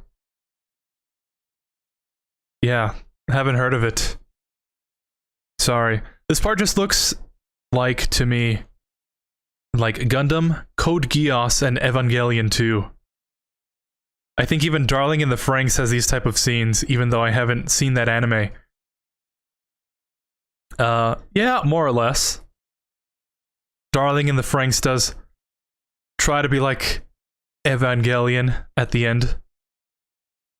But, haven't seen Gundam. Haven't seen Code Geass either.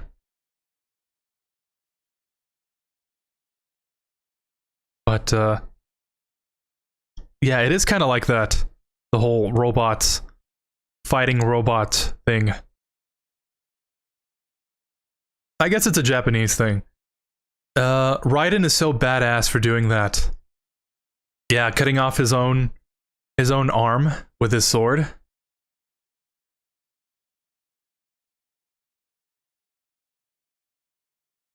Do you think...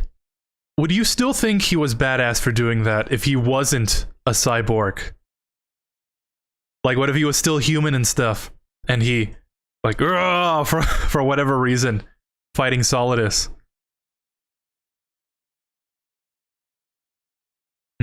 Makes you wonder, right? So Raiden died in this game like this?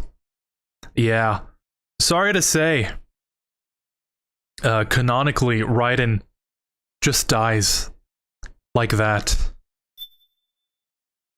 Protecting Snake from the boat. And it's a shame too, because he only recently came up at the end of Act 2. Didn't see him all for Act 3. Fought Vamp. So this dude really just pulled up, killed Vamp, and then died.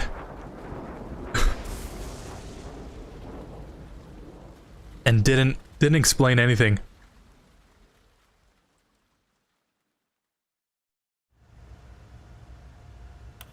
Alright, we're gonna watch a little bit of the briefing. At a speed of 33 knots.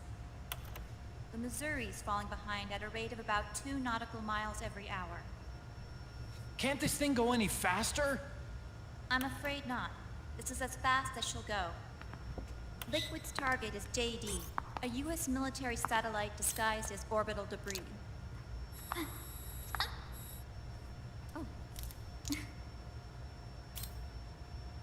Haven will have to surface in order. Yeah, you can only do it with your... If we can figure out JD's when you're on the split screen like this. We should be able to predict where Haven's gonna surface. JD is in a synchronous elliptical orbit, so its next perigee should be in... Got it! 15 hours, 6 minutes, and 12 seconds. Right. In 15 hours, it's going to be over the Bering Sea, 494 nautical miles from the Bering Strait. Yeah, another one of those plot angles. They'll be holding position in that area. Do they really have to get that close to launch? The nukes fired by Rex's railgun have a damage radius of approximately 300 meters. The target is a moving satellite that's traveling at 10 kilometers per second. To get the precision they need, they have to get as close as they possibly can.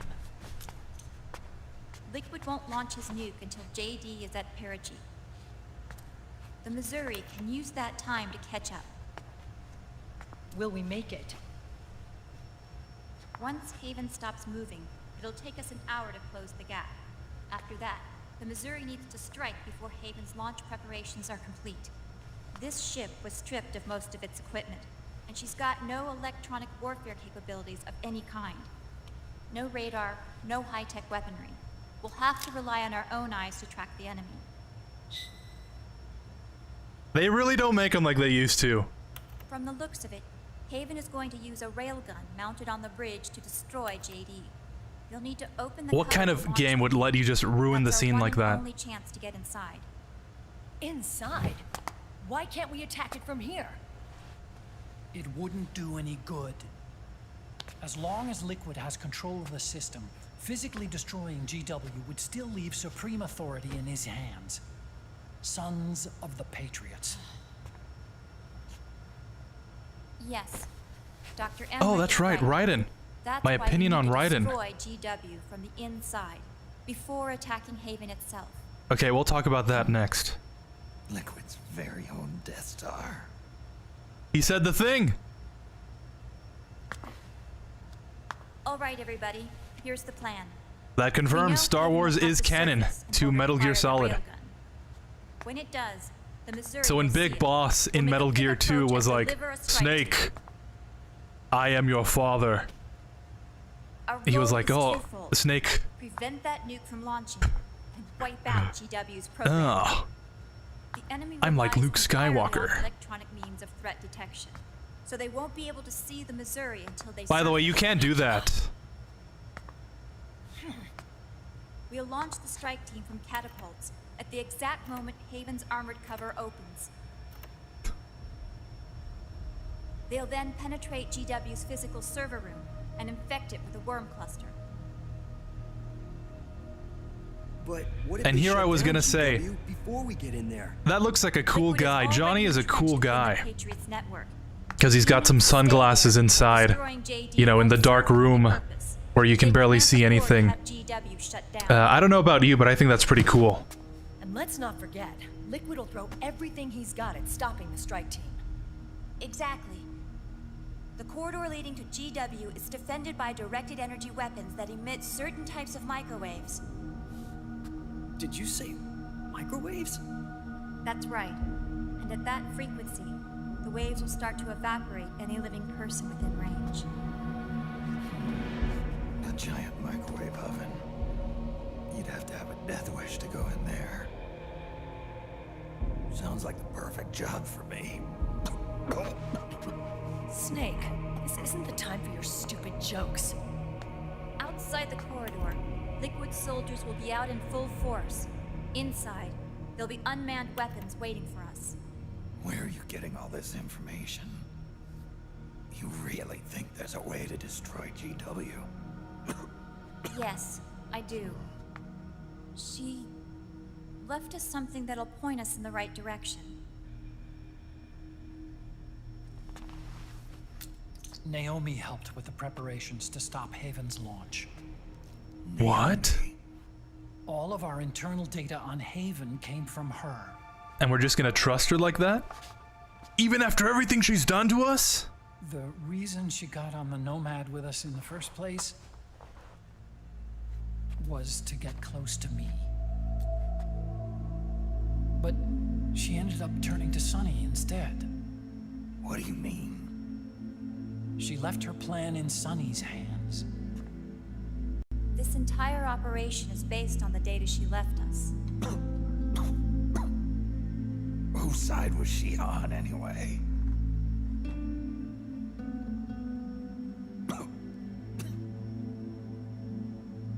We'll never know exactly what her true intentions were. But one thing's for sure.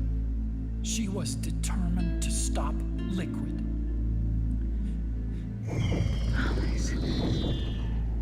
Promise me you'll carry on. Or will.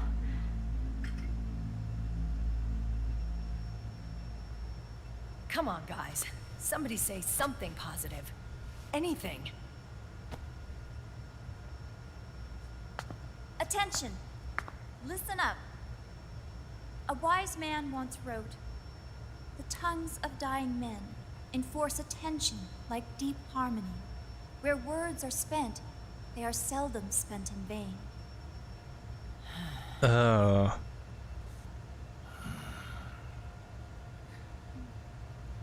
Any other questions? Yes, Snake? Anybody got a smoke?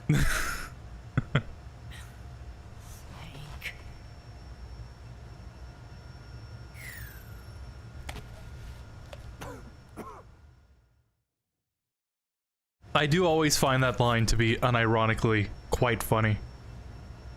Because he's trying to liven up the mood, and everyone's like, oh, don't even try, Snake. So this program, you're saying Sunny wrote it? Actually, only about a third of it is her work. Naomi was working on a program to destroy GW, but she couldn't quite finish it, so she handed it over to Sunny.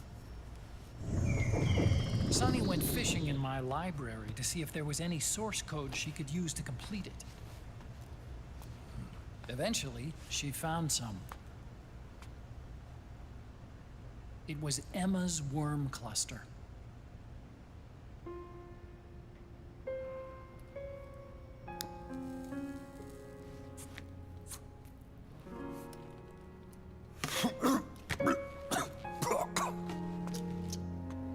She took my sister's code and worked it into Naomi's program.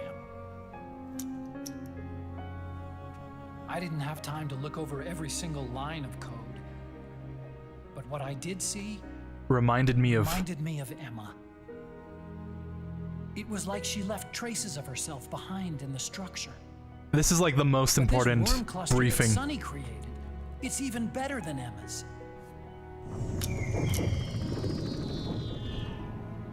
Sunny's worm destroys the AI's intellect by triggering apoptosis in the cells. Once Within uploaded cells, into GW, interlinked. it should do some real damage. Would you mind saying that 3 times to me? Within cells interlinked. Within cells interlinked. Within cells interlinked. You ever think about quitting? Why? It's not like I've got my health to worry about.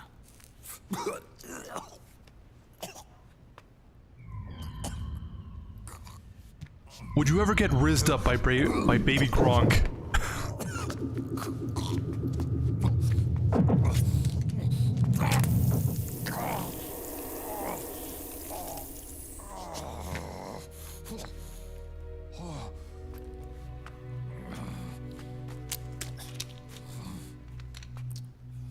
Are you trying to kill yourself?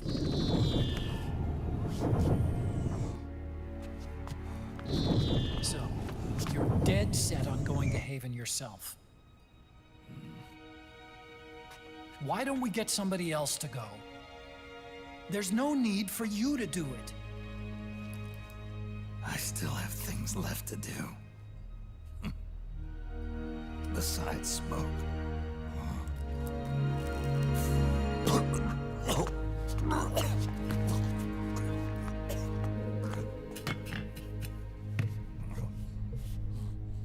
Otacon, why don't you jump off the ship with me?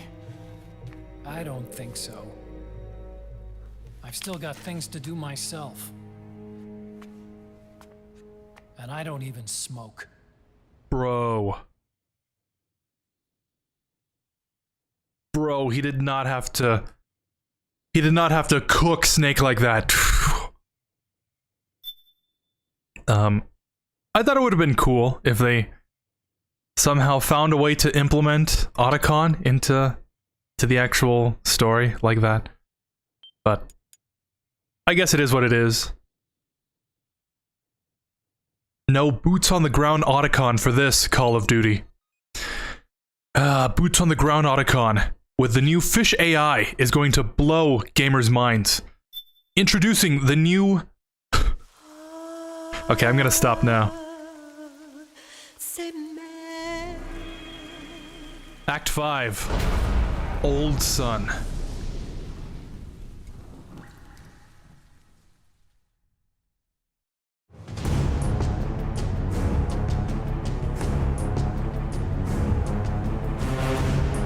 Yeah, I think that whole briefing was the only one that we really needed to see.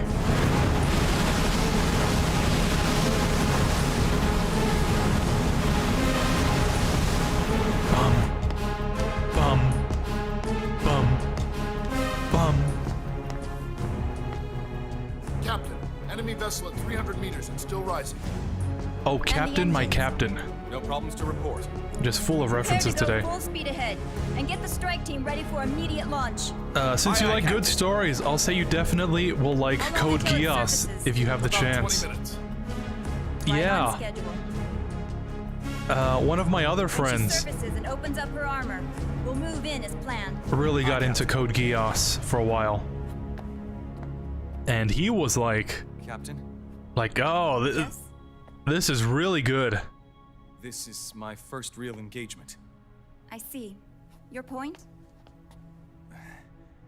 At first, getting assigned to this ship was a big letdown for me. And I think I had him explain the whole story to me. But I've completely forgotten by now. Captain. So this is a good time to watch it, right? I'm scared. Cool that they brought back Cool that they brought Mei Ling back This is also in the my game. first time.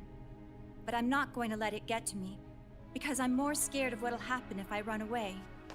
Nobody is going to die on my watch. Yeah. This ship is going back to Hawaii in one piece. That, I promise. Right. Thank you. Listen, and I thought Johnny had it all. Mei Ling is smart. She developed the codec and the Soliton radar in MGS1, and she's a Navy captain.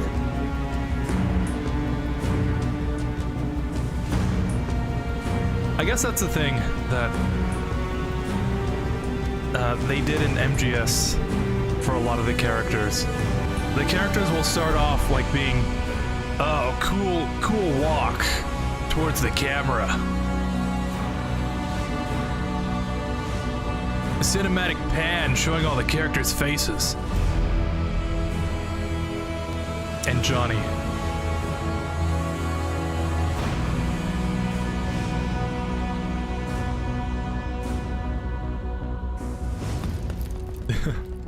Raiden, how is he? Raiden. He'll live, but he's in no shape to fight. Wow, he's still alive. Best to let him rest. Right. Without the system to protect them, everybody's losing their nerve. So yeah, Raiden did not die in this game. Effects are so bad that a lot of soldiers are deserting.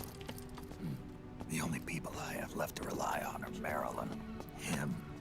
Kind of an unknown quantity, isn't he? Yeah, you can't do that. I hooked him up with a 9ID M82. The thing I always liked about the characters is that they start off What are you doing here?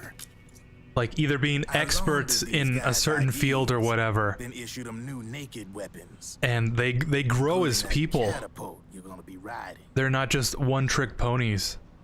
They have a whole huge assortment of skills. Ever since Liquid got his hands on the system. Like Otacon was just the, Stop coming in. I think the system lead or something for Now that all the weapons Metal Gear all over the Rex world in are MGS1, and now he knows how to fly a helicopter.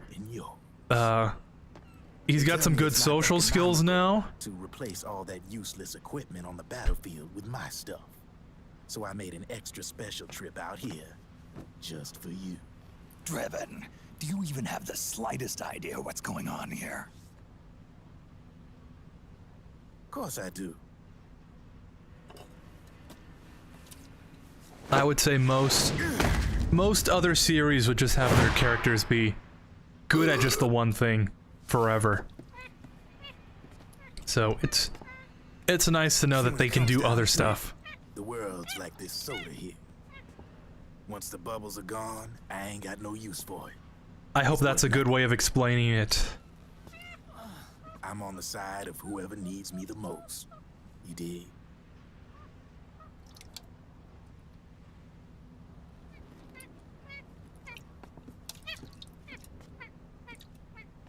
If you need anything, just say the word. I'm setting up shop here for a spell.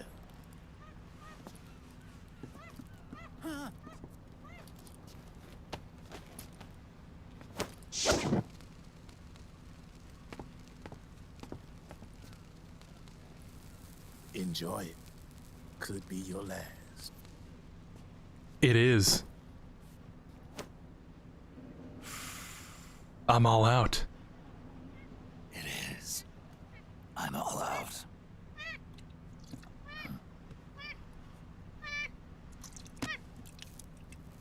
Oh, we kind of dropped connection there for a second. I think we're all good, though.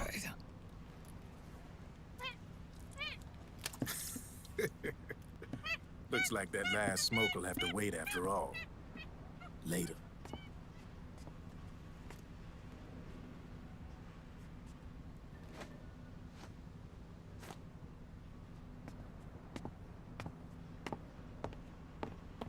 Here. Hey. Here. Oh, thanks.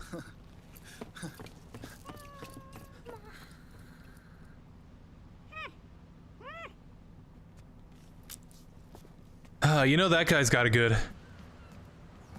You're over there. In a world gone mad, it's nice to know someone has your back. Snake, can you hear me? Liquid's warship, Outer Haven, is a modified version of an Arsenal gear model stolen from the Patriots. Inside, it's crawling with Irving and other unmanned weapons. According to Naomi's data, Haven is crewed by a battalion of enhanced soldiers, each culled from the best the PMCs have to offer.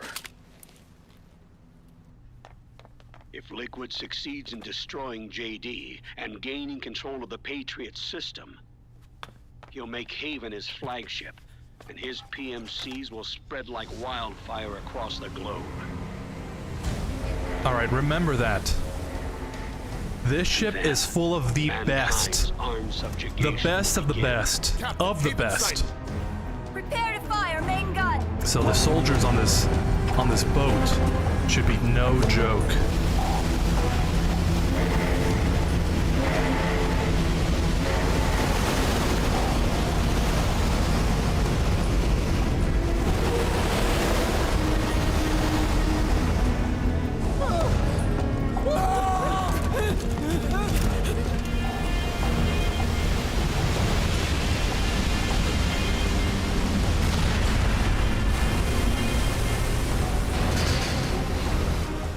Listen closely.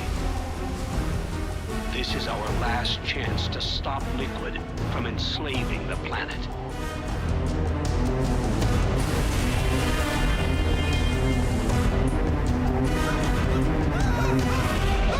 Meryl, can you hear me?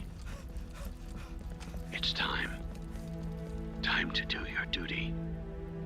Remember, no matter what happens, I'll be with you till the very end. You are my pride and joy.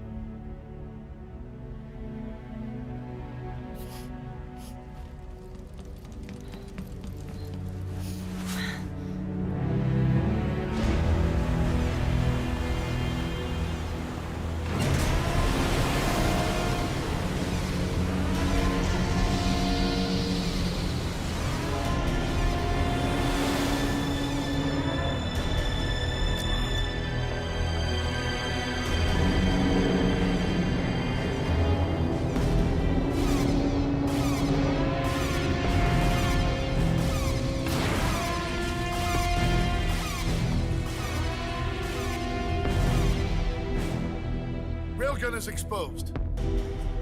There it is. A naked nuke. Let's finish it, Snake. Let this be our last battle. If we're responsible for Liquid's sins, then the onus is ours to bear. Onus. Right. Or is it unus?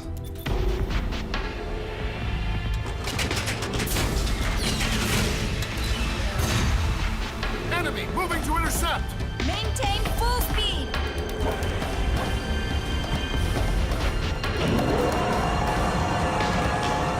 Failure will spell doom for the human race. You You've got to stop them from using that railgun. Do something, Snake. Then annihilate GW.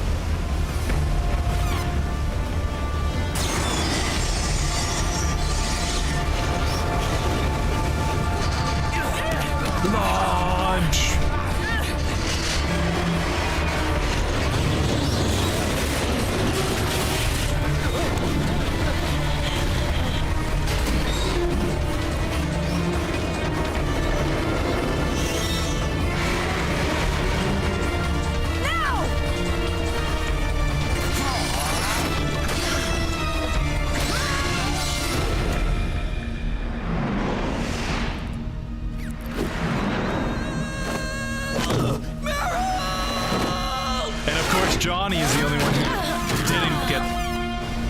who didn't get in.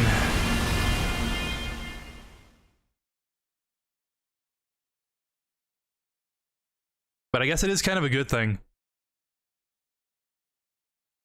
But how did he, if he fell into the ocean, didn't get launched onto the boat, you know? Did he like swim his way back?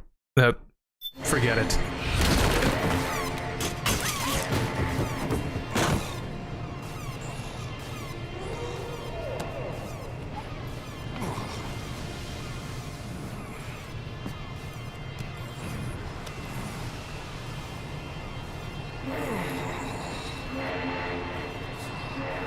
I did always like the wailing, I guess, the horns in the background.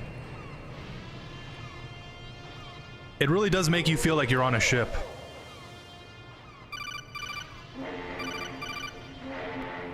Snake.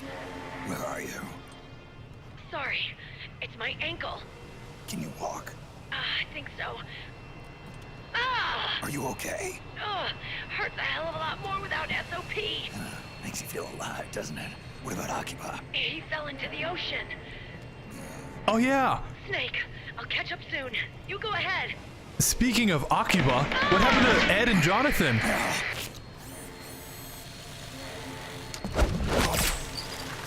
We kind of just left them back in Europe. Sorry to keep you waiting.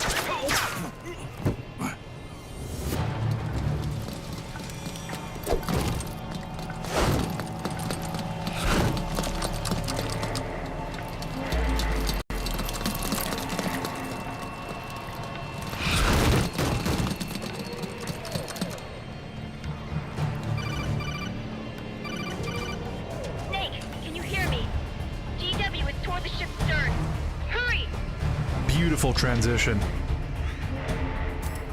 All right. The war slump means everything's half off. If it was still Wednesday,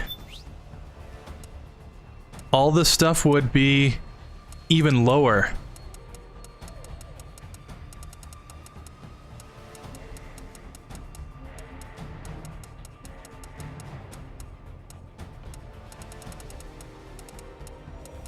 Suffice to say, that's how I got my stealth camo on this save. Because this one save file has been around for a while. So before I even did anything, I got the bandana, and then I farmed at the end of this act, because there's like an infinite stream of enemies. Got my Drebin points up to, I want to say 250,000. Because you play on Act 5, everything gets half off, and then you play on Wednesday or Sunday, and then that half off gets half off. Instead of the normal 1 million points. Oh, we need the rifle. Always bring the rifle with you. Okay. The fucking monkey smokes now. What the fuck? LOL? Listen, are you really gonna gatekeep smoking to just humans? The monkey needs to loosen up too, you know? Welcome to Haven. Enemy units are already on their way. Break through their defenses and find GW's server room. At least it's not more soda. We're gonna crawl through here. I think you would normally, yeah, you would throw a stun. Like as soon as those two dropped. Remember, these are the best of the best.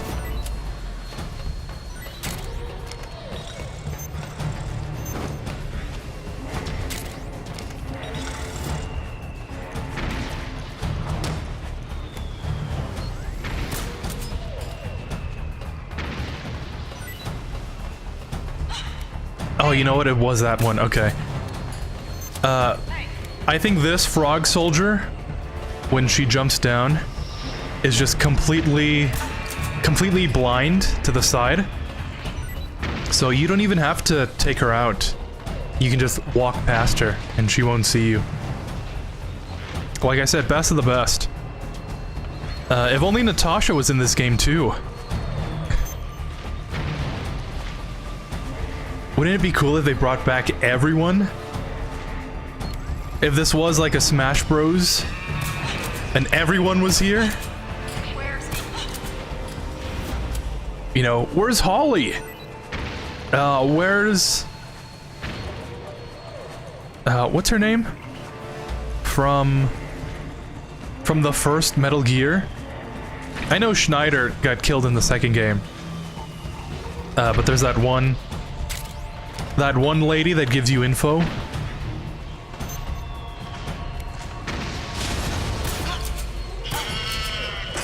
That was almost bad. Snake, use that watertight door to get in. Oh no! Oh. Okay, we actually will be here a while. Or not. I thought that alert would just keep spawning in enemies. If you get an alert here, this elevator will not go down.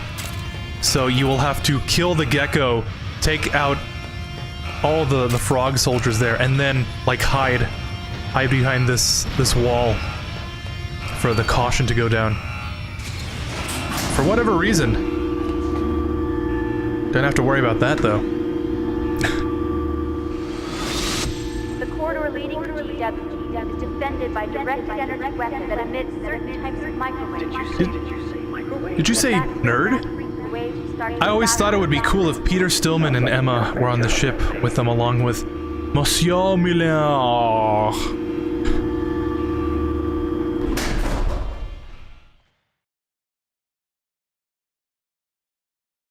I guess that's why we can't have nice things, right?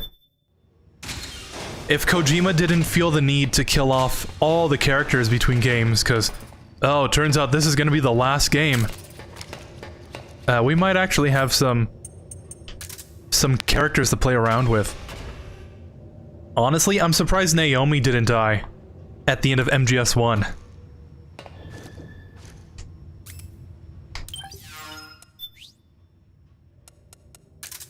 It's like by some miracle, we were able to see her in this game. I think that's it. Oh, we need... yeah, okay. Here comes my favorite trick. We're gonna skip this entire frog fight.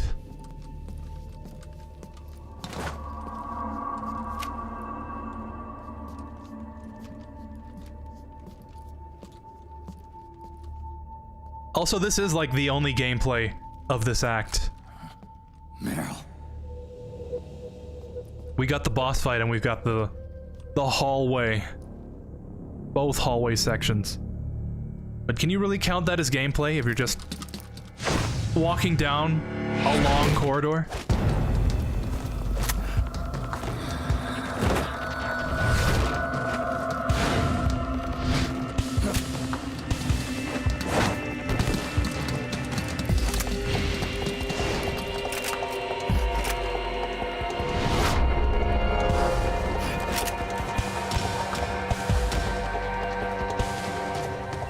All right. In danger.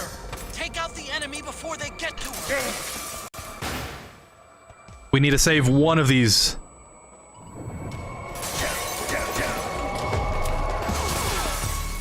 Let's save that one.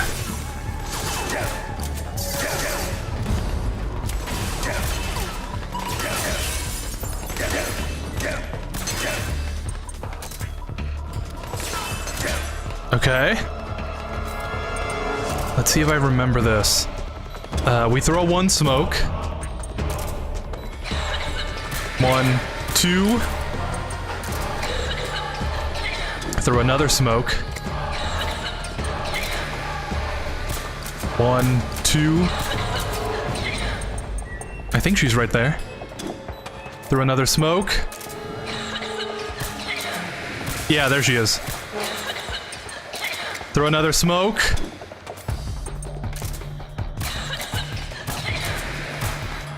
There we go. And we just skipped that whole frog. No frogs at the top of... at the top of the level. Snake. No waves and waves, it just that one.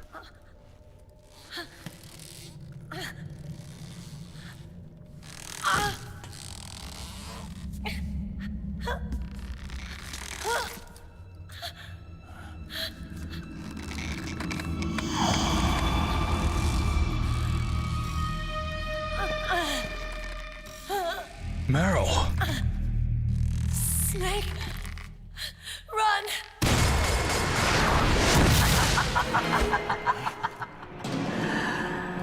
I know your wavelength.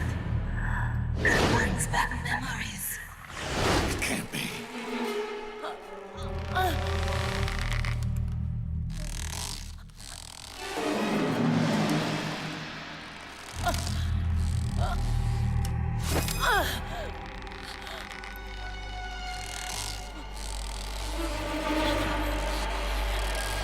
Meryl, don't. Meryl, don't!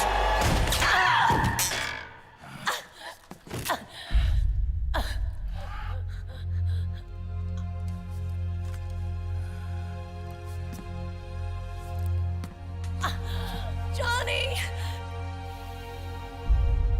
Meryl! Johnny? How did he get here? Wait! Akira!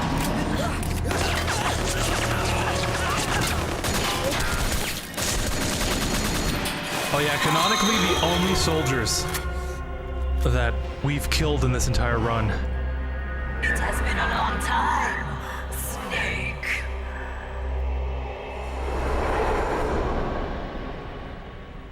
You psycho mantis. No, that was another me. Can you hear the screams? They cry for battle. Let me hear you scream! Howl! Roar! From the very depths of your soul!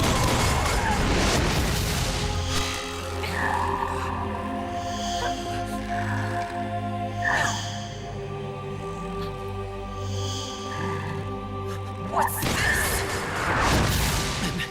I see.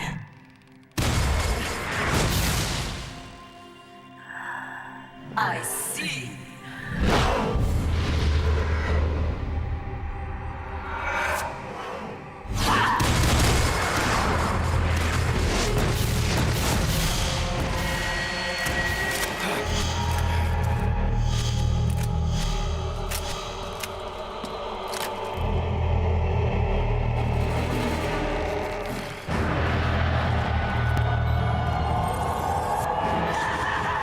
No!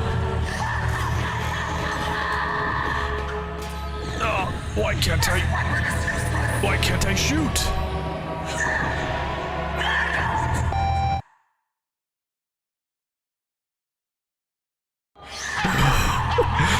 Held my breath there. Yeah, Screaming Mantis. If you didn't catch the hint, Johnny shot the doll, and that let go of Meryl. The doll shot the psychic blast at Johnny, and the doll was like moving, controlling Meryl. So, if you use a syringe that suppresses nanomachine activity, suddenly you can now shoot at Screaming Mantis. Definitely does not hold a candle to Psycho Mantis. But it is kind of similar. And also, the Sorrow doll being the, you know, the one for the dead people, and Psycho Mantis controlling alive. I think that's a nice touch.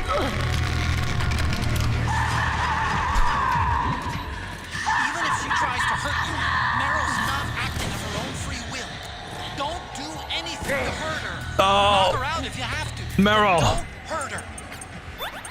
Should actually just take one, just in case. If you're doing no kill run, you gotta be careful, because the frogs will just jump in front of your gun like that. I've had at least one run end like that. Alright, next phase.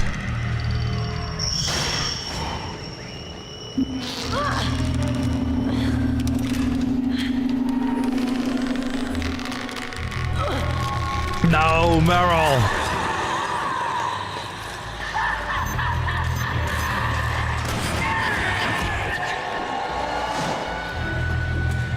Oh no, get out of the way!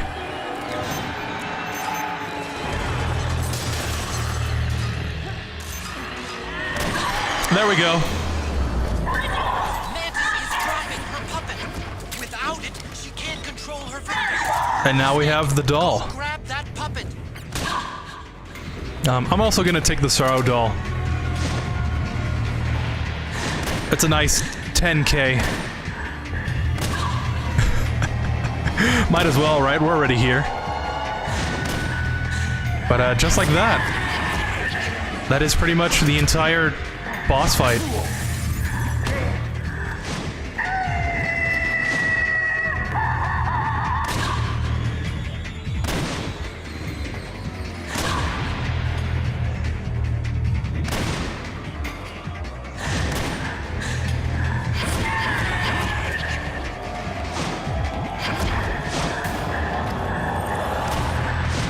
Ooh. Okay, there we go. And that's the fight. You can't really attack the boss with your guns. So if we shoot the Mantis doll off her and we read the description of this,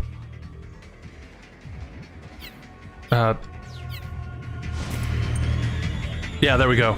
Exudes a sinister aura that ensnares the very will of the living.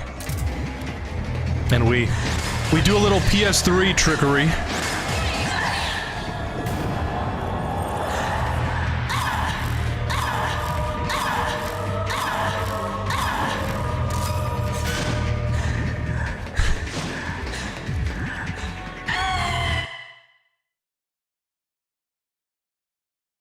Okay, just had to make sure we had vibration off.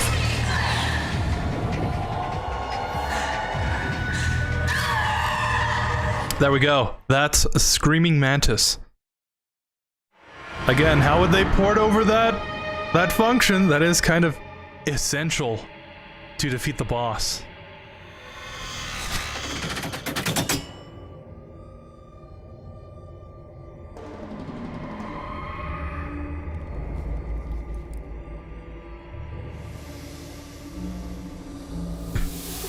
Yep, I always thought that too. Imagine Peter Stillman, Emma, Miller, Gustava, Cecile Paz, Chico, Amanda, Sigurd, the boss, the pain, the fear, the end, the fury, Volgan, Rykov, Frank Yeager, Huey, Dr. Strangelove, Raven, Sniper Wolf, Psycho Mantis, Solidus Snake, Fat Man Fortune, Olga, Sergei Gerlukovich, Natasha the Sorrow, and the main antagonist from MGS5, all in this game.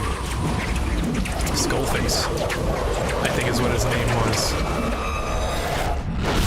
The good guys versus the bad guys, what epic fight that would be, I'll say. With each one of those characters I mentioned doing their one thing to try to win and stuff.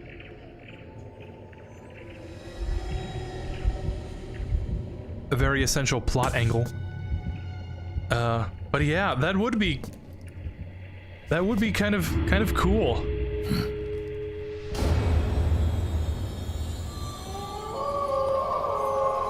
Just like the way I always thought the strands floating was kind of cool.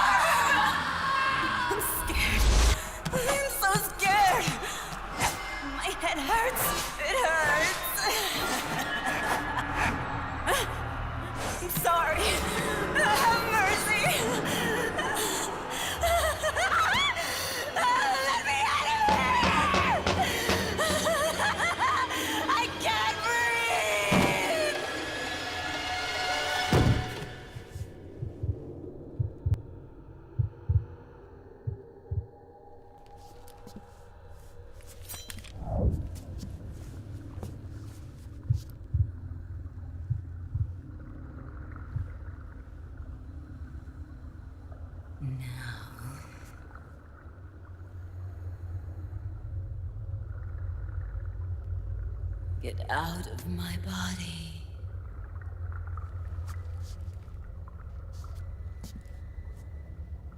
Forgive me.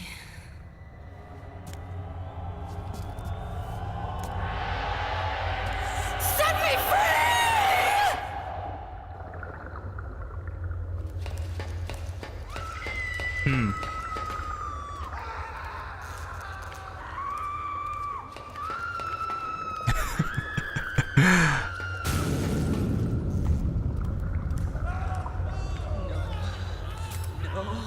I did always say I was into crazy women. Are you gonna take pics this time? Haha. We'll see. We'll see what happens.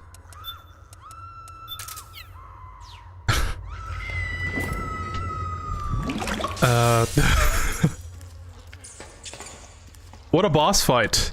Oh.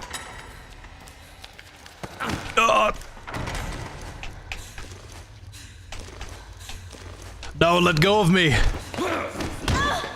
I'm not interested. I've got, I was gonna say I have Meryl, but not really, actually. I feel like I forgot to mention an MGS character, but don't remember. but don't remember who. Let me know if you know which ones I missed.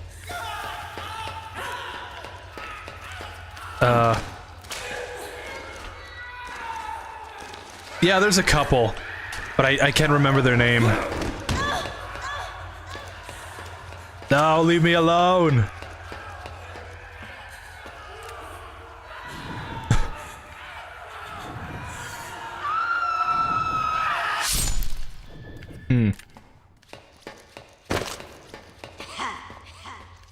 I wonder how the Foley artists pulled off all the sound effects in this game.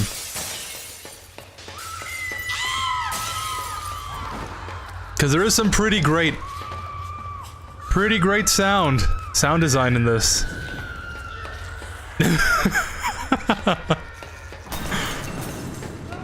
Especially with some of those iconic stock effects. No. No, leave me alone.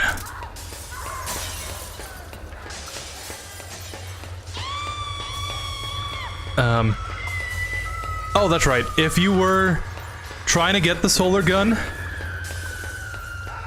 you would non-lethally take down the beauties. You would take down their beast form non-lethally. But since with this boss fight you need the mantis doll, you just get it automatically. Well, you don't get it automatically, it drops automatically in one of these hallways here. It's just like at the base of the door you can pick up.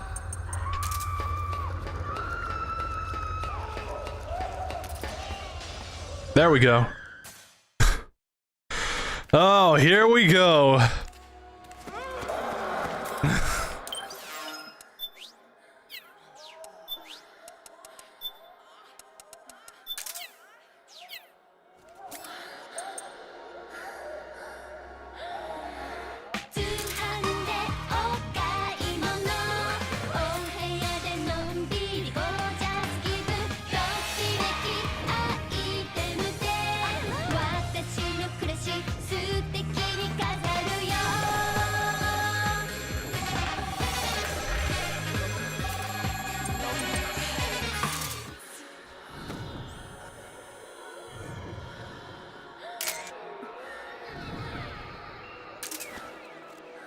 Okay, there's one photo. There's like a couple poses.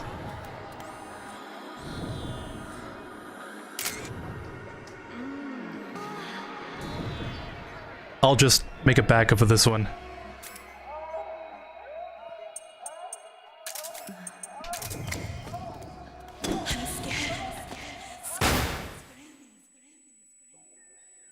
Yeah, since we're here, you know, that sound was Snake regaining his psych meter. But there's like a couple poses. There's that one. There's the one where she like leans forward. Yeah, that one.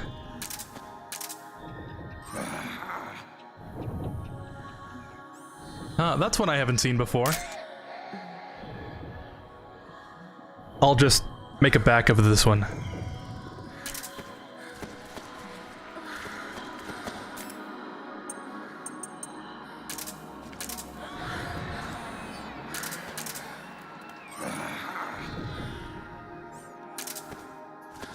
But yeah, really interesting lore reason for this gameplay, you know. Really interesting plot going on here. And boy, when you play the game and you find out the reason why this is here, you're gonna be ashamed of yourself that you thought this was for the reason you thought it was.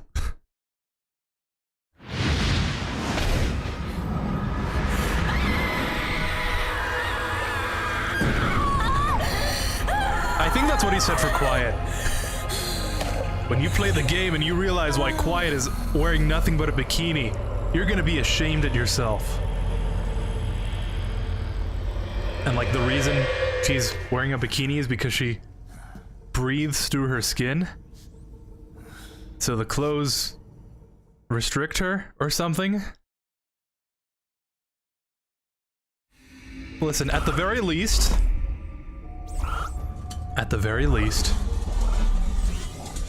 Kojima has guts. He has guts to be like, yes, and we're gonna put the white room where you can take provocative photos of the licensed models we have in this game. And they're gonna be naked. And then you need someone like the ESRB to be like, no you're not. With unchecked creativity, you need someone to be like, actually, it's kind of not of a good idea.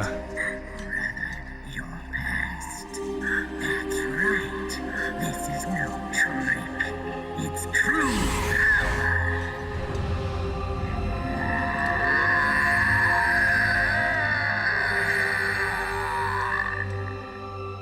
What? Where is your data? Where is it saved? It's memory card. Dan, your skills have improved, or rather, your hardware. How about this, then? Witness my psychokinesis. Put your controller on the floor. Put it down as flat as you can. Okay. That's good.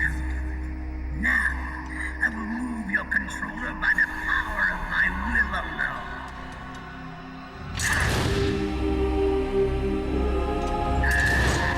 There's no movement.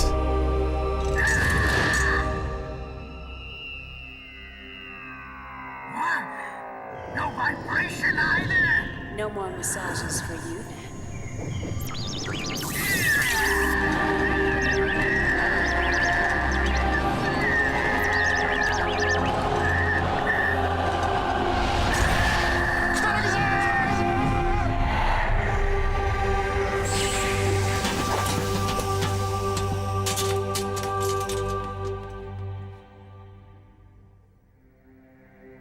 The spirit of the warrior will always be with you.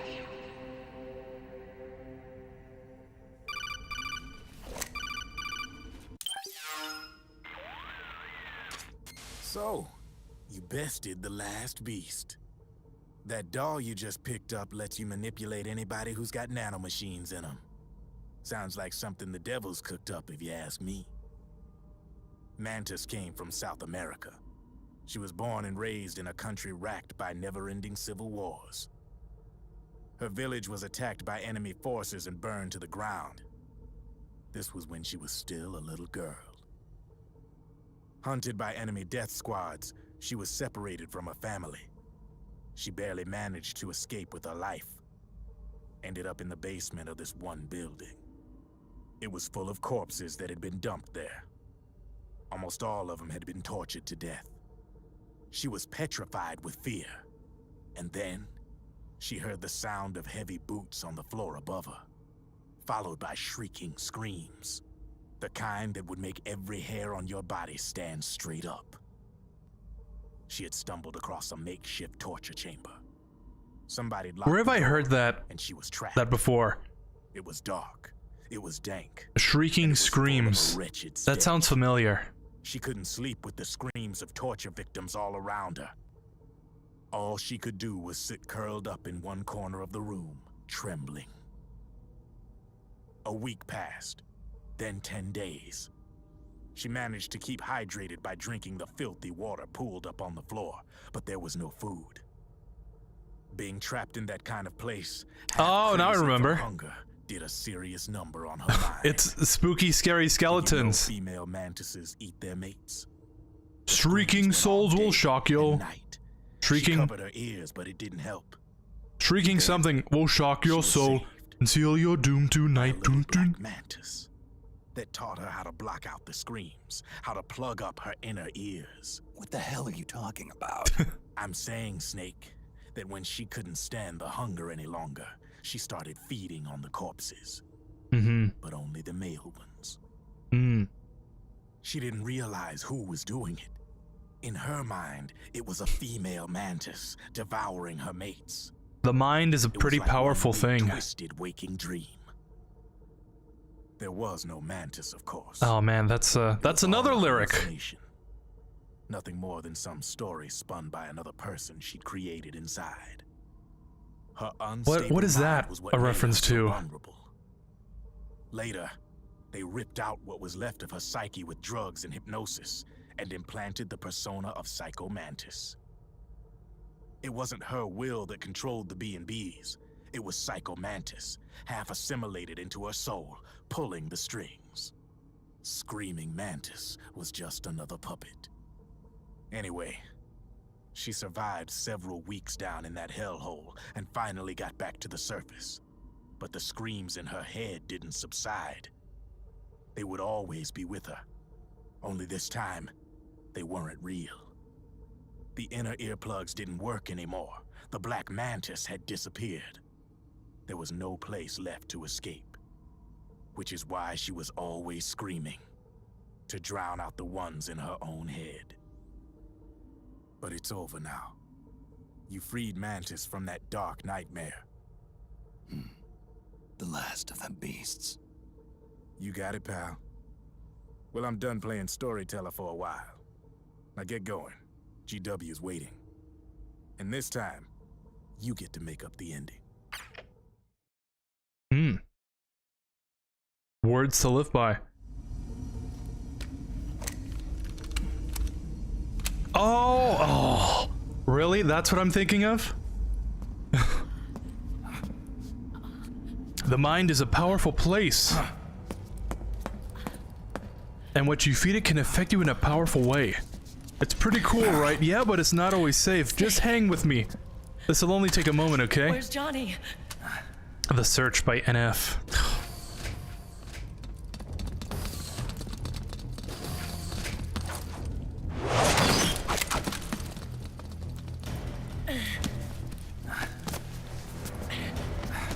But yeah, very sad backstory to all the bosses. I guess you can say Kojima took inspiration from these bosses for Quiet. Because like, oh, you can show you can show Stephanie Jostin, I think is what her name is, in a bikini if you give her a plot reason for why she can't wear clothes. And if you give her a sad backstory, then you can be like, yeah, that's really sad. That is really sad. Okay, here's the sniper. And then you can have the motion capture actors like kind of pose for you. We'll meet again on the other side. Go! Hurry!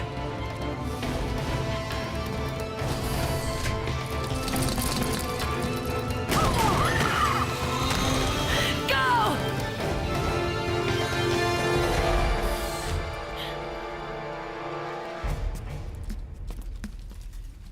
All right, we're pretty much locked in here. Locked in. We're locked into a whole bunch of cutscenes.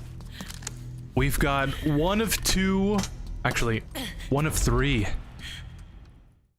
sections that we just walk down through. But that is essentially the game. We're done with the game now. Enough is enough, Snake. You can't take any more of this. It's not about winning. So remember this, we're almost 5.5 hours into this.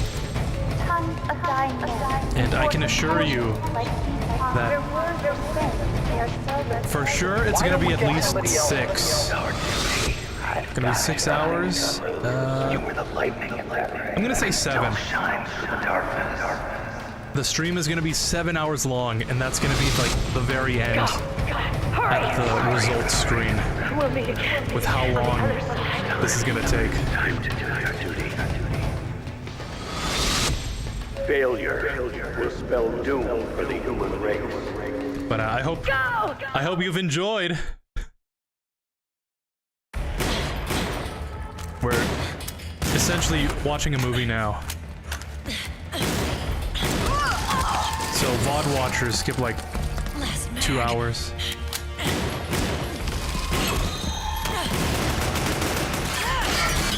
Come on, Snake. I can't hold out much longer. I feel like I forgot to mention an MGS character. Damn it! Oh. I can't protect oh yeah, I anyone. forgot to mention Quiet. That was a good time, I guess. Can't. I know you forgot about Holly. Everyone forgets about Holly, except for me.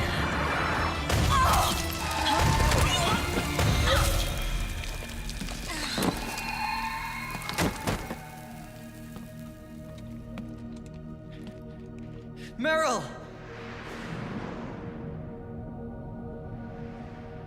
Johnny!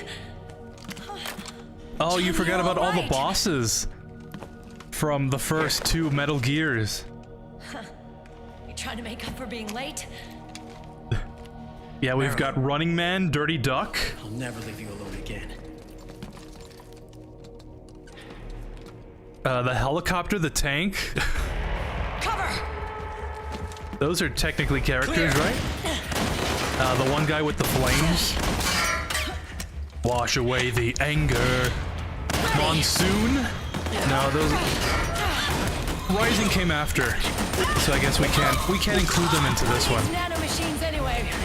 Right, Johnny? Tell me something. How come Mantis couldn't control you? I figure she probably used people's nanomachines to manipulate their behavior. No nanomachines, no control.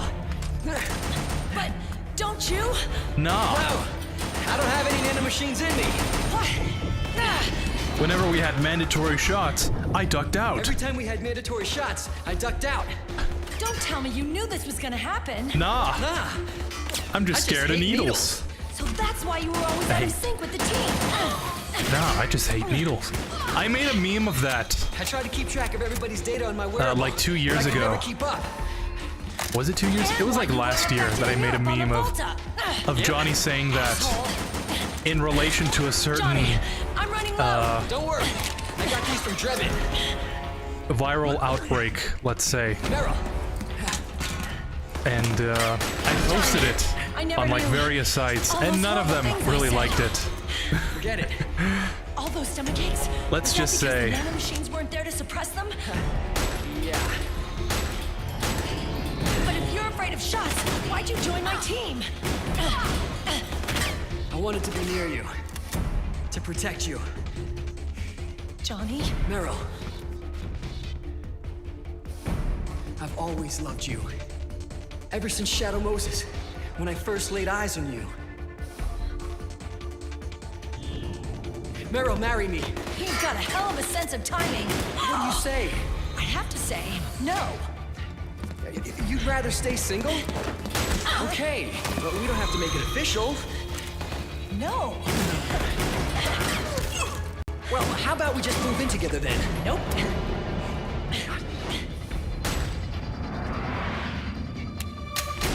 Why?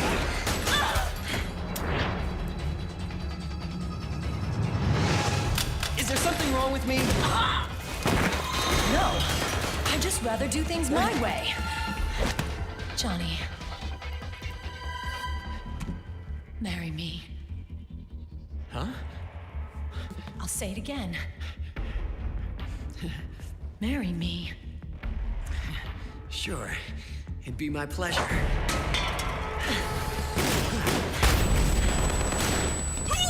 This is probably where everyone was like, no!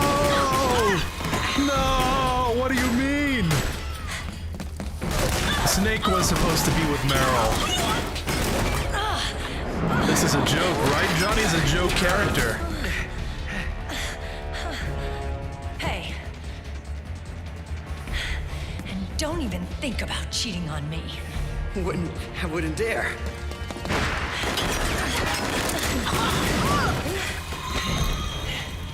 And I want a real wedding. With flowers and a cake.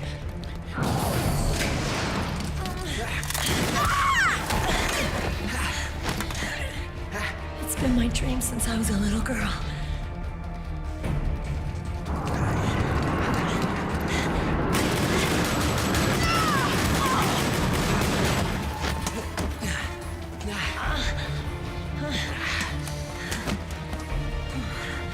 I want to be a bride.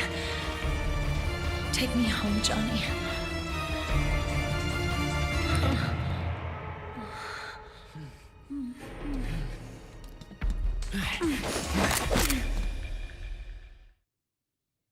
I think that's when everyone realized, oh my god, he's serious.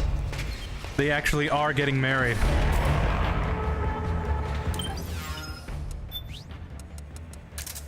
But yeah, that's something, isn't it? What do we use here? We use the P90. Let's do M4.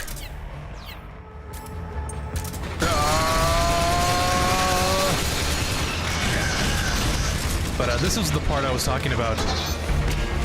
I put a rubber band on my controller way back in, I want to say 2014 or something. And I just laid down at the corner of this. If you lay down here and you just hold down the button, you will continuously fire. So I inputted the code for the Patriots so that I'd have infinite ammo. At least the kind of ammo that you wouldn't need to reload. And I just laid there for like, I want to say an hour or so. But yeah, that's the last. This is the last time we shoot anything for the remainder of the game. So yeah, yeah.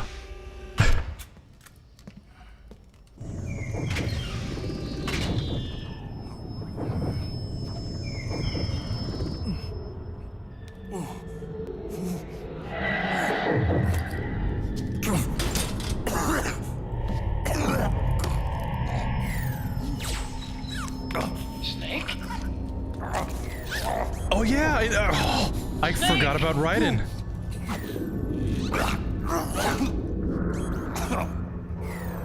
What did I think of Raiden when I first saw him in-game? What's your opinion on him?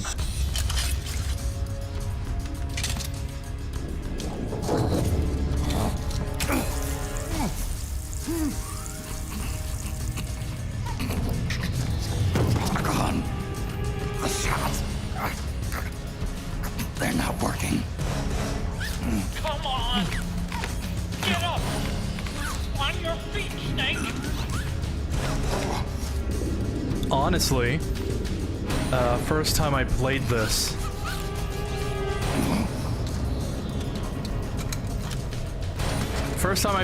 I saw Raiden, I was like, oh, this is pretty cool, right? He's a pretty cool guy. He's like a ninja. He's got the katana. I am lightning.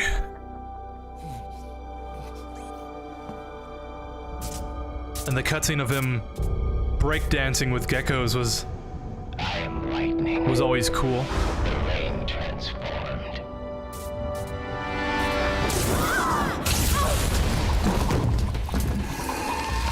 You know, since I never played MGS2 when it released, I never had that hatred towards Raiden.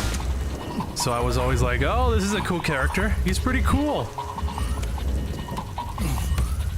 And then the more that I learned about him, the more it kind of teetered, I guess is the best word for that. Teetered on and off the edge of liking and disliking him. when I played MGS2 for the first time, I kind of didn't like Raiden, because, like... Snake. I want to play a Snake! Why am I playing as Raiden? I'll go to the server room. Which was the general consensus at the time. The corridor's full of microwaves. So from this neutral standpoint, I was like, oh, I don't like Raiden. And then the more I learned about him, the more I paid attention to the story, I was like, oh, Raiden is a cool character. It's human. You've got a life to go back to. She means nothing to me now. Raiden, look at me. So I guess that's the opinion I have. He's a cool character. You still have your youth. I wouldn't say he's a... Don't waste it. You can start over. I wouldn't compare Snake to Raiden or Raiden to Snake. Because they're both completely different characters. We tore the world apart. Maybe MGS2 Raiden is a little less than Snake, because they were sneaking in that game. But starting with this one, I mean, it's my duty. Raiden is his own character. Put an end to all of this. And in terms of like cyborg ninja guys, like, oh, Raiden is definitely at the top. But in terms of sneaking characters, you know, it's gotta be one of the Snakes.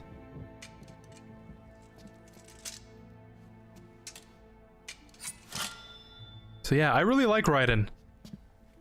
I'm glad we got Rising. I just kind of hate how they ruin his character in service of the story.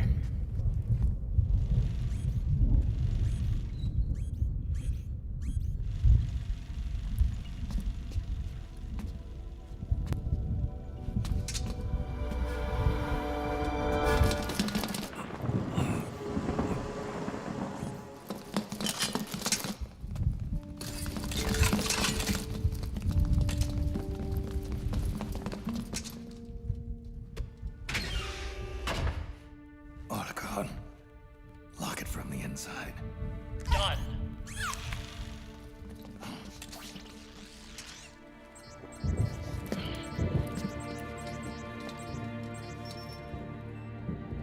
Thank you, Snake.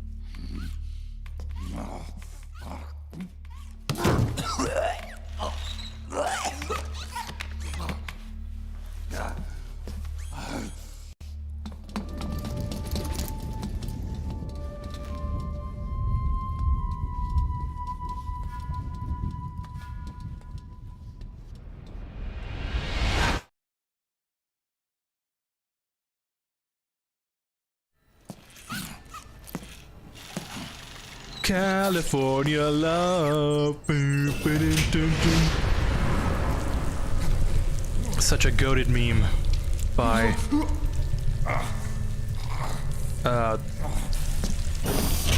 something baby. Da baby?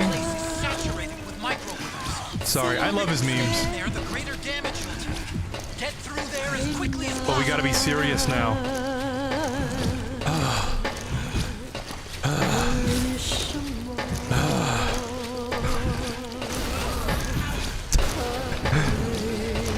Oh yeah, Facecam is kind of...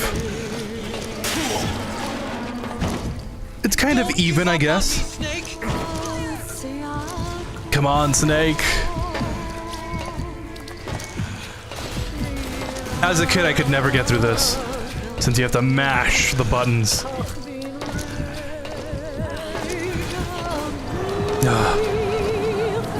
Come on.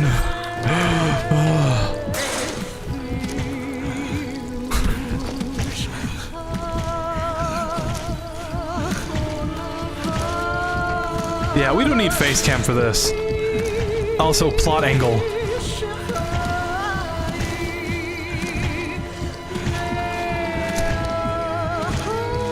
Come on, Snake.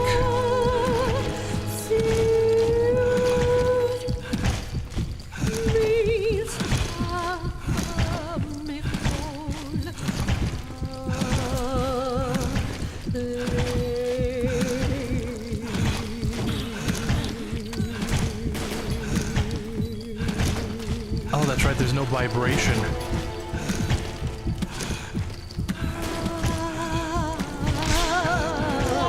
Thinking of mashing this button reminded me of MGS1 and Naomi giving you the massage on your arm with the controller vibration. And I guess this is as good a time as any. Back when the PS3 launched, Sony was like, vibration is a last-gen feature. So they removed vibration from the 6-axis controllers. And they were like, 6-axis is the future. So, of course, this was... I want to say this was a launch title? If not, it was pretty close to it. So, you know, they had to include the line of no vibration either. But after Sony was thankfully convinced that vibration is actually not last gen, and it is maybe not the future, but it's definitely part of gaming culture as a whole. Get up, Snake! So they added in that scene of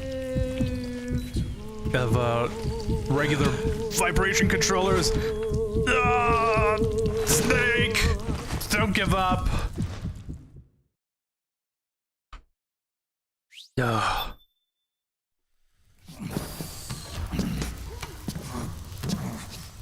I feel like some kind of legendary mercenary.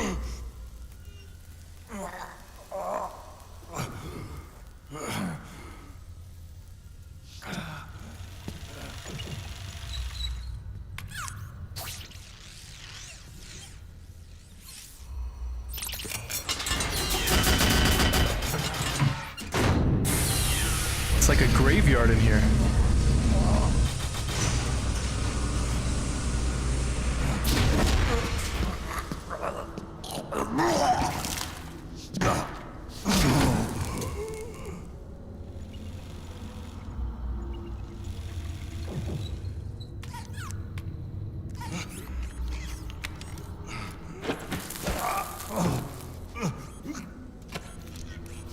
Snake is just beat. Oh, let the man rest.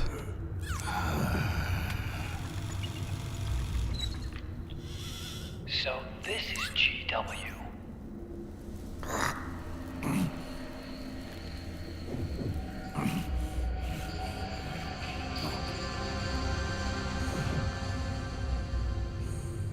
It's like a graveyard in here. Otacon, can you do it? Leave it to me.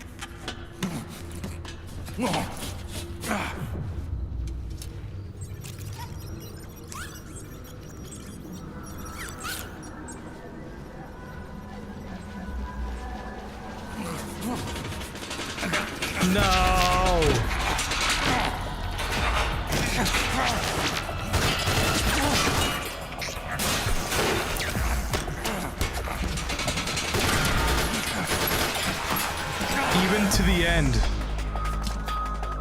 Just give up already.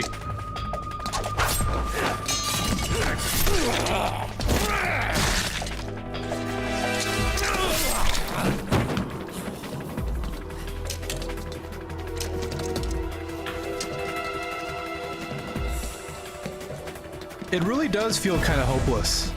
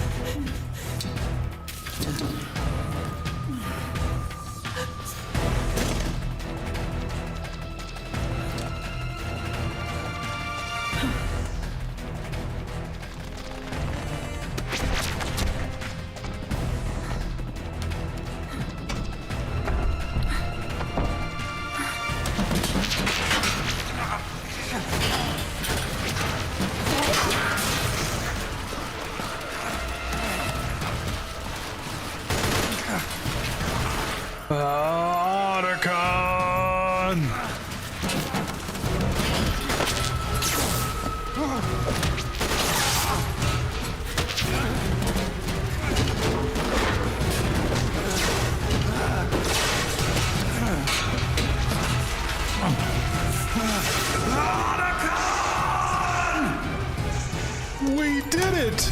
We did it!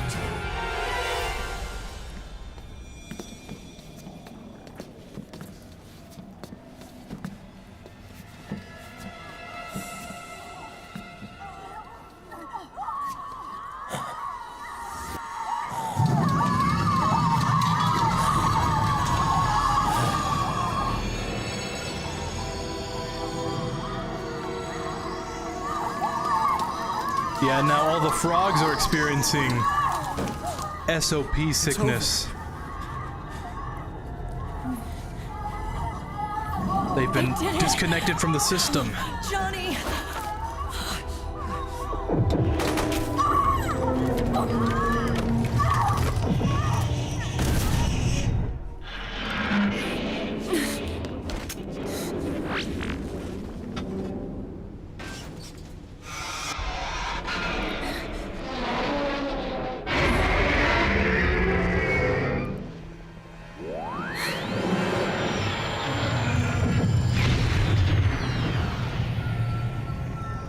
I wish the rays would have gone like all crazy, like in MGS2.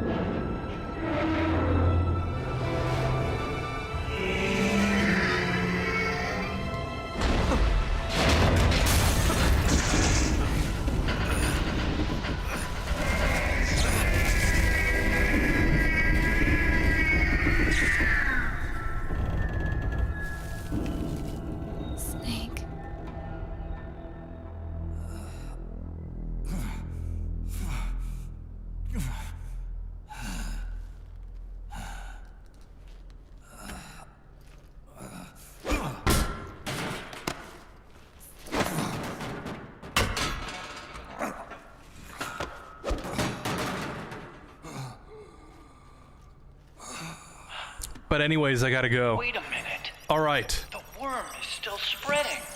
And it's not stopping at GW. Thank you for stopping by, Eric. Removing the other clones? No. Wait. I don't believe this. Have a nice rest of your night. What is it? I hope you enjoyed. I hope I did this game justice.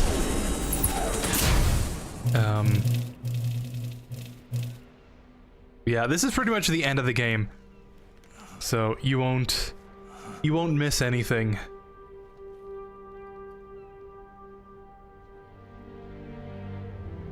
Snake. Hal. Take care. Have a great day tomorrow, man. Thank you. You too. I hope you're listening. Hopefully. the Xbox works, The virus and she I can uploaded play is Peace using Walker tomorrow. GW as a conduit to annihilate And if the entire not, AI network. if I, for whatever reason, can't get it working, It's set to destroy all 4 AIs, along with JD. I guess I'll go straight to Rising. I've set this video to play back once they're all gone. But yeah, thank you for stopping by. I think I'm gonna skip a lot of the ending cutscenes, just so I can get to the epilogue. That's gonna take a while. I'd rather get through that as fast as possible. I had an obligation to stop it. But yeah. With a little help from Sam. Thanks for watching. She helped me. She believed her talents could help you all put GW to I hope rest. tomorrow will be better. What she created was an anti-AI fox dye. But this virus's name is Fox Alive. It's the conceptual opposite of the nanomachines that I created all those years ago. We wish to free the captured foxes, to let them run free in the wild. Fox Alive.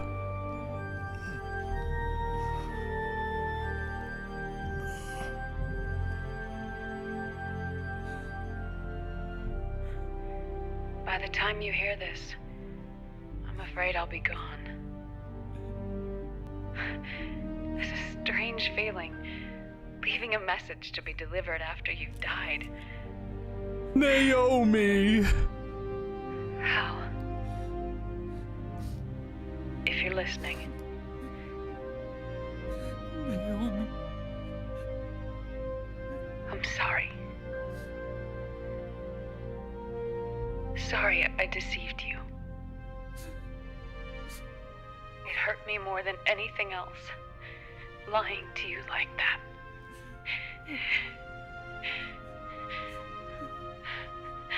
I wanted to apologize to you before, but I never got the chance.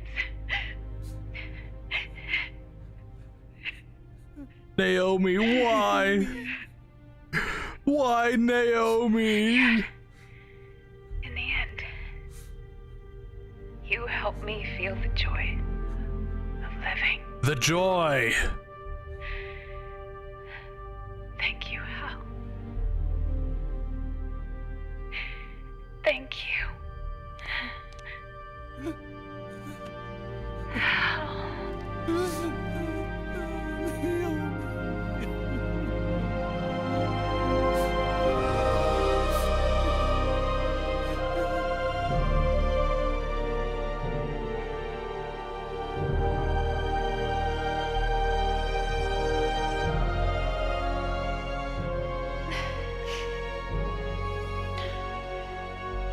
Snake, hear me.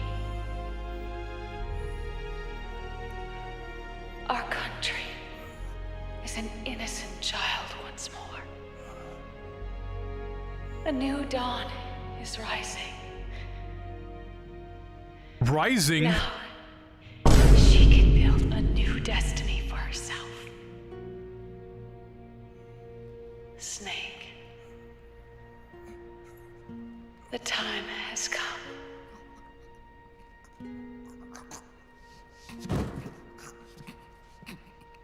You've earned your rest.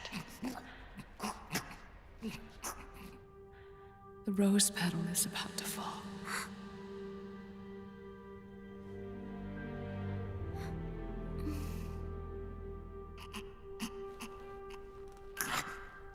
Snake?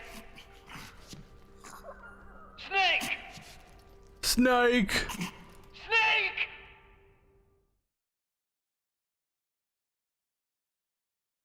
All right. And I was gonna say that's the end of Act 5, but it's not, actually. We have one more thing to do And that's watch cutscenes. Haha. No, we have one more boss fight. Yeah, there we go. And Ocelot will really lay it down on us. I'll get a medic. Free from the system. Free from Fox Die. Enough! Stop this pointless fighting! You know what? Let's skip this pointless fighting. The organization they created was called the Philosophers. Yeah, let's... Through 2 world wars, it spread its roots and extended its reach. This is where the real meat and potatoes are. Philosophers splintered, and factions began to squabble over the fortune they'd amassed. They called it the Philosopher's Legacy, a massive cache of funds that would later provide the foundation for Zero's Patriots. Zero sought to use his riches to achieve world domination. Our father, Big Boss, sought to free himself from that chokehold. His dream was to create an army of free citizens, one that answered to no government. Outer heaven. But he failed because of you. 9 years ago, I tried to free us from the control of our genes. 4 years later, our dear brother Solidus sought to free us from the control of the Patriots' means. All of that. Memes? All of it was nothing more than a process of trial and error, the end result of which is Outer Haven. To be free from sons of the Patriots, the ultimate form of external control imposed on the Patriot soldiers.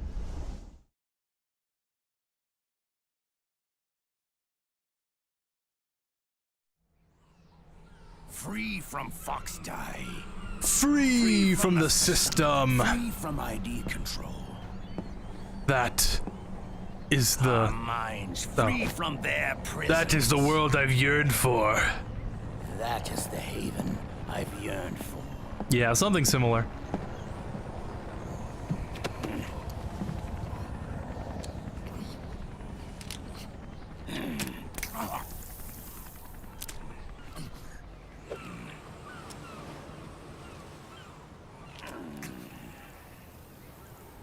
Here we go. This is one of my favorite boss fights in all of Metal Gear.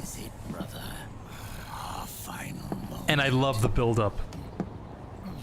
The battle has ended, but We are not yet free.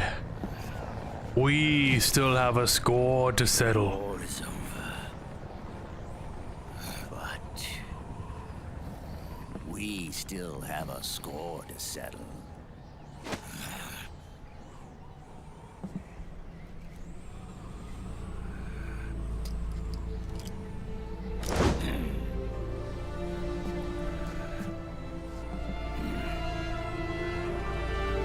Show me what you've got, Snake.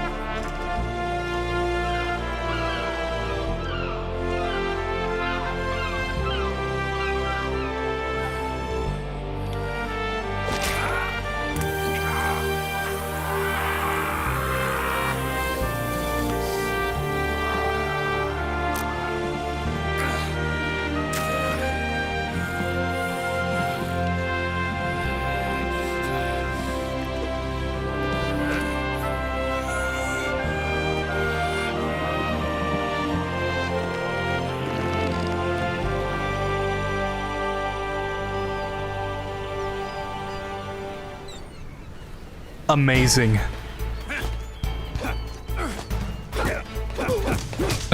For a second, I started using the top-down control scheme.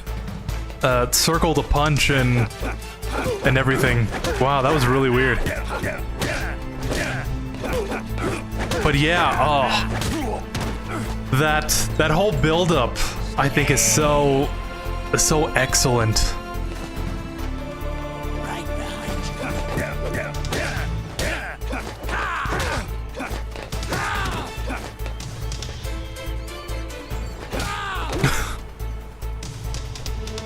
We're gonna try and beat the Liquid out of Ocelot, which sounds like a euphemism, but I assure you,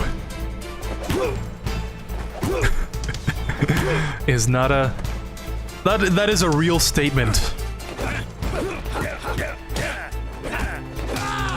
and not the real that I would usually mean. But yeah, watching that whole fight, or I should say watching that whole cutscene, made me remember. There was an interview I think they did with Kojima, and he was like, if I knew I was gonna make 10 more games after MGS1, I would have probably not killed off Liquid. And you can kind of see that regret.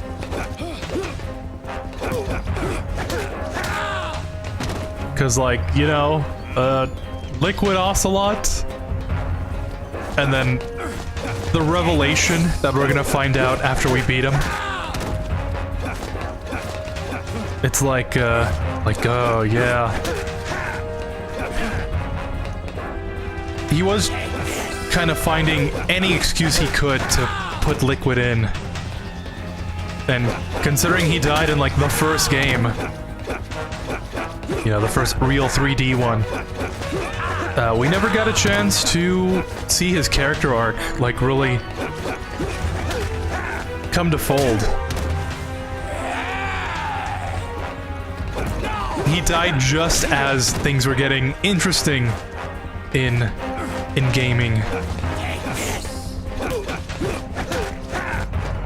But then again, we would not have gotten the masterpiece that is MGS3, explaining, oh, Ocelot had this plan all along.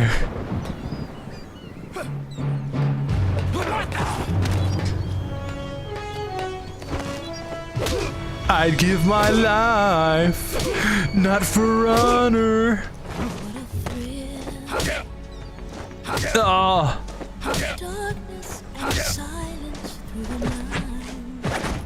Duh.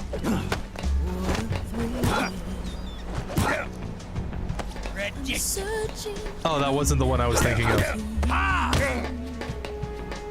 Come on, Ocelot. Take this!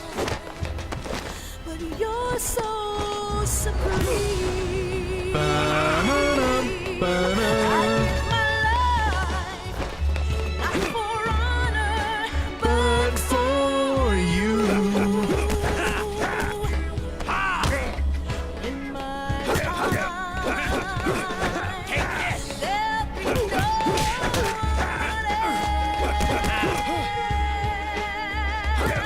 on, CQC.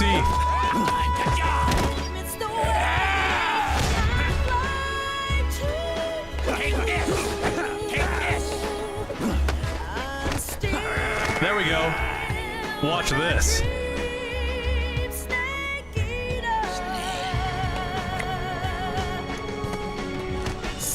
What did Ocelot mean by that? You on a tree frog to survive.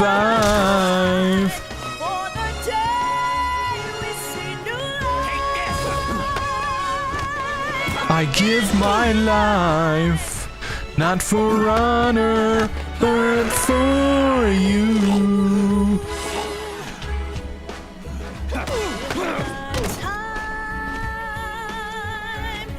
Wow! Always like that move.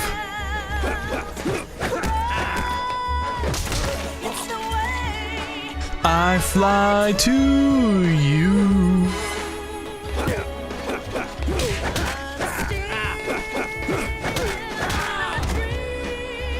Snake eater. All right, and that's it.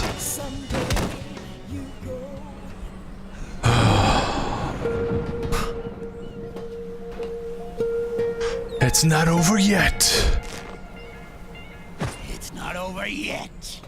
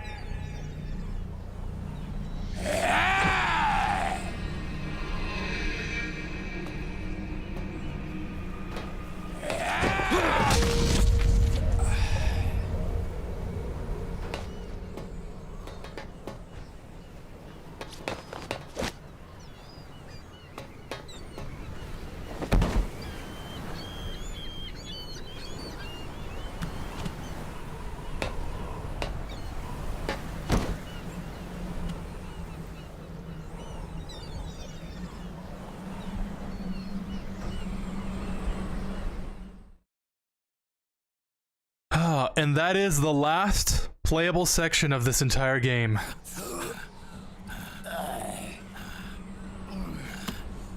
This is only the beginning, Snake. America will descend into chaos. It'll be the Wild West all over again. No law, no order.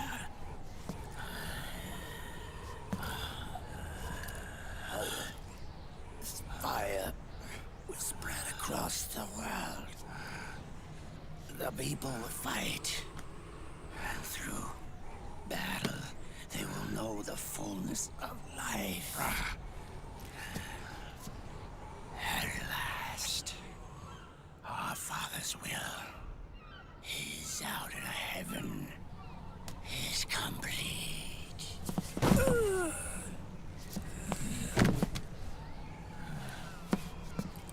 Somewhere out there, I know he's laughing.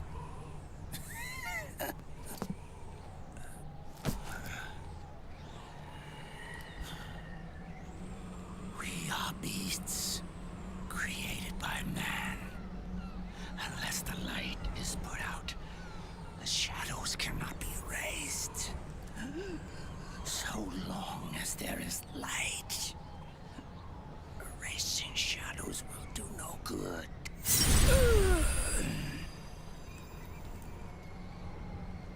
I am Liquid's doppelganger. And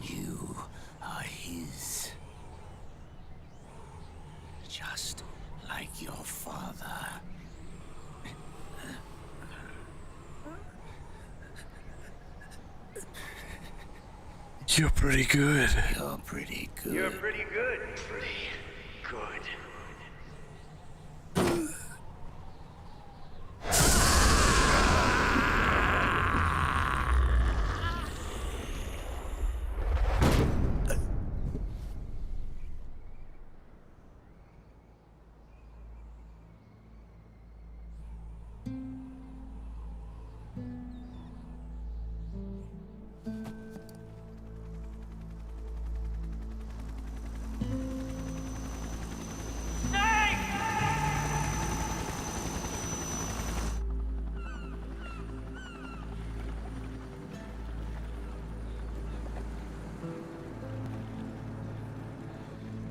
Sonny's program destroyed JD's brain, but left the brainstem intact. She analyzed Naomi's black box and separated the Patriots' control system from the vital lifelines of society. Water, air, electricity, food, medicine, communication, transportation. She cut off the Patriots' control while preserving modern civilization. Maybe it was her way of avenging Olga, her mother.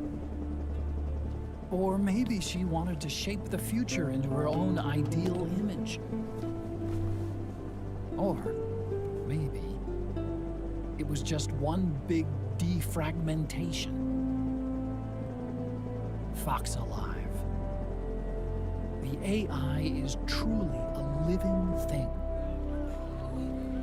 The Patriots' reign has crumbled away.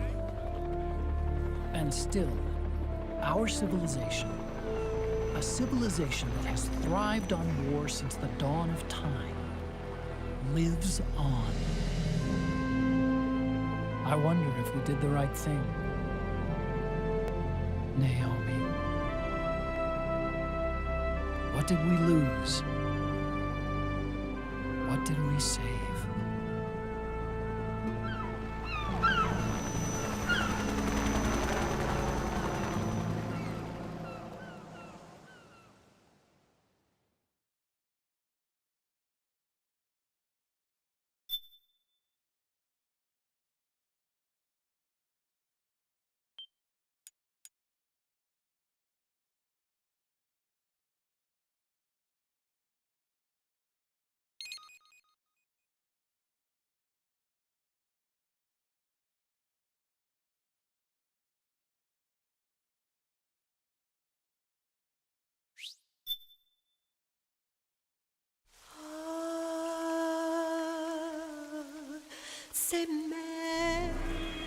Epilogue. Naked Sin. So yeah, now we begin the 71-minute mark. I'm gonna skip this until the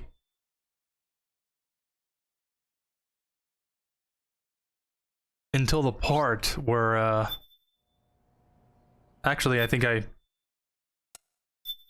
yeah. Oops. Do we have credits now, or is that... I was gonna skip the cutscenes until we got to the snake part. Okay, perfect. I'm gonna go pee. So, watch this.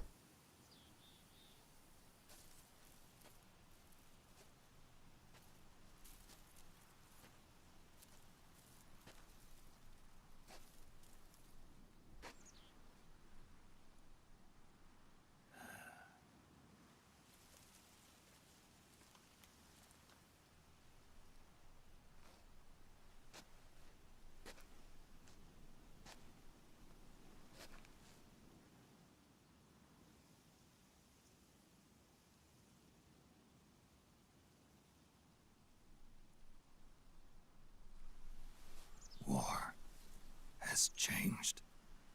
Our time has ended. Our war is over. But there's one more thing I must do.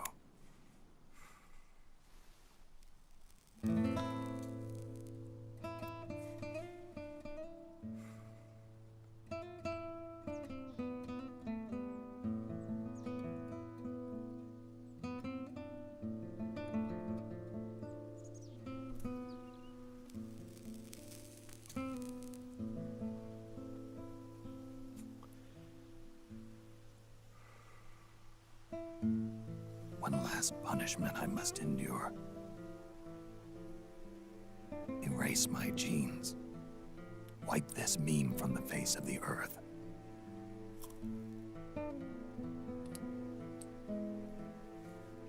This is my final mission.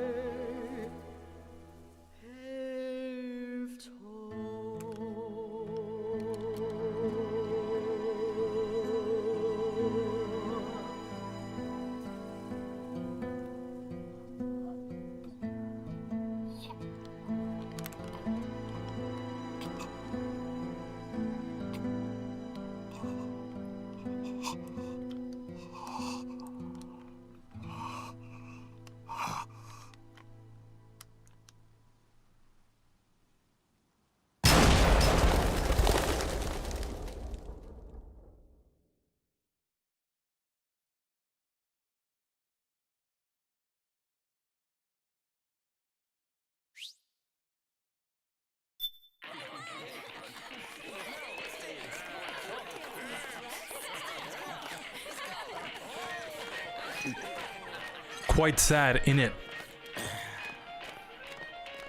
Nothing beats a stiff drink, huh? I didn't know you drank. I thought it was strictly soda for you. Not like I never touched the stuff. Soda just agreed with the nanos better. The nano machines break down alcohol before it has a chance to get you drunk. So, that explains it. No need to hold back anymore, huh? Yeah, well, it ain't all sunshine and rainbows. A lot of folks lost their entire sense of being the moment SOP went offline. You mean SOPS? I heard some people are going through withdrawals. SOP syndrome. Yep. SOP kept more than just alcohol under control. Those poor slobs are virtually naked now. From what I hear, over 10% are showing symptoms. I guess getting rid of the Patriots won't solve all our problems overnight. You, probably already suspected this, but I'm not actually an employee of AT Security. Huh? The Patriots raised me to be a gun launder. The Patriots? My earliest memories are of the LRA. They kidnapped me, forced me to fight. Yep, you're staring at a former child soldier. My parents, brothers and sisters, all killed in the war. Guess that makes me what you'd call a war orphan. After that, the Patriots picked me up and brought me into the family business. I was Drebin, number 893. There's a whole lot of pawns like me all over the world. How do you suppose I laundered guns like I did? 'Cause they let me. In fact, I was under strict orders to back you guys from the start. What? You what? Hey, man. Don't take it personal. I wasn't the only one under their orders. Huh?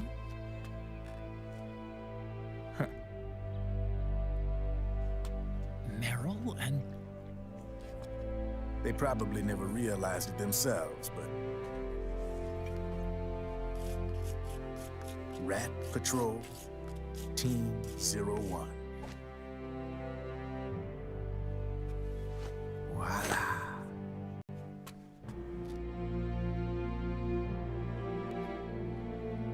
Patriot.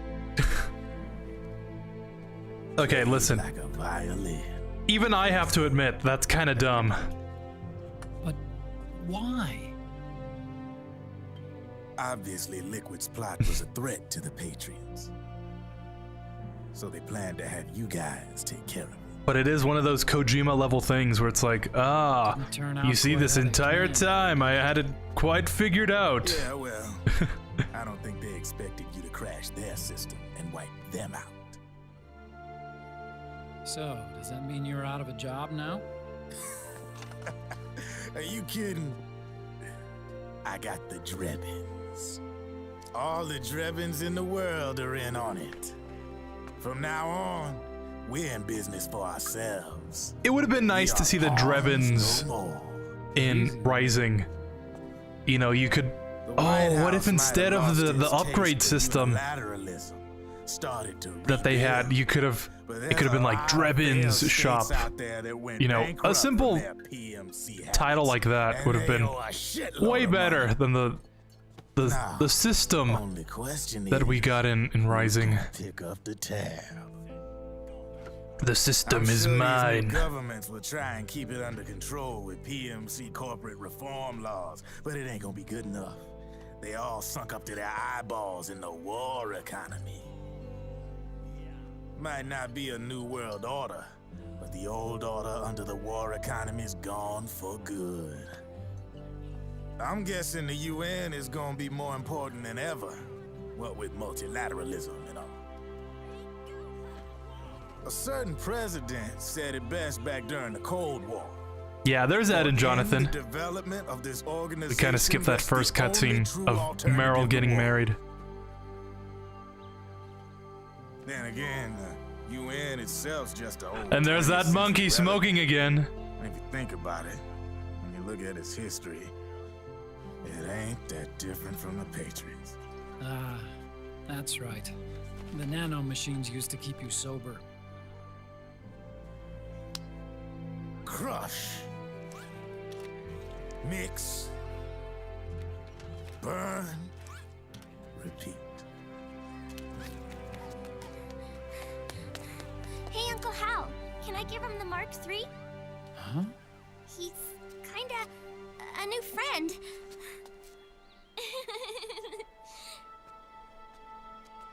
He lives near here. We can't understand each other's language, but we're having fun. He's my very first outside friend. Really? That's great. Sonny, it's okay if you want to live outside now.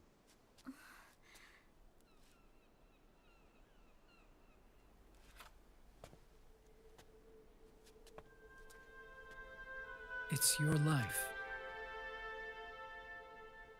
There are other havens out there.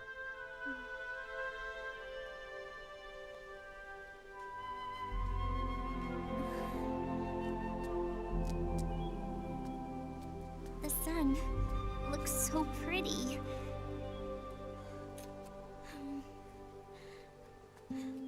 Sonny. I like it outside.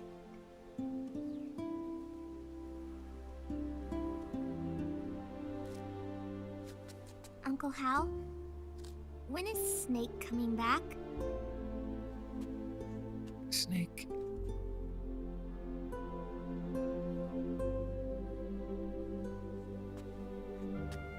Is sick. So he went on a trip to help him get better. We're not going with him? No. He needs to be alone. I wonder if I'll ever see him again.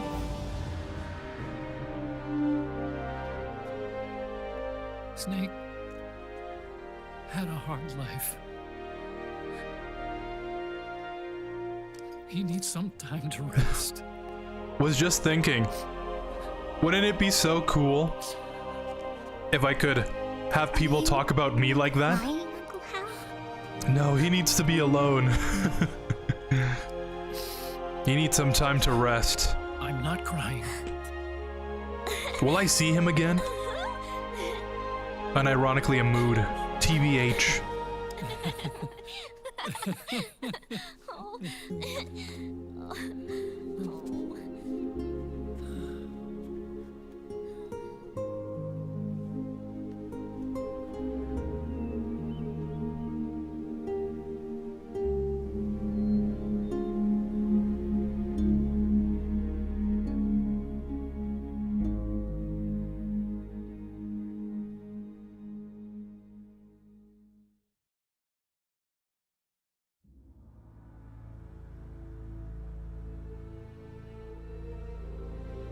There we have it. Metal Gear Solid 4. Guns of the Patriots. Only took, let's see, I played 5 hours yesterday. So 11 hours? Not bad. Considering all the cutscenes. Considering all the cutscenes, I would say,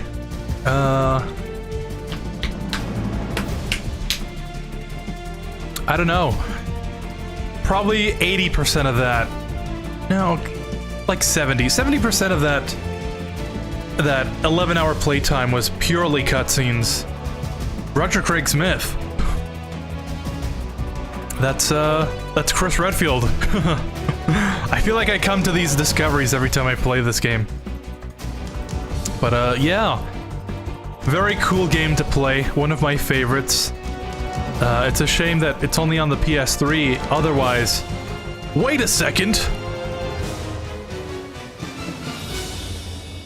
Big Boss?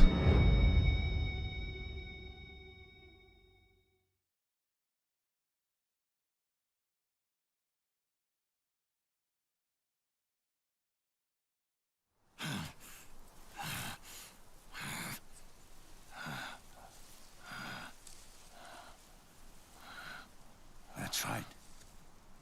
Good. No need for you to go just yet.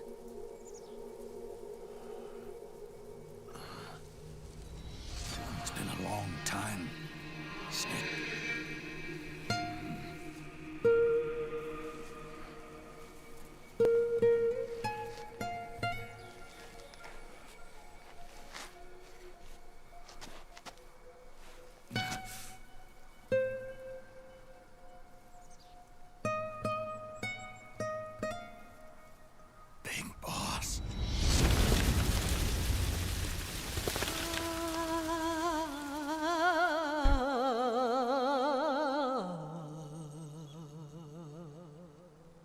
Big Boss, Richard Doyle,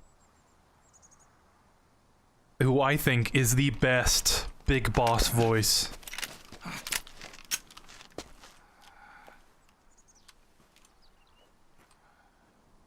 We're gonna be skipping these cutscenes. Just cause we're 6.5 hours into this, and I really want to go to sleep now. I'm so tired. But if you really want to watch the cutscenes, they are on YouTube. If you want to watch them from me. Last year's Metal Gear March is on the VOD channel. And I think I played every single cutscene, including the briefing. So, check that out if you want. I think that's what I'm gonna do from now on. Playing this 3 years in a row. If you want to watch the cutscenes, you know, head over to the VOD channel. It's over. Time for you to put aside the gun and live.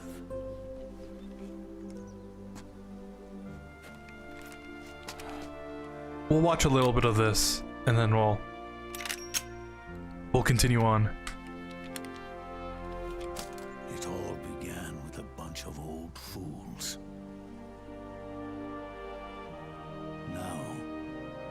have all passed away.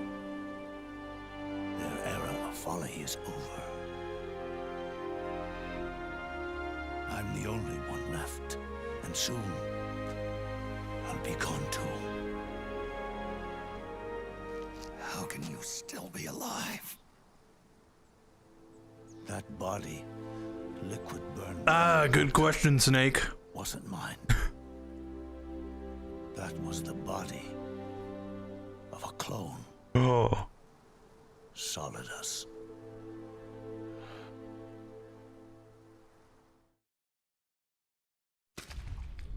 He was a perfect clone.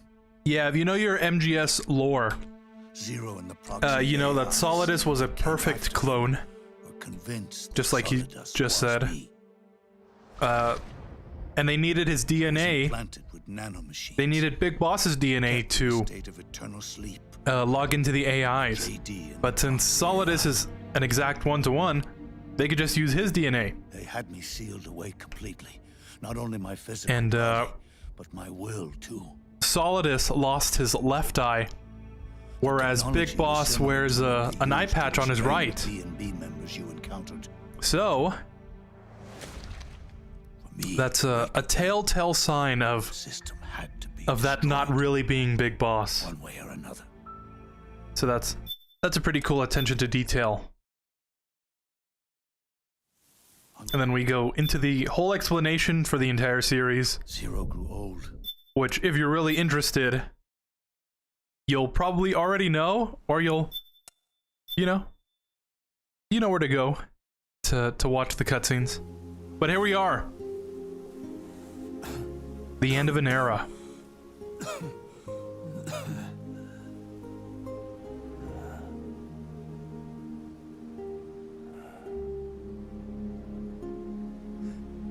This is good. Isn't it?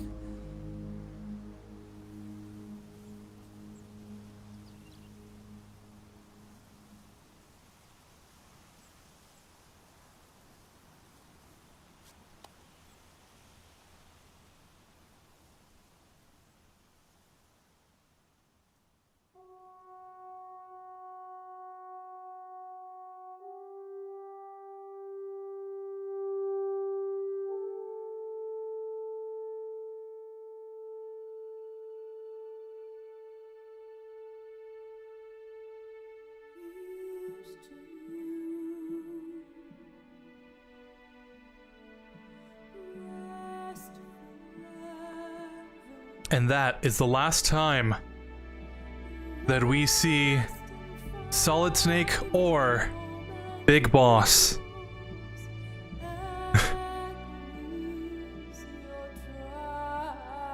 It is kind of bittersweet, you know? We've been leading up the entire month to this, essentially. This is the last game, at least for most people, if you follow the games made by Kojima are canon rule. This is the last game. And it came out in 2008. Yeah. But if you follow the anything that Kojima has an involvement with and is like, oh yeah, that's cool. That's canon.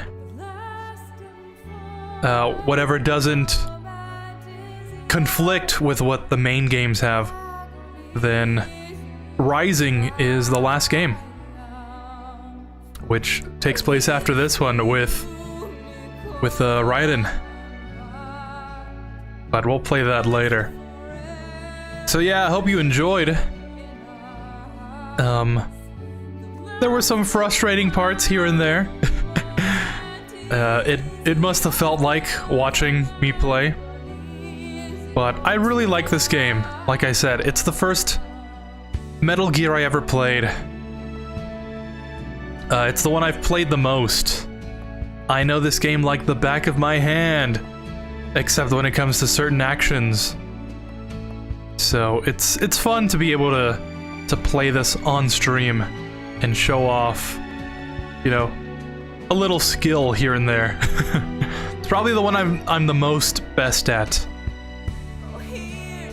So that's always nice. And yeah, like we've mentioned constantly, like I've mentioned, the only way to play this game is on the PS3. So if you want to play Metal Gear Solid 4, the ending of Solid Snake, you either have to buy a PS3 or emulate it. And you already know, only dump the CDs, the games that you have. But hopefully with Volume 2, this game comes out, it finally gets running on different hardware after almost 20 years of being locked to the PS3. So I can't wait for that. And yeah, this is one of those games you need to play at least once. Because almost 20 years later, it still holds up. Graphics, gameplay.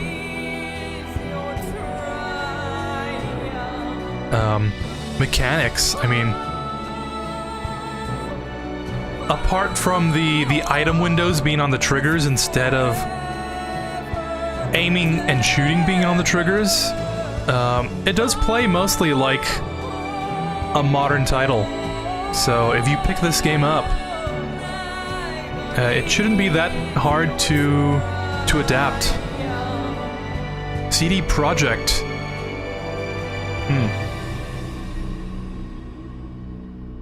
But yeah, thank you for watching. Like I said, I'm gonna see if the Xbox works. If everything goes right, the controller connects, the HDMI input or HDMI output to the capture card works, and somehow, for whatever reason, it doesn't lose connection to the controller, we'll be able to play Peace Walker tomorrow. My Xbox One is old. It's the original model. And I've been using it pretty much every day since I got it. Pretty much. It like turns on at night for whatever reason. I'm thinking it updates or something, but when I get to it, it's still on. So lots of wear and tear on it. So I'm glad that all the games are being moved onto other platforms. But yeah, thank you for watching. Hope you enjoyed. Like, follow, subscribe if that's your sort of thing. And I'll see you tomorrow for Peace Walker. Hopefully. If I can't get Peace Walker to work, I'll play Rising. But I really want it to work. Peace Walker is my favorite game out of all of them. And I hope I can show that off as well. And considering Be Fresh Like Mike never said yes or no. By the way, those are the models for the B&B core.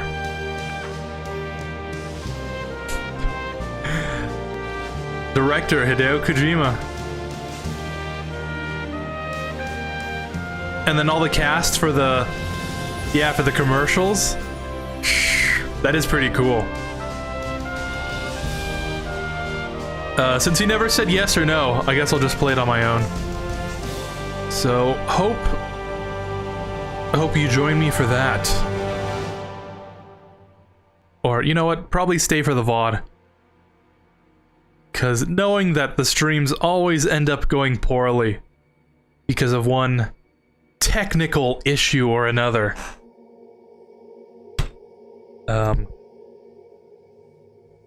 You might not want to watch it live.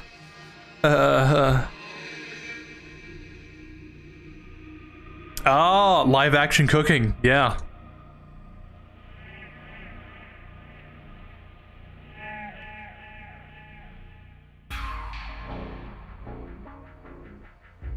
But we're gonna wait for the credits here to end because you can't skip them. if you've been watching the streams, which one is your favorite so far? Which game do you think you'd want to play the most? Which game do you think I'm the worst at? Is it Metal Gear 1, Metal Gear 2, or Metal Gear Solid? Leave a comment down below.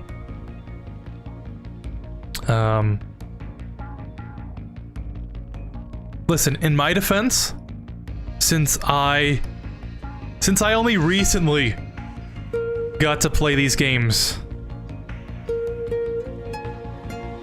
I spent a lot of time mastering the lore. While you were out there playing Metal Gear Solid 1, I was out there reading the lore, mastering the craft of the story.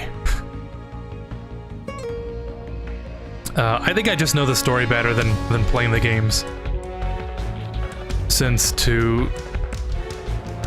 learning the story doesn't take a controller and playing the games. At least that's my excuse. It's a skill issue. But yeah.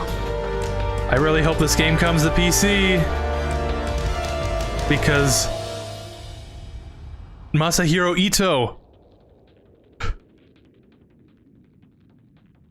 he's the creature designer for Silent Hill. I think I mentioned that last year. Definitely watch last year's VODs. This year was not as good. But we're still we're still 7 days away from the finale. Or I should say 6 days, since this was the 7th. So I hope you join me for that. We've got Peace Walker, Rising, Ground Zeroes, and Phantom Pain left. So it should be fun. Should be fun for that. To think it's already been 20 days. It felt just like yesterday I was playing Metal Gear 1 and being really awkward about not speaking to another person in a long time. And very awkward with the controls, because I did not practice, because my Xbox has been acting up. And yeah, I hope there's a graph of growth that you can say, yeah, he's doing better. But that's all we can really hope for, huh? Went off the rails there at the end. But let's end this.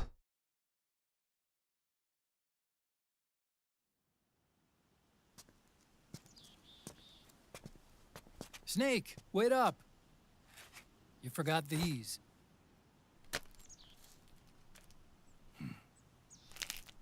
No thanks. I'm quitting. Snake. These things will kill you. Where will you go? Our fight is finished. There's nothing left for us to do. No. There's one thing I still have to do. I have to see this age off. See what the future brings. Sounds good to me. I'll go with you. Otacon, I'm gonna be dead soon. You don't have to come. You said it yourself, Snake. There's nothing inside you can pass on to the next generation. No genes, no memes. You're man-made. You're a beast. I know. A blue rose. There won't be any happy Beauty and the Beast ending for me. What little time I have left will be spent living as a beast. A shadow of the inside. Of the old age. Exactly. That's why you need me. As a witness. A witness? Yeah. Someone on the outside to bear witness to your final days. Someone to pass on your story. Not that I'm the only witness. But I'll remember everything you were. And stick with you to the end. Otacon. Besides, You wouldn't let me suffer Sonny's eggs alone, would you? If only we were all so lucky.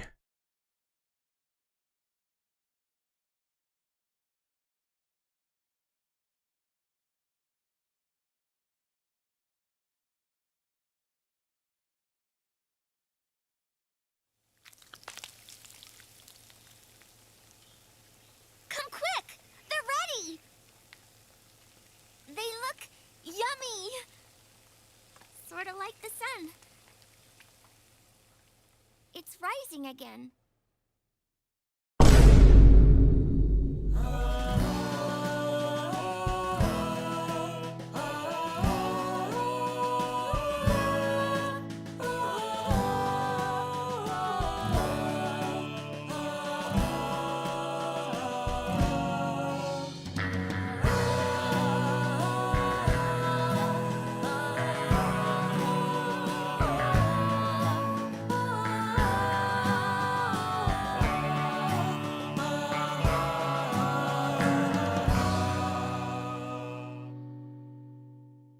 Always look forward to the end because of that music. Let's see, total play time, just under 11 hours. 1 continue, it's not bad. 12 alert phases, really good compared to the other streams. 0 kills, 0. 7 recovery items. I could have done better, I guess, on that front. Like I said, I usually do 0. Weapon types procured, 70, 1,222. Flashbacks, and the stealth camo. So, let's go. We got Pigeon. What does that mean? Oh, title awarded to soldiers for not killing a single person. Yeah, that's me. I'm a pigeon. So what? Neutralized a small number of enemies, were rarely spotted, and died only a few times. Yeah, let's see. This is like the only game that I have pretty much everything unlocked in. Little Gray, that's for obtaining every weapon, you know. As soon as you get all the weapons, you'll always get that one. But, yeah. Most proud of Big Boss. Ultimate title. Awarded for completing the highest difficulty and stuff. And you know, you gotta get that Assassin Solid. You gotta get that emblem in there too. But Pigeon, that's the one we got. Alright, another finished game to add to my collection. Ah, another completed game to add to my collection. Your save data, please. Another fine addition to my collection. I guess my prediction did not come true. Because it's 6 hours and 47 minutes. Which is, it's not good. It's not bad either. Did this break my record? Let's see, Portable Ops was 6 hours 40. MGS3 was 6:28.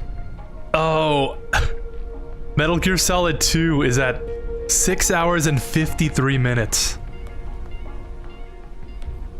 As the longest stream I've ever done. Almost 7 hours. We almost got there. If I didn't skip the cutscenes, we would have definitely beaten it.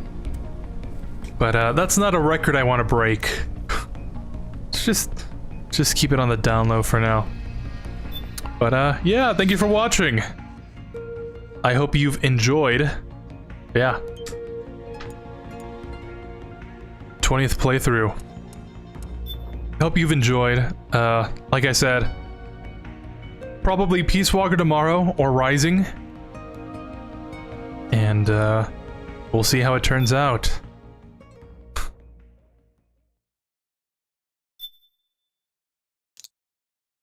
I'll just make a backup of this one. No, I can say that better. I'll just make a backup of this one. Okay, let's see how well that clip does. I'm just gonna put it like that. Or I might use the one from earlier. We'll see. Anyways, thank you for watching. I've been Solo. You've been awesome. Same solo time, same solo channel. And I'll see you tomorrow. Peace. Like, follow, subscribe if that's your sort of thing.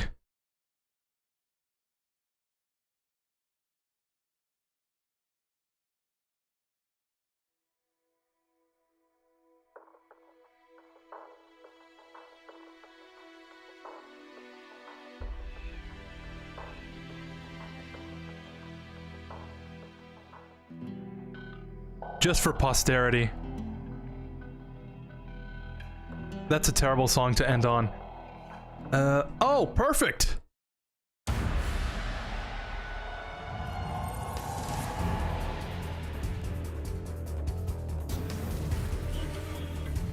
Alright, see you next time. Bye.